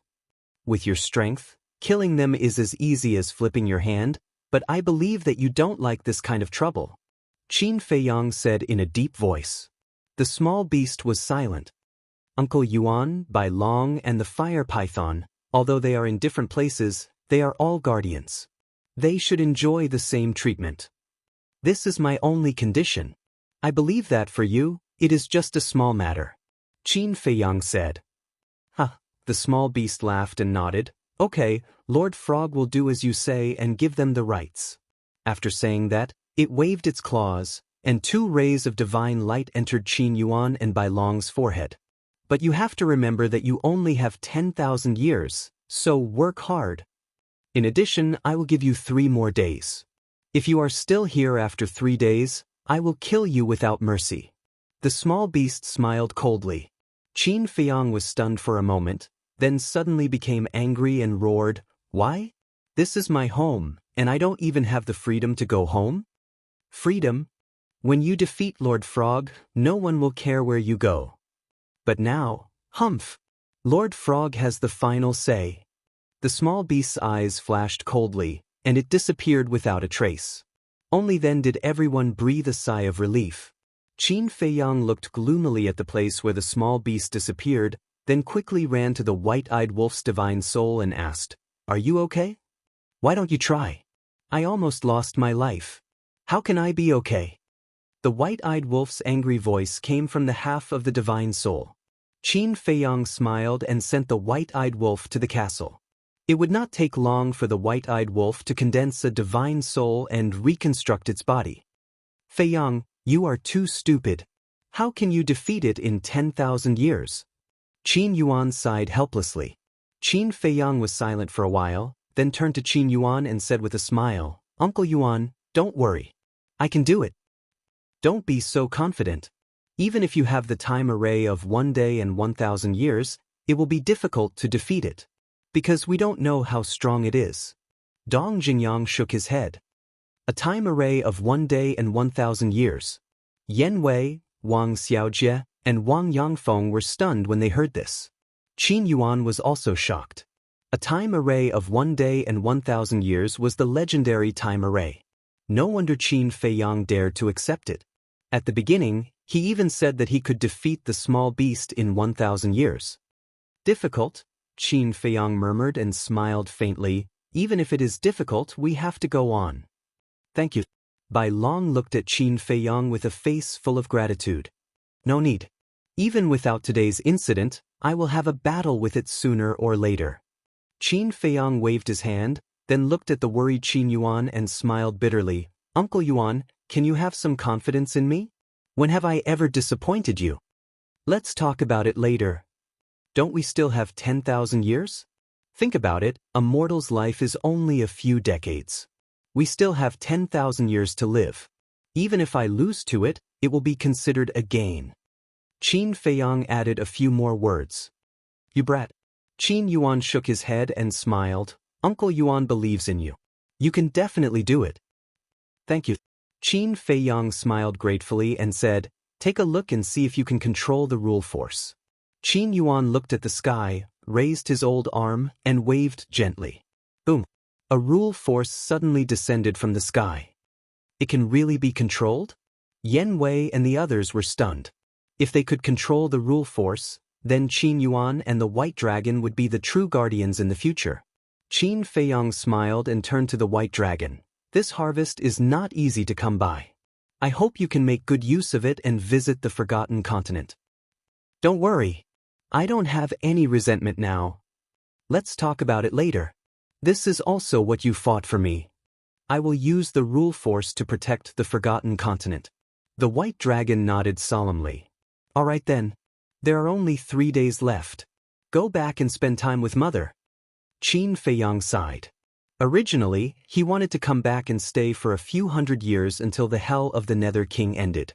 Unexpectedly, there were only 3 days left in the blink of an eye. Yes, I should go and spend time with her.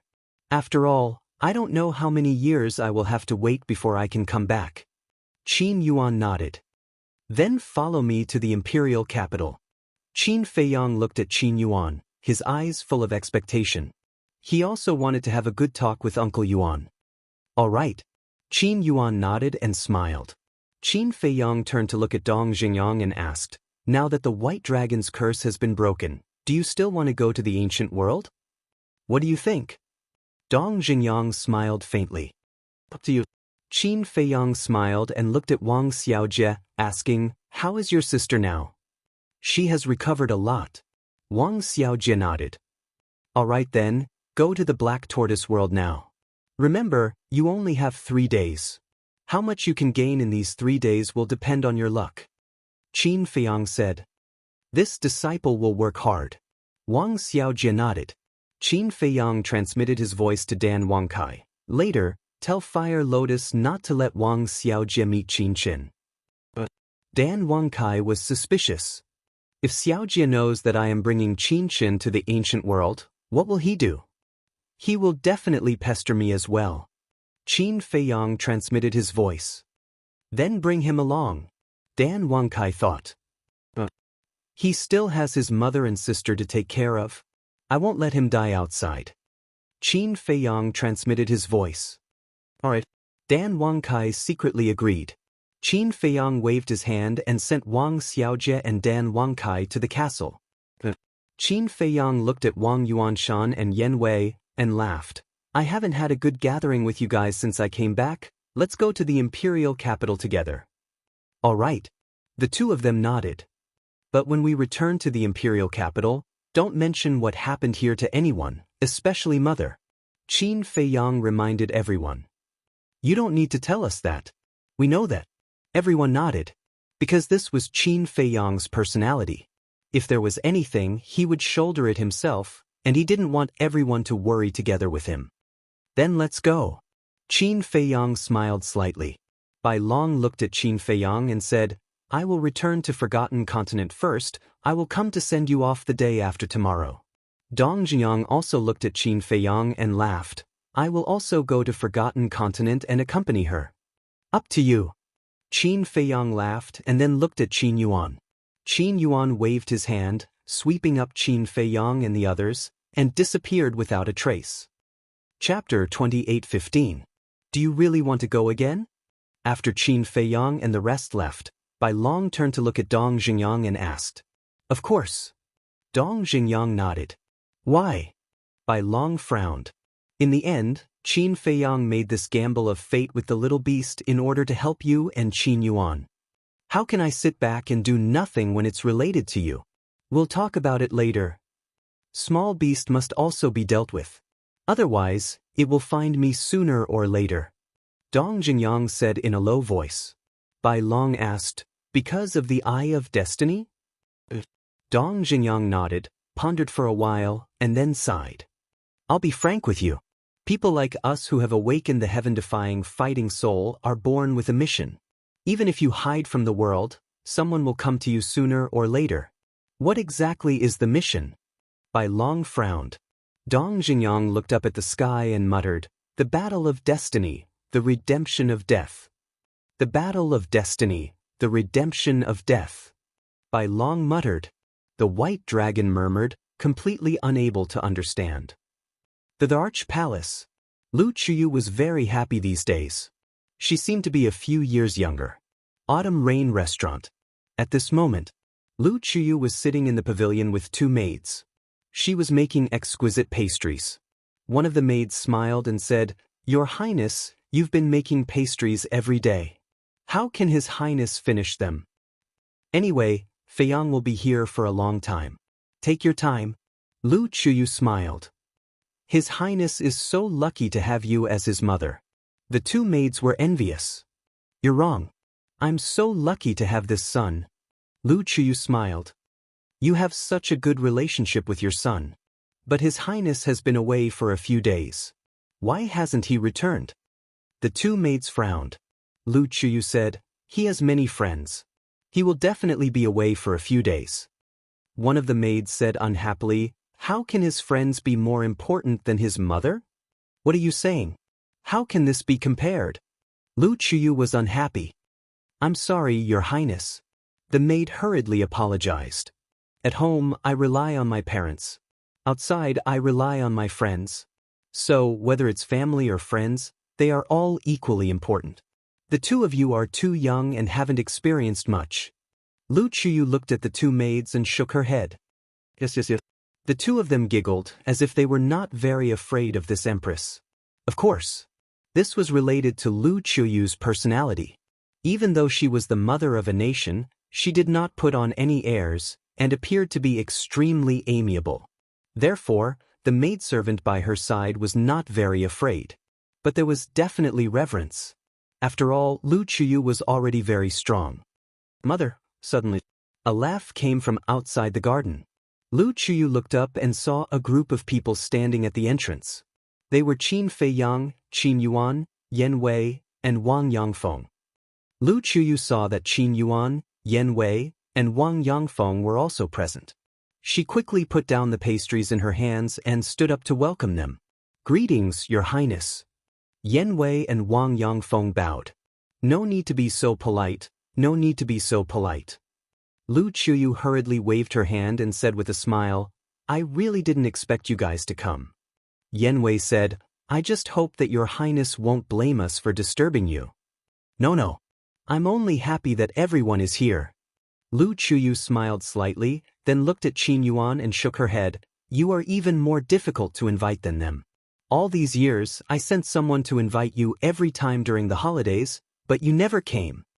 Qin Yuan shook his head and said with a smile, I've long been used to this kind of life. It's too lively and I'm not used to it. Lu Chuyu said, then it seems that Feiyang has the face to invite you over immediately. Qin Feiyang looked at Qin Yuan and said, Uncle Yuan, we are all family. If you are invited to come during the holidays, just come. There's no need to be polite. Qin Yuan smiled bitterly and said, don't listen to your mother. I'm not polite. I've also come many times. I remember every time you came. In the past few hundred years, there have only been 10 times. Lu Chuyu was dissatisfied. All right. I will definitely come often in the future. Qin Yuan shook his head and smiled. That's more like it. Go inside and sit. You two, go and tidy up. Lu Chuyu looked at the two maids behind her and said. The two maids nodded and turned to run into the pavilion. Qin Feiyang and the others followed Lu Chuyu and walked slowly along the path to the pavilion. Wang Yangfeng looked around and said with a smile, outsiders will probably never think that our great Qin's Empress Dowager would actually live in such a simple place. It's good to be simple. It's steady and calm. Lu Chuyu smiled. After entering the pavilion, everyone sat in front of the tea table and started chatting. Feiyang, how are your brothers and sisters? Lu Chuyu suddenly asked. Qin Feiyang nodded and said, I went to see them this morning. They are all fine. Now, they are staying in the Black Tortoise world and don't want to come out. These insensible children. Lu Chuyu shook her head. They are no longer children. Qin Feiyang said with a smile. What do you mean? Lu Chuyu was stunned. You will know in 2 days. Let's keep you in suspense for now. Qin Feiyang chuckled. You little brat, Lu Chuyu shook her head and said, why? Have you seen them? Qin Feiyang nodded. Are you relieved now? Lu Chuyu said with a smile. Seeing that they are living well, I can also roam the outside world with peace of mind. Qin Feiyang said. Lu Chuyu looked outside and asked suspiciously, why don't I see the wolf pup? It is about to break through, so it went to the Black Tortoise world to cultivate in seclusion. Qin Feiyang said. Is that so? I thought it was fooling around somewhere. Lu Chuyu shook her head. Mother, you have misunderstood it. Ever since it entered the ancient world, it has been in seclusion. It is more serious and hardworking than anyone. Qin Feiyang said. Is that so? Lu Chuyu was surprised. All these years, without its mischievous behavior, I am still not used to it. Qin Feiyang said with a smile. For it to cultivate in seclusion all day with its personality, it is really rare. Lu Chuyu shook her head and smiled. However, hard work also pays off. Its strength should be stronger than mine now. Qin Feiyang said. The stronger you become, the prouder mother will be of you. However, you can't just think about cultivation. You also have to cultivate your relationship with the mermaid princess. Women generally don't ask for much. A little care and care is enough. Lu Chuyu said. I know. Qin Feiyang nodded. Alright then, you guys chat first. I will go to the back and cook some dishes for you guys so that you can drink a few cups at noon. Lu Chuyu stood up and smiled. Then I will trouble mother. Qin Feiyang chuckled. Lu Chuyu smiled, turned around, and left with the two maids. After watching Lu Chuyu leave, Qin Yuan turned to Qin Feiyang and asked, You can't bear to leave, right? Qin Feiyang's face was full of melancholy. Only 3 days left. He wasn't ready to leave at all. Take it easy. Even if there was no small beast, you would have to leave sooner or later. Qin Yuan patted Qin Feiyang's shoulder. Qin Feiyang sighed. He could only comfort himself like this. For the next 2 days, Qin Feiyang accompanied his mother without leaving her side. Lu Chuyu was also happier day by day.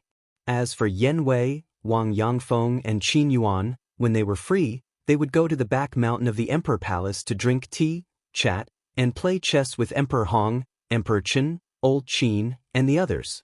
However, happy times always passed quickly. The third day. Early morning.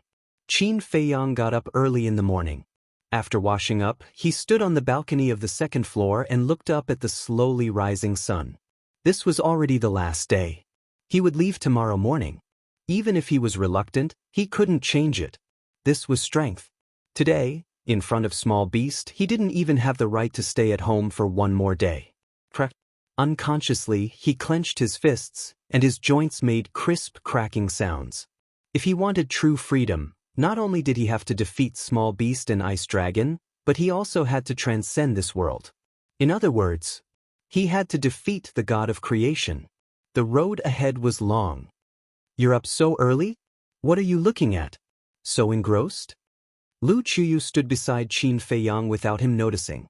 Qin Feiyang quickly collected his thoughts, loosened his clenched fists, turned to look at Lu Chuyu, and said with a smile, Maybe I drank too much last night. My head hurts so I can't sleep. Last night, he, Yan Wei, Wang Yangfeng, Uncle Yuan, Monarch Qin, Monarch Hong, Monarch Qin, Old Qin, and the others drank and chatted until midnight. He did drink a lot. Don't drink too much. Your father too. He knows you can't hold your liquor, but he keeps drinking with you. I'll go and scold him later. Lu Chuyu said. No. Father is also happy. Besides, I can't drink with them much. Qin Feiyang said with a smile, but the last sentence was said in his heart. He was leaving tomorrow morning. How many more times could he drink? Okay, I'll go and make breakfast first. Lu Chuyu smiled and turned to go downstairs. Qin Feiyang looked at his mother's back and couldn't help but feel sad. His mother was so happy now, but if she knew that he was leaving tomorrow, how disappointed would she be? He couldn't bear it and didn't want to ruin his mother's happy mood.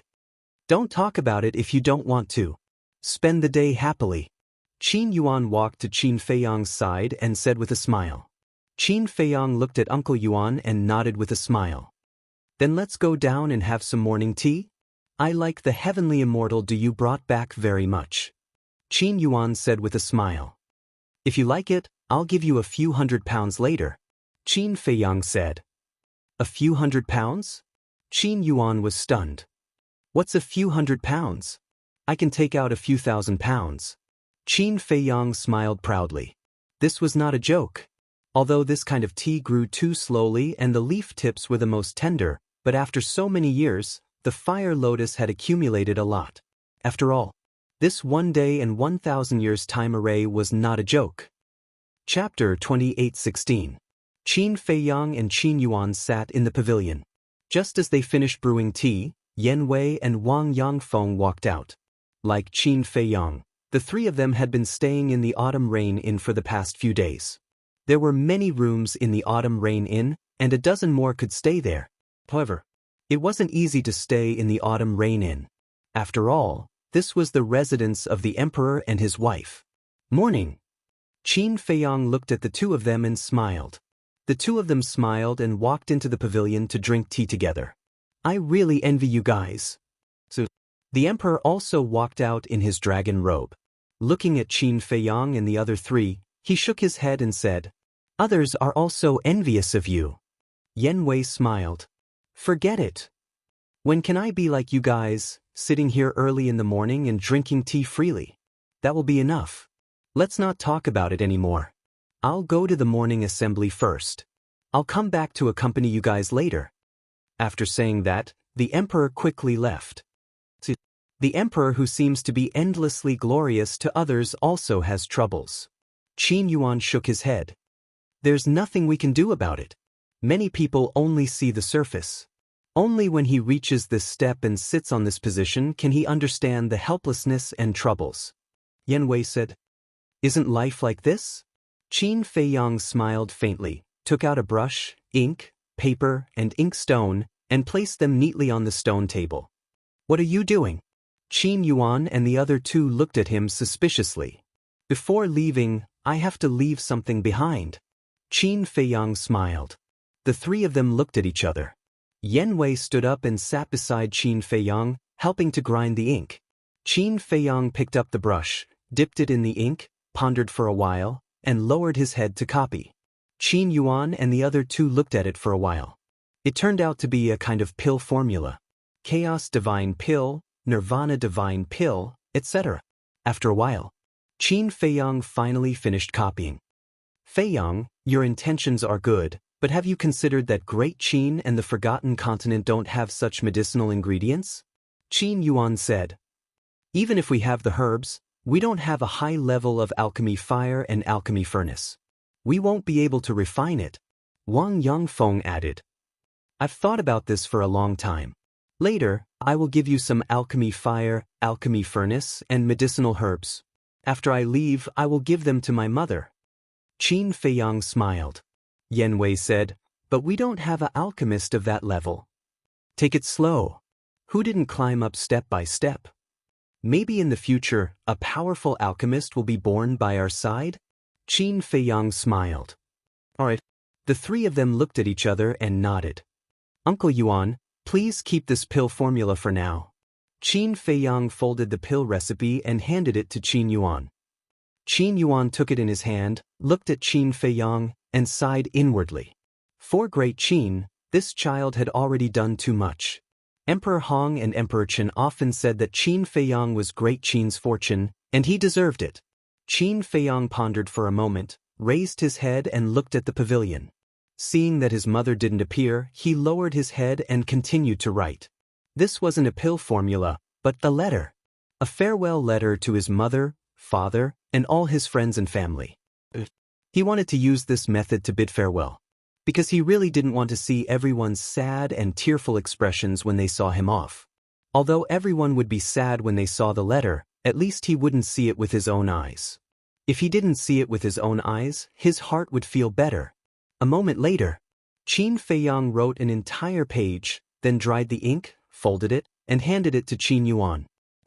Qin Feiyang put away the brush, ink, paper, and inkstone, took a sip of tea, and then looked at Qin Yuan and the other two, who all looked at him with a disappointed face, and couldn't help but shake his head and smile.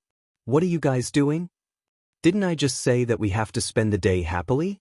Besides, if mother sees your expressions, she will definitely be suspicious." Qin Feiyang said. Qin Yuan said helplessly, "You still have the mood to comfort us? What a joke. I am someone who has seen the world. My state of mind is definitely better than yours." Qin Feiyang smiled proudly. Qin Yuan and the other two looked at each other and laughed. "What are you laughing at? So happy." At this moment, Lu Chuyu walked out and looked at them and asked with a smile. "Nothing, we just talked about some funny topics." Qin Feiyang shook his head. All right then, come in and finish eating, Lu Chuyu said. After breakfast, Qin Feiyang helped to tidy up the bowls and chopsticks, looked at Lu Chuyu and said, Mother, I will go out for a walk with Uncle Yuan. Lu Chuyu nodded. Qin Feiyang then looked at Yen Wei and Wang Yangfeng and said, You guys also have to work hard, make a trip to the Lu family, Forgotten Continent, Spirit State, and call everyone who needs to be called. Then when they ask, what should we say? The two asked secretly. Just say that it's more lively with more people, everyone has a good gathering. Qin Feiyang said. The two nodded and got up to leave. Uncle Yuan, let's go too. Qin Feiyang smiled at Qin Yuan and flew towards the back of the mountain. Greetings, Your Highness. At the entrance of the back of the mountain, the Kirin army guarding outside immediately bowed. Qin Feiyang nodded and followed Qin Yuan straight into the back of the mountain. At this time, the back of the mountain was surrounded by clouds and mist, like a fairyland. With the 10 crystal veins and spirit veins, this place had become a holy land for cultivation. Qin Yuan said with a smile, This time you came back, you have made a great contribution again. Contribution? Qin Feiyang was stunned. Crystal veins, spirit veins, divine weapons, divine arts, aren't they all contributions? Qin Yuan said. These are all small matters. Qin Feiyang shook his head. It's a small matter for you, but for us, these divine objects are unimaginable. Qin Yuan smiled.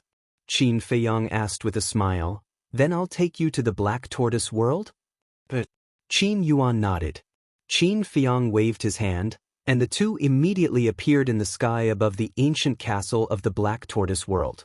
Looking at the medicine field below and the astonishing energy of the spirit veins and crystal veins, even Qin Yuan's indifferent mood couldn't help but be shocked. Although I've given out a lot of crystal veins and spirit veins, for me, it's just a drop in the ocean. Qin Feiyang smiled faintly. I've seen it. Qin Yuan nodded. Qin Dage. At this time, Fire Lotus flew up. Qin Feiyang looked at Fire Lotus and said with a smile, Fire Lotus, let me introduce you. This old man is the Uncle Yuan that I often mention to you. Hello, Uncle Yuan. Fire Lotus bowed. Qin Yuan hurriedly waved his hand, because in his eyes, Fire Lotus was like an unfathomable ocean. Obviously, this was an extremely terrifying expert. Uncle Yuan, she's called Fire Lotus, a sister of mine. The heavenly immortal dew was cultivated and brewed by her alone. Qin Feiyang laughed. Qin Yuan nodded his head and looked at Fire Lotus with a smile. So the heavenly immortal dew was made by you. I had nothing to do, so I planted it for fun. I just didn't expect that Qin Dage would like it so much. Fire Lotus laughed. Planted for fun? Qin Yuan was slightly taken aback and revealed a meaningful smile. How could this kind of tea be planted for fun? It must have been carefully cultivated. It was just that there were some things that even if one saw through, one shouldn't say it out loud. Fire Lotus, go prepare some tea leaves as well as pill furnace and various medicinal herbs. Don't hurt the roots of these medicinal herbs. Qin Feiyang looked at Fire Lotus and said, Understood. Fire Lotus nodded and then looked at Qin Yuan with a smile. Then Uncle Yuan, I'll go get busy first. You can do whatever you want. All right. Qin Yuan nodded. After Fire Lotus left, Qin Yuan looked at Qin Feiyang and said with a smile, You're good. What do you mean? Qin Feiyang scratched his head. Qin Yuan said, Such a good girl is actually hiding in the Black Tortoise world. Tell me honestly, when do you plan to get married? Get married? Qin Feiyang was slightly taken aback and smiled bitterly. Uncle Yuan, when did your image become so vivid? Still pretending? Qin Yuan was unhappy. I'm not pretending. The relationship between Huolian and I is purely that of siblings. Qin Feiyang was helpless. Is that so? Qin Yuan frowned. Whether it's me or her, we don't have any other thoughts. Qin Feiyang nodded. That's a pity. Although I just met her, this old man really likes her. Qin Yuan shook his head regretfully and asked, Then what's her cultivation like? Her cultivation? Qin Feiyang was stunned and shook his head. It's better if you don't know. Brat, this old man has seen all kinds of things. How can you scare this old man? Qin Yuan glared at Qin Feiyang. Alright. Fire Lotus is at the initial imperishable stage and has comprehended the law of time. She's a true supreme expert. Even in the ancient world, she's a top existence. Anyway, she's much stronger than me. Qin Feiyang smiled. Since she's so much stronger than you, why would she be willing to be your sister? Qin Yuan was doubtful. Is there a need to think about it? Of course it's because of my character and charm. Qin Feiyang smiled. Qin Yuan scolded with a smile. But then again, how strong was the imperishable stage? Qin Feiyang seemed to see through Uncle Yuan's doubts and explained. The imperishable stage is very strong. Above the divine monarch stage is the paragon stage, above the paragon stage is the nine heaven stage, and above the nine heaven stage is the imperishable stage. As Qin Feiyang explained, he took Qin Yuan to see the scenery of the Black Tortoise world. Looking at the vast world, Qin Yuan was extremely shocked. An independent world. He never thought that in just a few hundred years, this brat had already grown to this extent. Several days passed. The two returned to the Devil's Land, and Fire Lotus had already prepared everything and stored it in a Qian Kun ring. Several days passed in the Black Tortoise world, but it was only a moment outside. Qin Yuan carefully put away the Qian Kun ring, then looked at the ancient castle below, and then glanced at the Devil's Land and said, "This old man sensed many familiar auras. Everyone should be back." Qin Feiyang nodded. "All right. Let's go out." Qin Yuan smiled. Everyone was hiding in the Black Tortoise world, and he understood that, so he didn't disturb them. Fire Lotus smiled and said, "Uncle Yuan, take care." Qin Yuan said, "In the future, I'll have to trouble you to take care of Feiyang. I'm not afraid of being laughed at, but it has always been Qin Dage taking care of me." Fire Lotus said, "He can take care of you? It's good enough that he doesn't cause you trouble." Qin Yuan shook his head. "Uncle Yuan, am I so unbearable?" Qin Feiyang was speechless. Qin Yuan shook his head and smiled, then glanced at the continent in front of him and said, "Let's go." Qin Feiyang waved his hand, and the two appeared in the sky above the back mountain again, then walked toward the deepest part of the mountain, where Emperor Hong and Emperor Qin lived. Chapter 28:17. Entering the deepest part of the back mountain, Qin Feiyang saw Emperor Hong and Emperor Qin sitting by the lake, drinking morning tea. "Grandpa, great-grandpa." Qin Feiyang waved and smiled. "Morning." Emperor Hong and Emperor Qin raised their heads, smiling at Qin Feiyang and Emperor Qin. The two walked over and sat on the side. "Drink." Emperor Qin poured 2 cups of tea and pushed them in front of Qin Feiyang and Qin Yuan. Qin Feiyang smiled, took a sip of tea, and then looked at the statues in the center of the lake. "What are you looking at?" Emperor Qin asked suspiciously. "Maybe, what else can I leave behind?"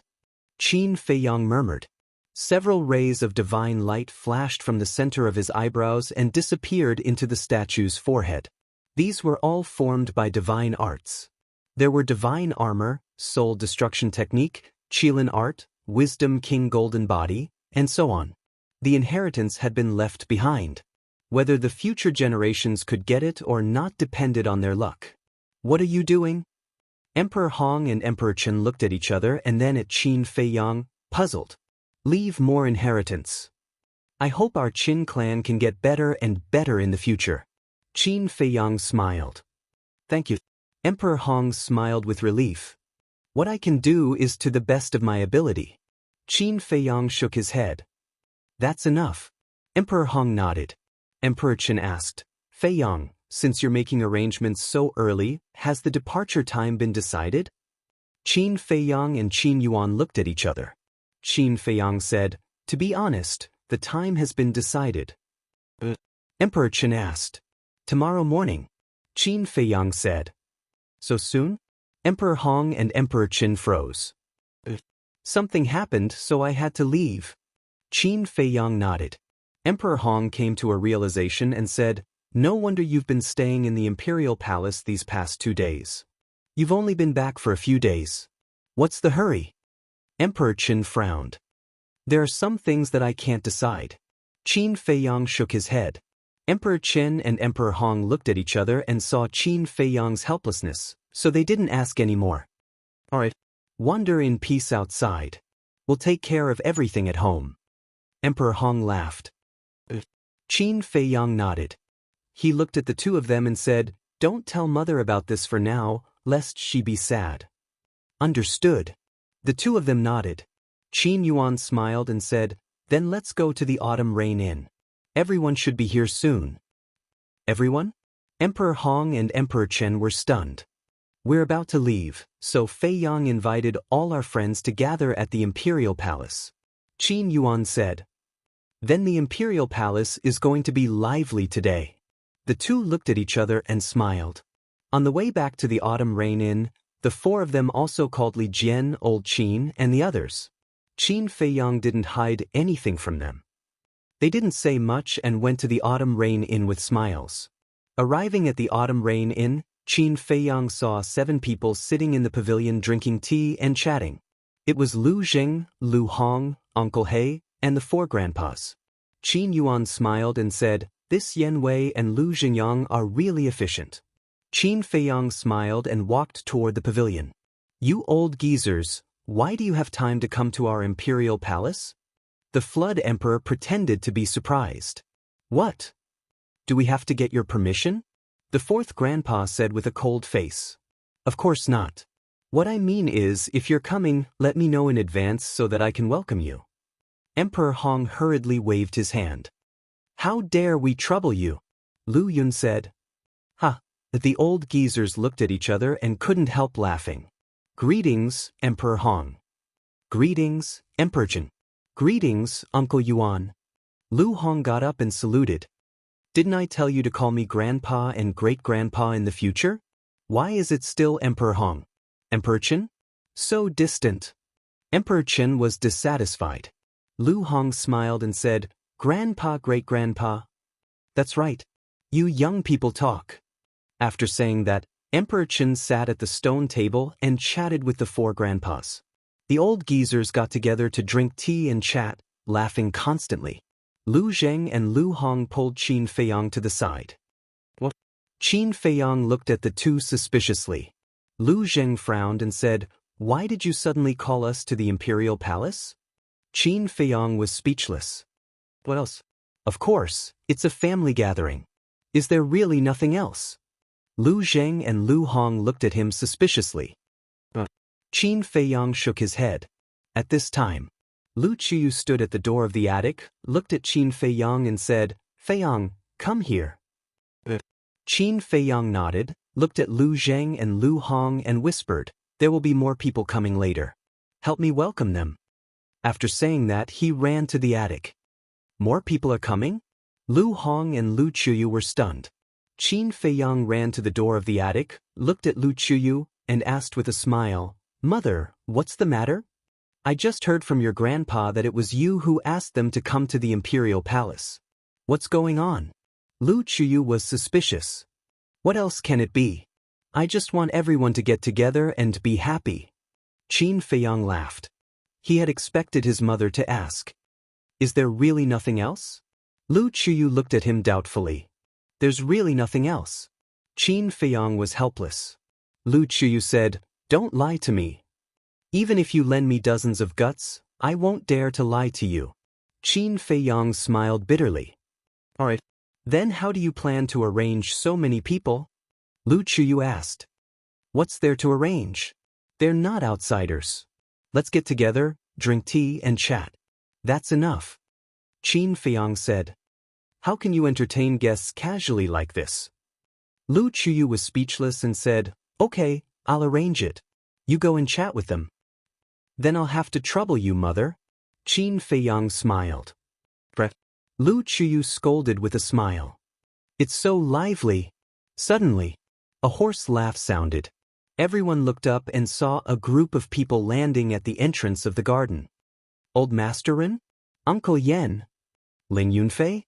Sister Wu Shuang? Shuang. Lu Hong was stunned. Why are they all here? Ling Yunfei looked at the indifferent group of people and said in dissatisfaction, Hey, is there no one to receive us? We're guests after all. Friend, what kind of guest are you? If you want to come, then come. If you don't want to come, then leave. Lu Hong glared at Ling Yunfei, walked up and smiled. Grandpa Ren, Uncle Yen, Uncle Jiang, Aunt Shui, Aunt Lu Ji, please come in. A group of people filed in. Lu Hong looked at Ling Yunfei's daughter and immediately squatted on the ground, smiling. Yen is already so big. You are? The little girl looked at Lu Hong suspiciously. Don't you remember? I even went to see you when you were young. Lu Hong laughed. The little girl shook her head. Yen, this woman is a tigress. You'd better stay away from her in the future. Ling Yunfei held the little girl and taught her seriously. Who are you calling a tigress? Lu Hong immediately frowned. Whether she's a tigress or not, Lu Zheng has the most right to say. Ling Yunfei chuckled, looked at Lu Zheng standing not far away, and said, Lu Zheng, say something fair. You and I know it in our hearts. Why do you have to say it out loud? Lu Zheng winked. What did you say? Lu Hong immediately glared at him. No, my dear wife, this Ling Yunfei is a scum. You should stay away from him in the future. Lu Zheng quickly waved his hand and glared at Ling Yunfei fiercely. With the opposite sex, there's no humanity. Ling Yunfei shook his head sadly. The little girl looked at Ling Yunfei and said, Daddy, what do you mean by with the opposite sex, there's no humanity? The little girl suddenly asked this, and Ling Yunfei didn't know how to answer for a moment. See. Sooner or later, the child will be led astray by you. Zhao Shuang couldn't help but glare at Ling Yunfei. Huh? Ling Yunfei smiled embarrassedly. In the pavilion, Emperor Hong stood up and looked at Old Master Ren and the others. He said with a smile, Come, sit. I'm afraid we can't sit here. Jiang Jingyi said with a smile. Yen Nanshan also chuckled. It feels more lively than the end of the year. Yeah. Everyone nodded. Lu Zheng, what are you still doing? Hurry up and bring some stools over. Lu Yun looked at Lu Zheng and shouted. Lu Zheng muttered, It seems that I'm also a guest. Lu Yun immediately stared. Okay, right away. Lu Zheng nodded and hurriedly ran into the attic. Looking at Qin Feiyang, he said angrily, You have the nerve to let me, a guest, busy myself? You're the only one who thinks of yourself as a guest. Qin Feiyang shook his head and laughed. Scram! Lu Zheng glared fiercely at Qin Feiyang, then picked up a few stools and ran out. Lu Xingyang looked outside and asked, Feiyang, is there anyone else? Qin Feiyang nodded. You child, calling so many people at once, I wasn't prepared at all. Lu Chuyu shook his head and smiled bitterly. Didn't I already say that we're all family? There's nothing to prepare. Qin Feiyang said. Lu Chuyu smiled helplessly. Yo, so many people, is it some kind of happy occasion? Suddenly, another voice rang out. Fatso, Li Yan, Gongsun Bei, Yishu, and the others also came under the lead of Yen Wei and Wang Yangfeng. Lu Hong was stunned. Almost everyone was here. Fatso ran in, looked at everyone, cleared his throat, and shouted, Grandpas and grandpas, uncles and aunties, brothers and sisters, hello. Everyone looked at Fatso speechlessly. How old was he? Why was he still so childish? Why is there no reaction? Give me a red packet at least. Fatso said sadly. Everyone rolled their eyes at once. Li Yan's face darkened and she said, Don't embarrass me here, okay? How is this embarrassing? This is called bonding. You don't understand. Fatso waved his hand and ran to the attic. Li Yan, this damn Fatso, we still have to teach him a lesson. Feng Ling Er looked at Li Yan and said, Indeed. You're already a father, but you're still so indecent. Lu Hong, Zhao Shuanger, Ren Wushuang, and Luo Qingzhu also nodded one after another. Fatso ran to Qin Feiyang's side and looked at Lu Chuyu with a smile. Hello, Auntie. Lu Chuyu smiled slightly. Auntie, I have something to talk to boss. After Fatso finished speaking, he dragged Qin Feiyang and ran to the side. What? Qin Feiyang looked at him in confusion. Fatso whispered, "Boss, what's wrong with you? Didn't we just have a gathering a few days ago? Is this not good? Everyone is together for fun." Qin Feiyang was suspicious. If it's just a simple gathering, of course it's good. But why does Fat Lord feel that it's not that simple? Fatso frowned. What's not simple? Qin Feiyang rolled his eyes at Fatso, looked at the men, women, and children in the garden, and said with a smile, "I haven't seen such a happy atmosphere for a long time." Chapter 28:18. Not long after, the emperor returned from the morning court. Seeing so many people coming down, the emperor was also stunned. "Uncle, I won't disturb you, right?" Zhao Shuang'er laughed. No. I'm so happy that you guys can come. You guys chat first, I'll go change my clothes." The emperor smiled slightly, walked into the attic, looked at Lu Chuyu, and asked in a low voice, "What's going on?" It was Fei Yang who invited us, saying that he wanted everyone to get together and have a good time. Lu Chuyu was helpless. The emperor turned his head to look at Qin Feiyang, who was standing with Fatso, and couldn't help but shake his head and smile, saying, "All right, as long as he's happy."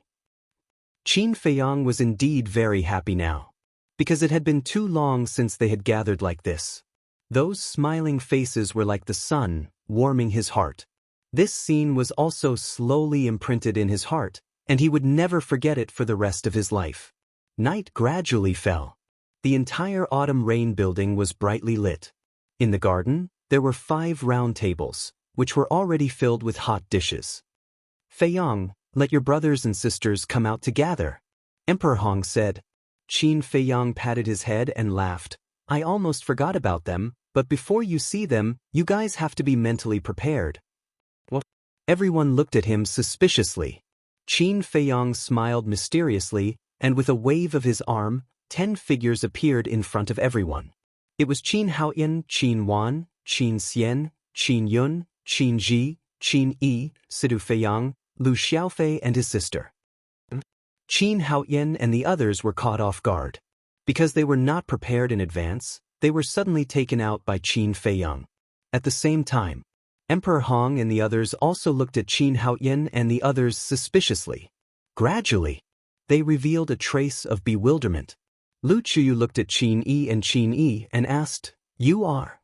Qin Yi stepped forward and hugged Lu Chuyu's arm and said with dissatisfaction, "Mother, you can't even recognize your own daughter? It's really you." Lu Chuyu's face was full of shock. What was going on? A few days ago, they were still 2 children. How did they become a young lady and a handsome young man after going to the Black Tortoise world? Qin Yi also ran in front of Lu Chuyu and smiled, "Mother, look at our cultivation." Boom. Qin Yi directly released his aura. "This is divine might." Lu Chuyu was stunned. Qin Yi smiled proudly and said, "Brother Zhu Yi and I have both broken through to the War God realm." What? Both of you broke through to the War God level? Lu Chuyu was dumbfounded. Qin Yun smiled and said, "I don't know about them. We have already become war gods, and Brother Haoyan has already become a monarch god." No way. Lu Chuyu looked at the children in front of her in shock. The emperor and the others were also in disbelief. How many days had it been? Including today, it had only been 5 days, and he had already broken through to the Divine Lord realm? Imperial Mother, Imperial Father, that is indeed the case. Qin Haoyan nodded and also released his aura. How could this be? Everyone's face was filled with bewilderment. You may not know, but Feiyang's Black Tortoise realm now has a time array that lasts 1 day and 1,000 years. Although they have only been in the Black Tortoise realm for 5 days, 5,000 years have passed in there. In addition to all kinds of pills and resources, 5,000 years to break through to the Monarch God realm is actually considered slow. Qin Yuan smiled and said, he had been to the Black Tortoise realm and knew how terrifying its foundation was. 1 day and 1,000 years. The emperor and Lu Chuyu looked at each other. Lu Zheng came back to his senses and hurriedly looked at the Lu siblings and said, Xiaofei, Xiaojia, come, let me see how far you have cultivated. You brat, Come over here and let me take a good look. Fatso waved at Situ Feiyang. In the past few days, the three of them had become more mature and steady, exuding a sharp aura from their bodies.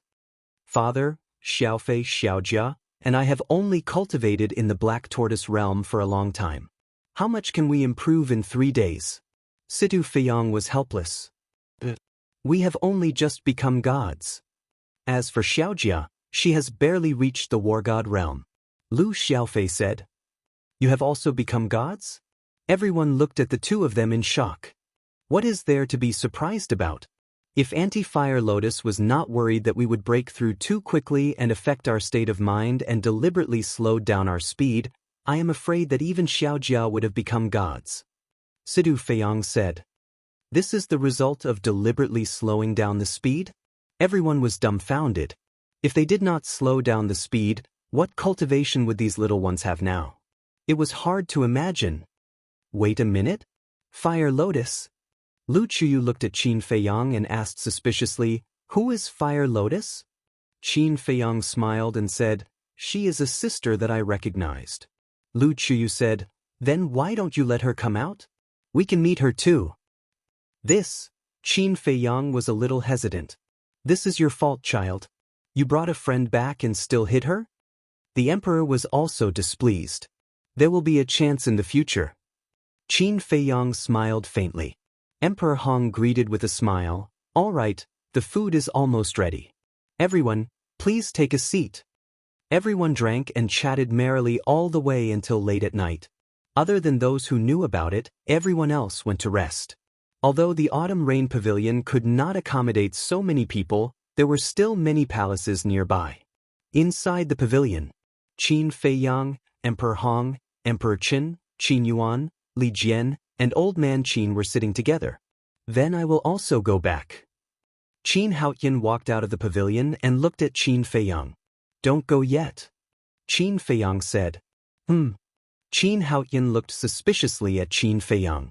Qin Feiyang looked at the pavilion where the candlelight was gradually extinguished and said, Come in and have a seat.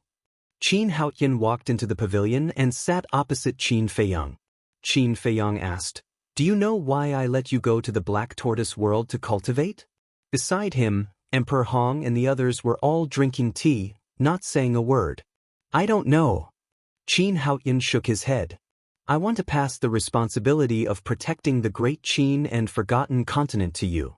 Qin Feiyang said. Qin Haoyan was stunned and shook his head. I don't have the time. Then you can't run away, because you are the third person to have the purple gold dragon blood. Although father and mother gave birth to so many brothers and sisters, I believe that none of them can achieve ancestral awakening. Qin Feiyang smiled. You are so sure? Qin Haoyan frowned. It seems that when you awakened the purple gold dragon soul, I already knew the opportunity for ancestral awakening. This opportunity is the purple gold dragon soul. In other words, only the descendants of the Qin clan who awakened the purple gold dragon soul have a certain chance of ancestral awakening. Qin Feiyang said. Qin Haoyan frowned and said, Even so what? I don't know why our Qin clan has the purple gold dragon blood. But I know one thing. Everyone who has the purple gold dragon blood has a different fate than others. For example, my ancestors and I have fought hard to protect the great Qin. I believe that you will be no exception. Qin Feiyang said. I don't believe in fate. Qin Haoyan shook his head. Whether you believe it or not, in the future, you have to bear the responsibility of protecting all of this. As for my ancestors and I, to be honest, when I returned to the ancient world this time, I didn't plan to come back alive. I think the ancestors should have already made preparations for this. Qin Feiyang sighed. Qin Haoyan frowned and said, What are you facing in the ancient world? There are some things that are useless even if I tell you. You just have to remember to protect our homeland. With that, Qin Feiyang took out 10 legendary grade divine artifacts and 10 supreme grade divine arts, and said, These are for you alone. So much? Qin Haoyan was stunned. The more you get, the greater the responsibility. I sincerely hope that if there is a day when I come back alive, nothing will change here. Qin Feiyang looked at Qin Haoyan and said, Qin Haoyan frowned. Why did he feel that something was wrong? I'll be leaving tomorrow morning. Qin Feiyang sighed. What? Qin Haoyan was stunned. Although he was also in the Black Tortoise world, because he wasn't in the castle, he couldn't hear what was going on outside, so he didn't know about the small beast. What? You still don't want me to leave? Qin Feiyang smiled faintly. Qin Haoyan snorted coldly and said, I can't wait for you to scram. Don't you know? You're a person who's cold on the outside but warm on the inside. Qin Feiyang shook his head, and then personally handed over the divine artifacts and divine arts to Qin Haoyan and said, Brother, I'll leave everything at home to you. Brother, Qin Haoyan murmured. Qin Feiyang calling him little brother caused his heart to churn. From the moment Qin Feiyang killed his mother, he never thought that there would be a day when they would call each other brothers. You guys are brothers. Emperor Hong laughed. Haoyan, this is because your big brother trusts you, so he gave you such a heavy burden. You can't let him down. Emperor Qin sighed. Qin Haoyan looked at Emperor Hong and Emperor Qin, then looked at Qin Yuan and the others, and finally looked at Qin Feiyang. In the end, he took a deep breath, took the divine artifacts and divine arts, and said, I'll take care of everything at home, don't die outside, I still want to take revenge on you. Qin Feiyang smiled with relief and said, Just for your words, I will work hard to survive. Then I'll be leaving. I won't be seeing you off tomorrow morning. Qin Haoyan stood up and said, Go. Qin Feiyang waved his hand. Qin Haoyan turned around and walked out of the pavilion. Just as he turned around, 2 drops of tears quietly slipped down. After Qin Haoyan left, Qin Feiyang retracted his gaze, looked at Emperor Hong and the others, and smiled. I knew it, I wouldn't be wrong about people. The faces of Emperor Hong and the others were also filled with gratification. Everyone sat in the pavilion, drinking tea and chatting, enjoying the last night. Gradually, the sky brightened. Qin Feiyang looked at the horizon, put down the teacup in his hand, and quietly released his spiritual will. So, he saw a scene that made his heart ache. No one was actually sleeping. They stood silently in front of the window, looking at him. Obviously, although he had deliberately concealed it, everyone had already noticed it. Moreover, in order to consider his feelings, no one said anything. They all chose to stand in the dark of the night and silently accompany him for the entire night. Thank you, Qin Feiyang muttered, 2 drops of tears falling from the corner of his eyes. He then got up and stepped into the air without saying a word, disappearing step by step. All that was left was a back view that was imprinted in everyone's hearts, one that they would never forget. Chapter 28:19. Feiyang. Lu Qiyu stood in front of the window and looked at Qin Feiyang's back as he left. She could no longer hold back her tears. The emperor silently held her in his arms. His heart was also extremely bitter. Boss, do you think we're all stupid? Don't you know you're leaving? We've been with you for so many years. Fatso also hugged the reluctant Li Yan and muttered. Bastard! You must come back alive. Ling Yunfei whispered. Feiyang will all wait for you at home. Old Man Ren Wushuang, Luo Qingzhu, Feng Ling Er, Yan Nanshan, Jiang Jingyi, and others were also silently sending Qin Feiyang off. Spirit State. The Sea of Despair. The surface of the sea in the morning was covered with a layer of white frost. A figure descended above the sea. It was Qin Feiyang. Without any concealment, his divine sense flooded into the undersea city. Whoosh!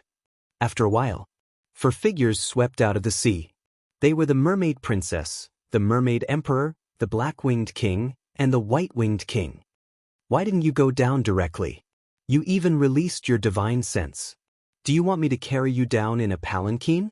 The Mermaid Emperor looked at Qin Feiyang with dissatisfaction. Qin Feiyang smiled bitterly and said, We won't go down because we're leaving. Leaving? The 4 of them were stunned. The Mermaid Princess hurriedly said, Feiyang, it's only been a few days. Qin Feiyang said, Something happened, so we have to leave. The Mermaid Princess looked at Qin Feiyang suspiciously, then looked at the Mermaid Emperor and said, Father, take care of yourself at home. This is too sudden. The Mermaid Emperor frowned. Yeah. Didn't you say you could stay for hundreds of years? What happened? Why did you leave so suddenly? The black-winged monarch and the white-eyed wolf also looked at Qin Feiyang in confusion. It's nothing. Qin Feiyang shook his head. Who are you trying to fool? Leaving in such a hurry, something big must have happened.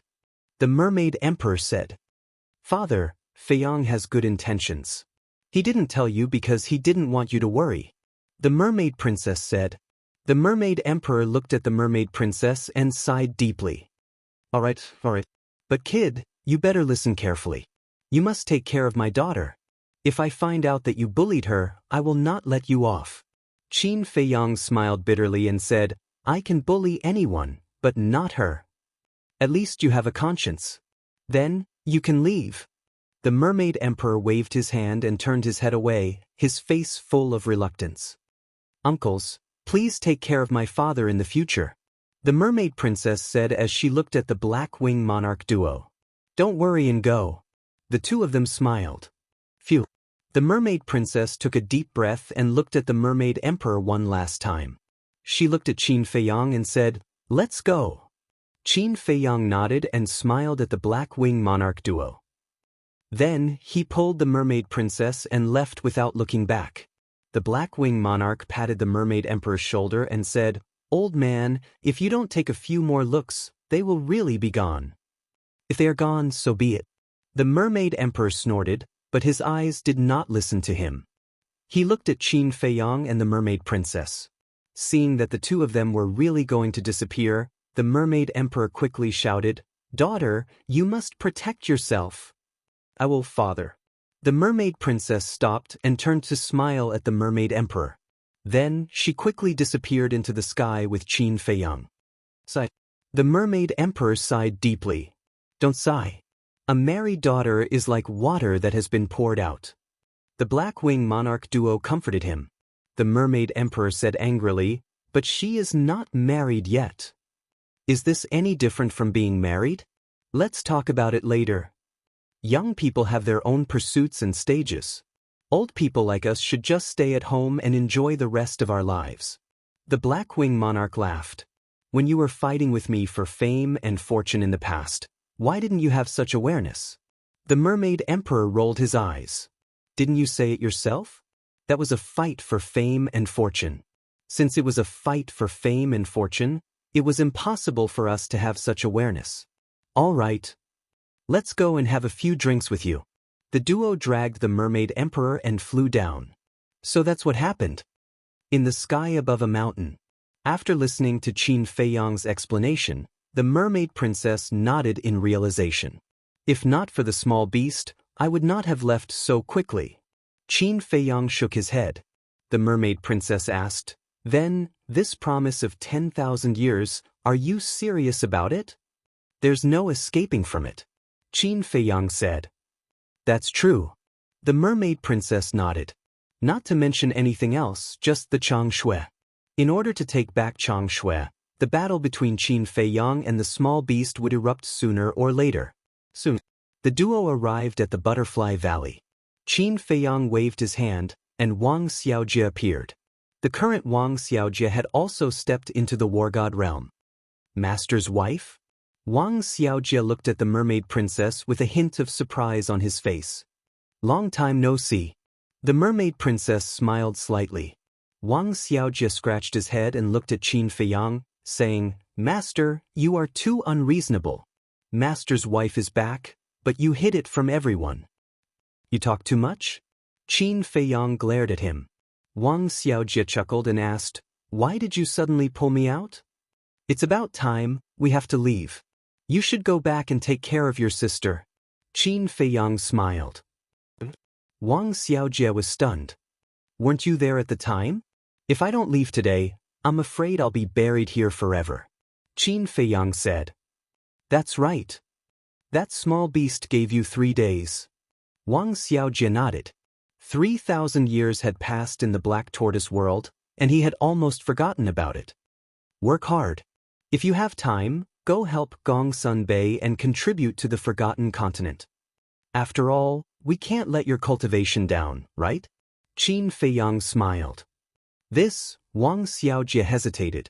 Qin Feiyang asked, "You want to go to the ancient world with me?" Wang Xiaojie laughed dryly. "Don't even think about it. I'm already very happy that you can help me protect Great Qin and the Forgotten Continent." Qin Feiyang said. Wang Xiaojie mumbled, "But I really want to go and see it." Qin Feiyang shook his head and smiled. "There will be a chance in the future." "All right then." Wang Xiaojie nodded helplessly and smiled. "Then Master, Mistress, take care." The two nodded. Qin Feiyang waved his hand and opened the spatial gate. "Aren't we going to look for Dong Xingyang?" Mermaid Princess asked. Since he didn't come yesterday, he must be prepared to stay in the Forgotten Continent." Qin Feiyang smiled faintly and pulled Mermaid Princess into the spatial gate. "Master, wait, where's Qinshin?" Wang Xiaojie suddenly called out to Qin Feiyang and asked. "He has already returned to the Forgotten Continent." Qin Feiyang smiled faintly and disappeared with Mermaid Princess. "He has already returned?" Wang Xiaojie was stunned. Demon Dragon Island.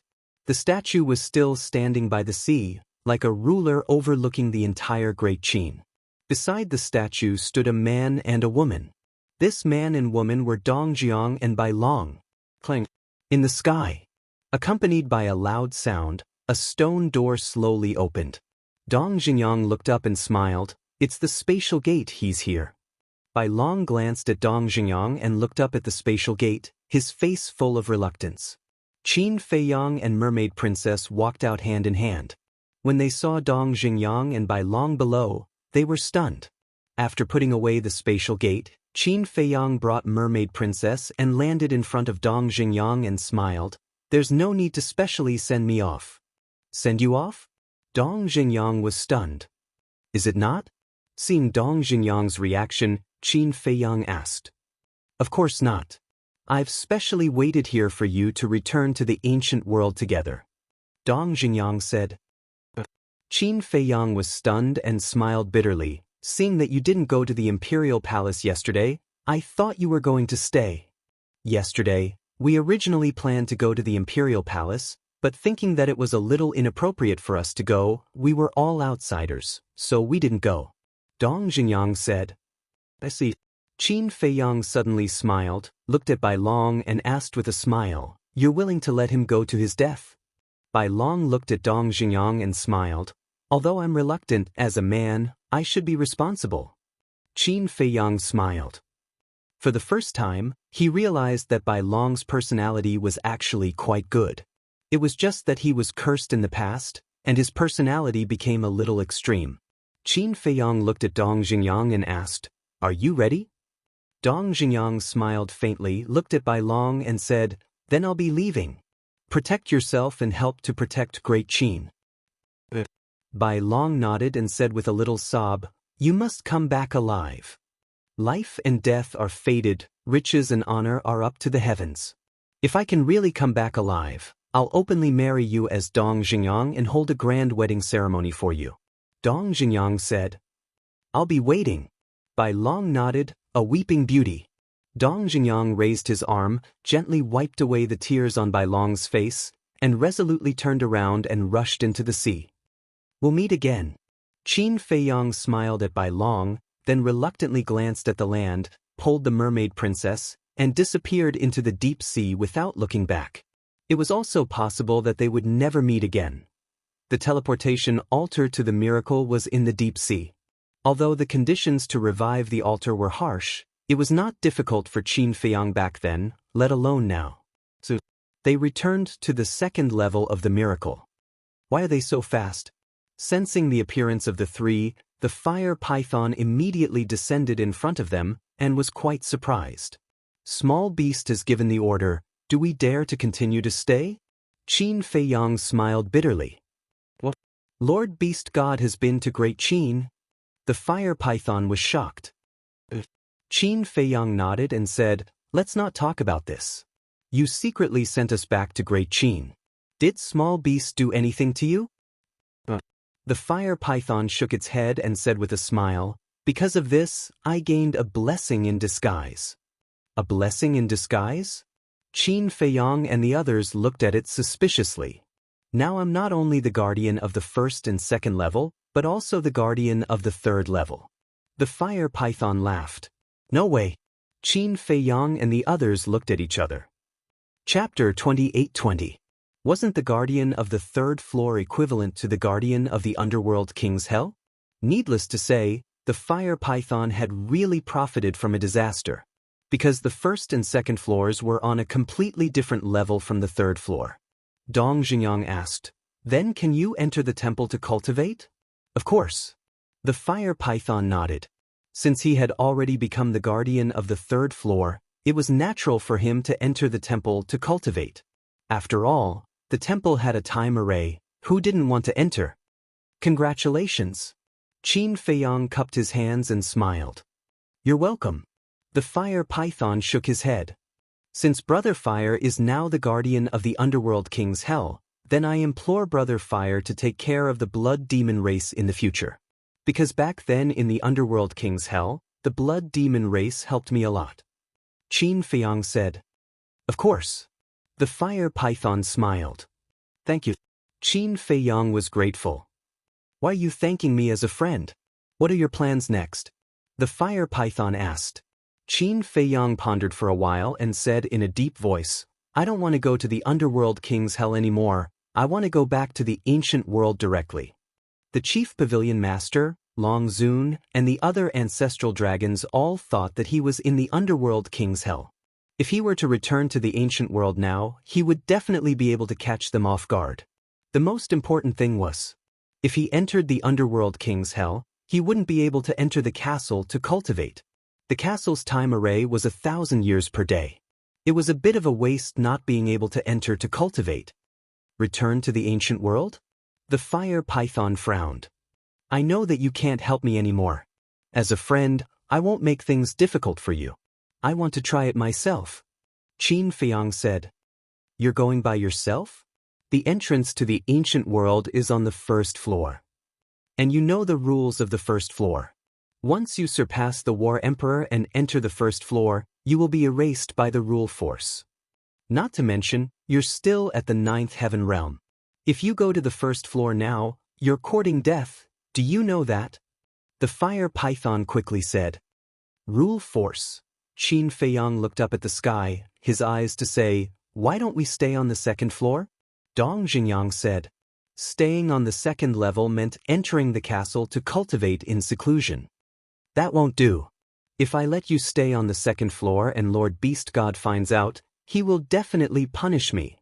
Simply speaking, you only have one choice now. Enter the hell of the King of Hell. The fire python said. Feiyang, you can enter hell too. At that time, you can go to the ancient city of the Serene King and cultivate in seclusion for a few hundred years. The ancient city's time array is also very powerful. By the time we leave hell, you'll be able to break through to the imperishable realm. The mermaid princess said. Qin Feiyang remained silent. Dong Xingyang glanced at Qin Feiyang, then looked at the fire python and cupped his hands. Brother Fire, may I ask where the entrance to the 4th floor is? The 4th floor? The fire python was slightly stunned. He frowned and asked, why are you suddenly asking about this? I'm just curious. Dong Xingyang said. In the past few days, I've learned a bit about the Infernal King's Hell. The entrance to the 4th floor is in the east, which is the opposite direction of the Divine Demon Forest.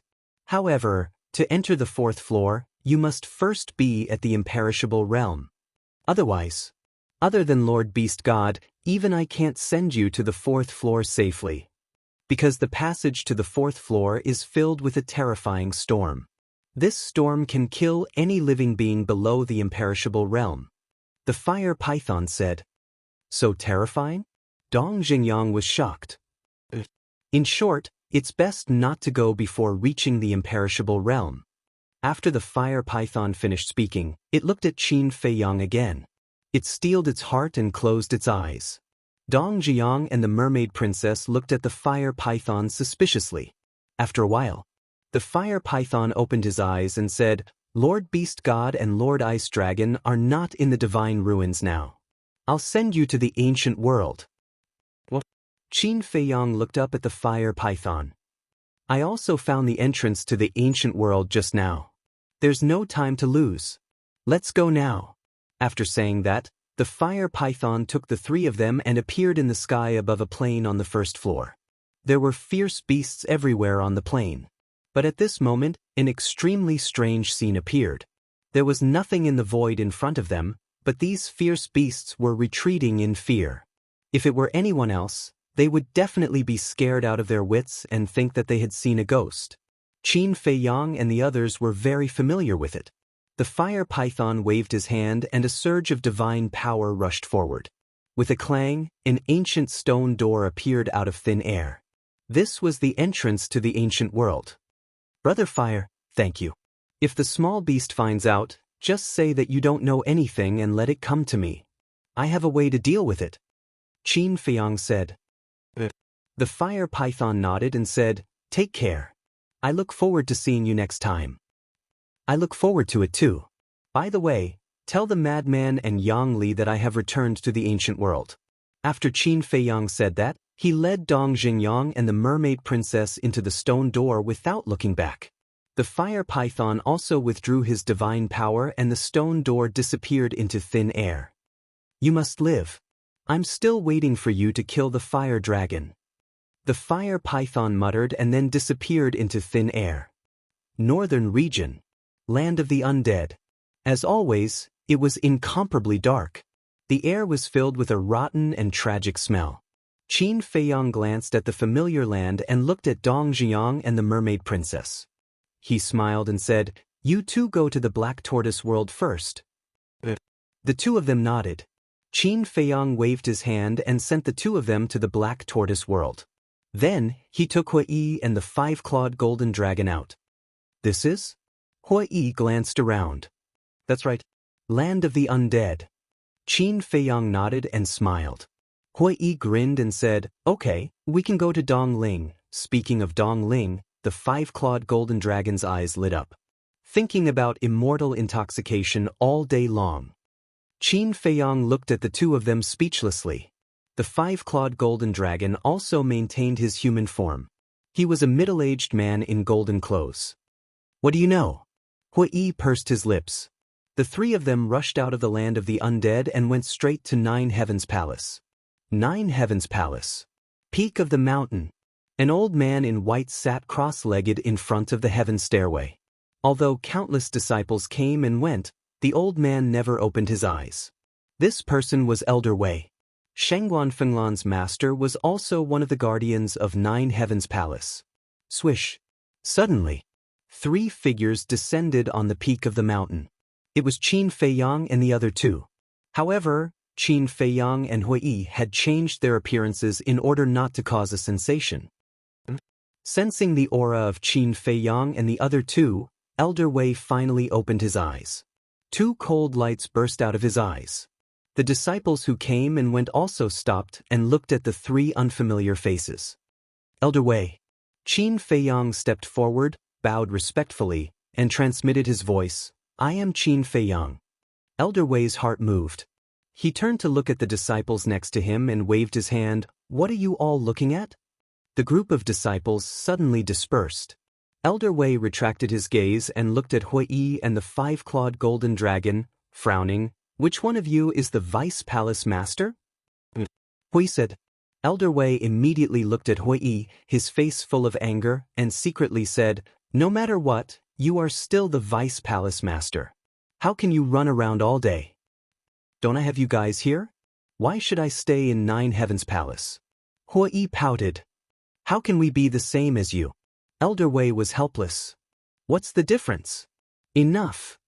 Little Gold, let's go to East Tomb. Qin Fei Yang, hurry up and tell me what you need to tell me. Hui Yi left a sentence and went straight to the teleportation altar above the stairway with the five-clawed golden dragon. Because Qin Fei Yang had already used the space-time gate in Great Qin, he could only go to East Tomb through the altar. Sigh. Elder Wei couldn't help but shake his head and sigh. Qin Fei Yang shook his head in amusement and transmitted his voice. Elder Wei, how has everyone been these years? Pretty good. Elder Wei nodded and asked, how about you guys? We're pretty good too. Qin Fei Yang said. Last time, the Vice Palace Master came back and said you guys were going to hell? Elder Wei said. Qin Feiyang nodded. Is it over? Elder Wei asked. Qin Feiyang smiled and said, Not yet. I ran back halfway. You can run back halfway? Elder Wei was stunned. It's a long story. This time I'm here mainly to give you guys something. Qin Feiyang secretly said. What is it? Elder Wei was suspicious. Qin Feiyang waved his hand, and more than 10,000 jade slips and more than 10,000 divine artifacts appeared. Elder Wei was surprised. This is what senior brother Frenzy and I got in hell. We agreed that each of us would get half. His half was prepared for the Nine Heavens Palace. Although those supreme divine artifacts are with him now, these divine artifacts I'm giving you are all legendary and pinnacle grade. Qin Feiyang said. So many? Elder Wei was dumbfounded. These divine artifacts were indeed legendary and pinnacle grade.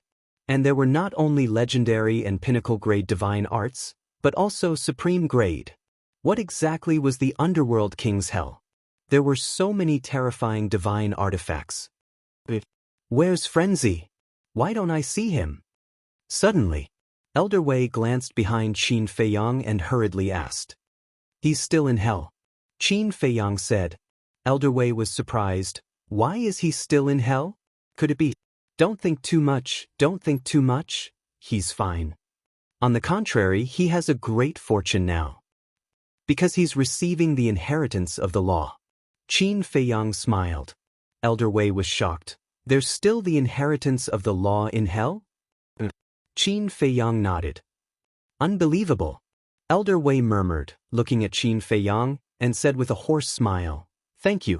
With these divine artifacts and divine arts, the strength of my Jiutian Palace will instantly increase by several times. You're being too polite.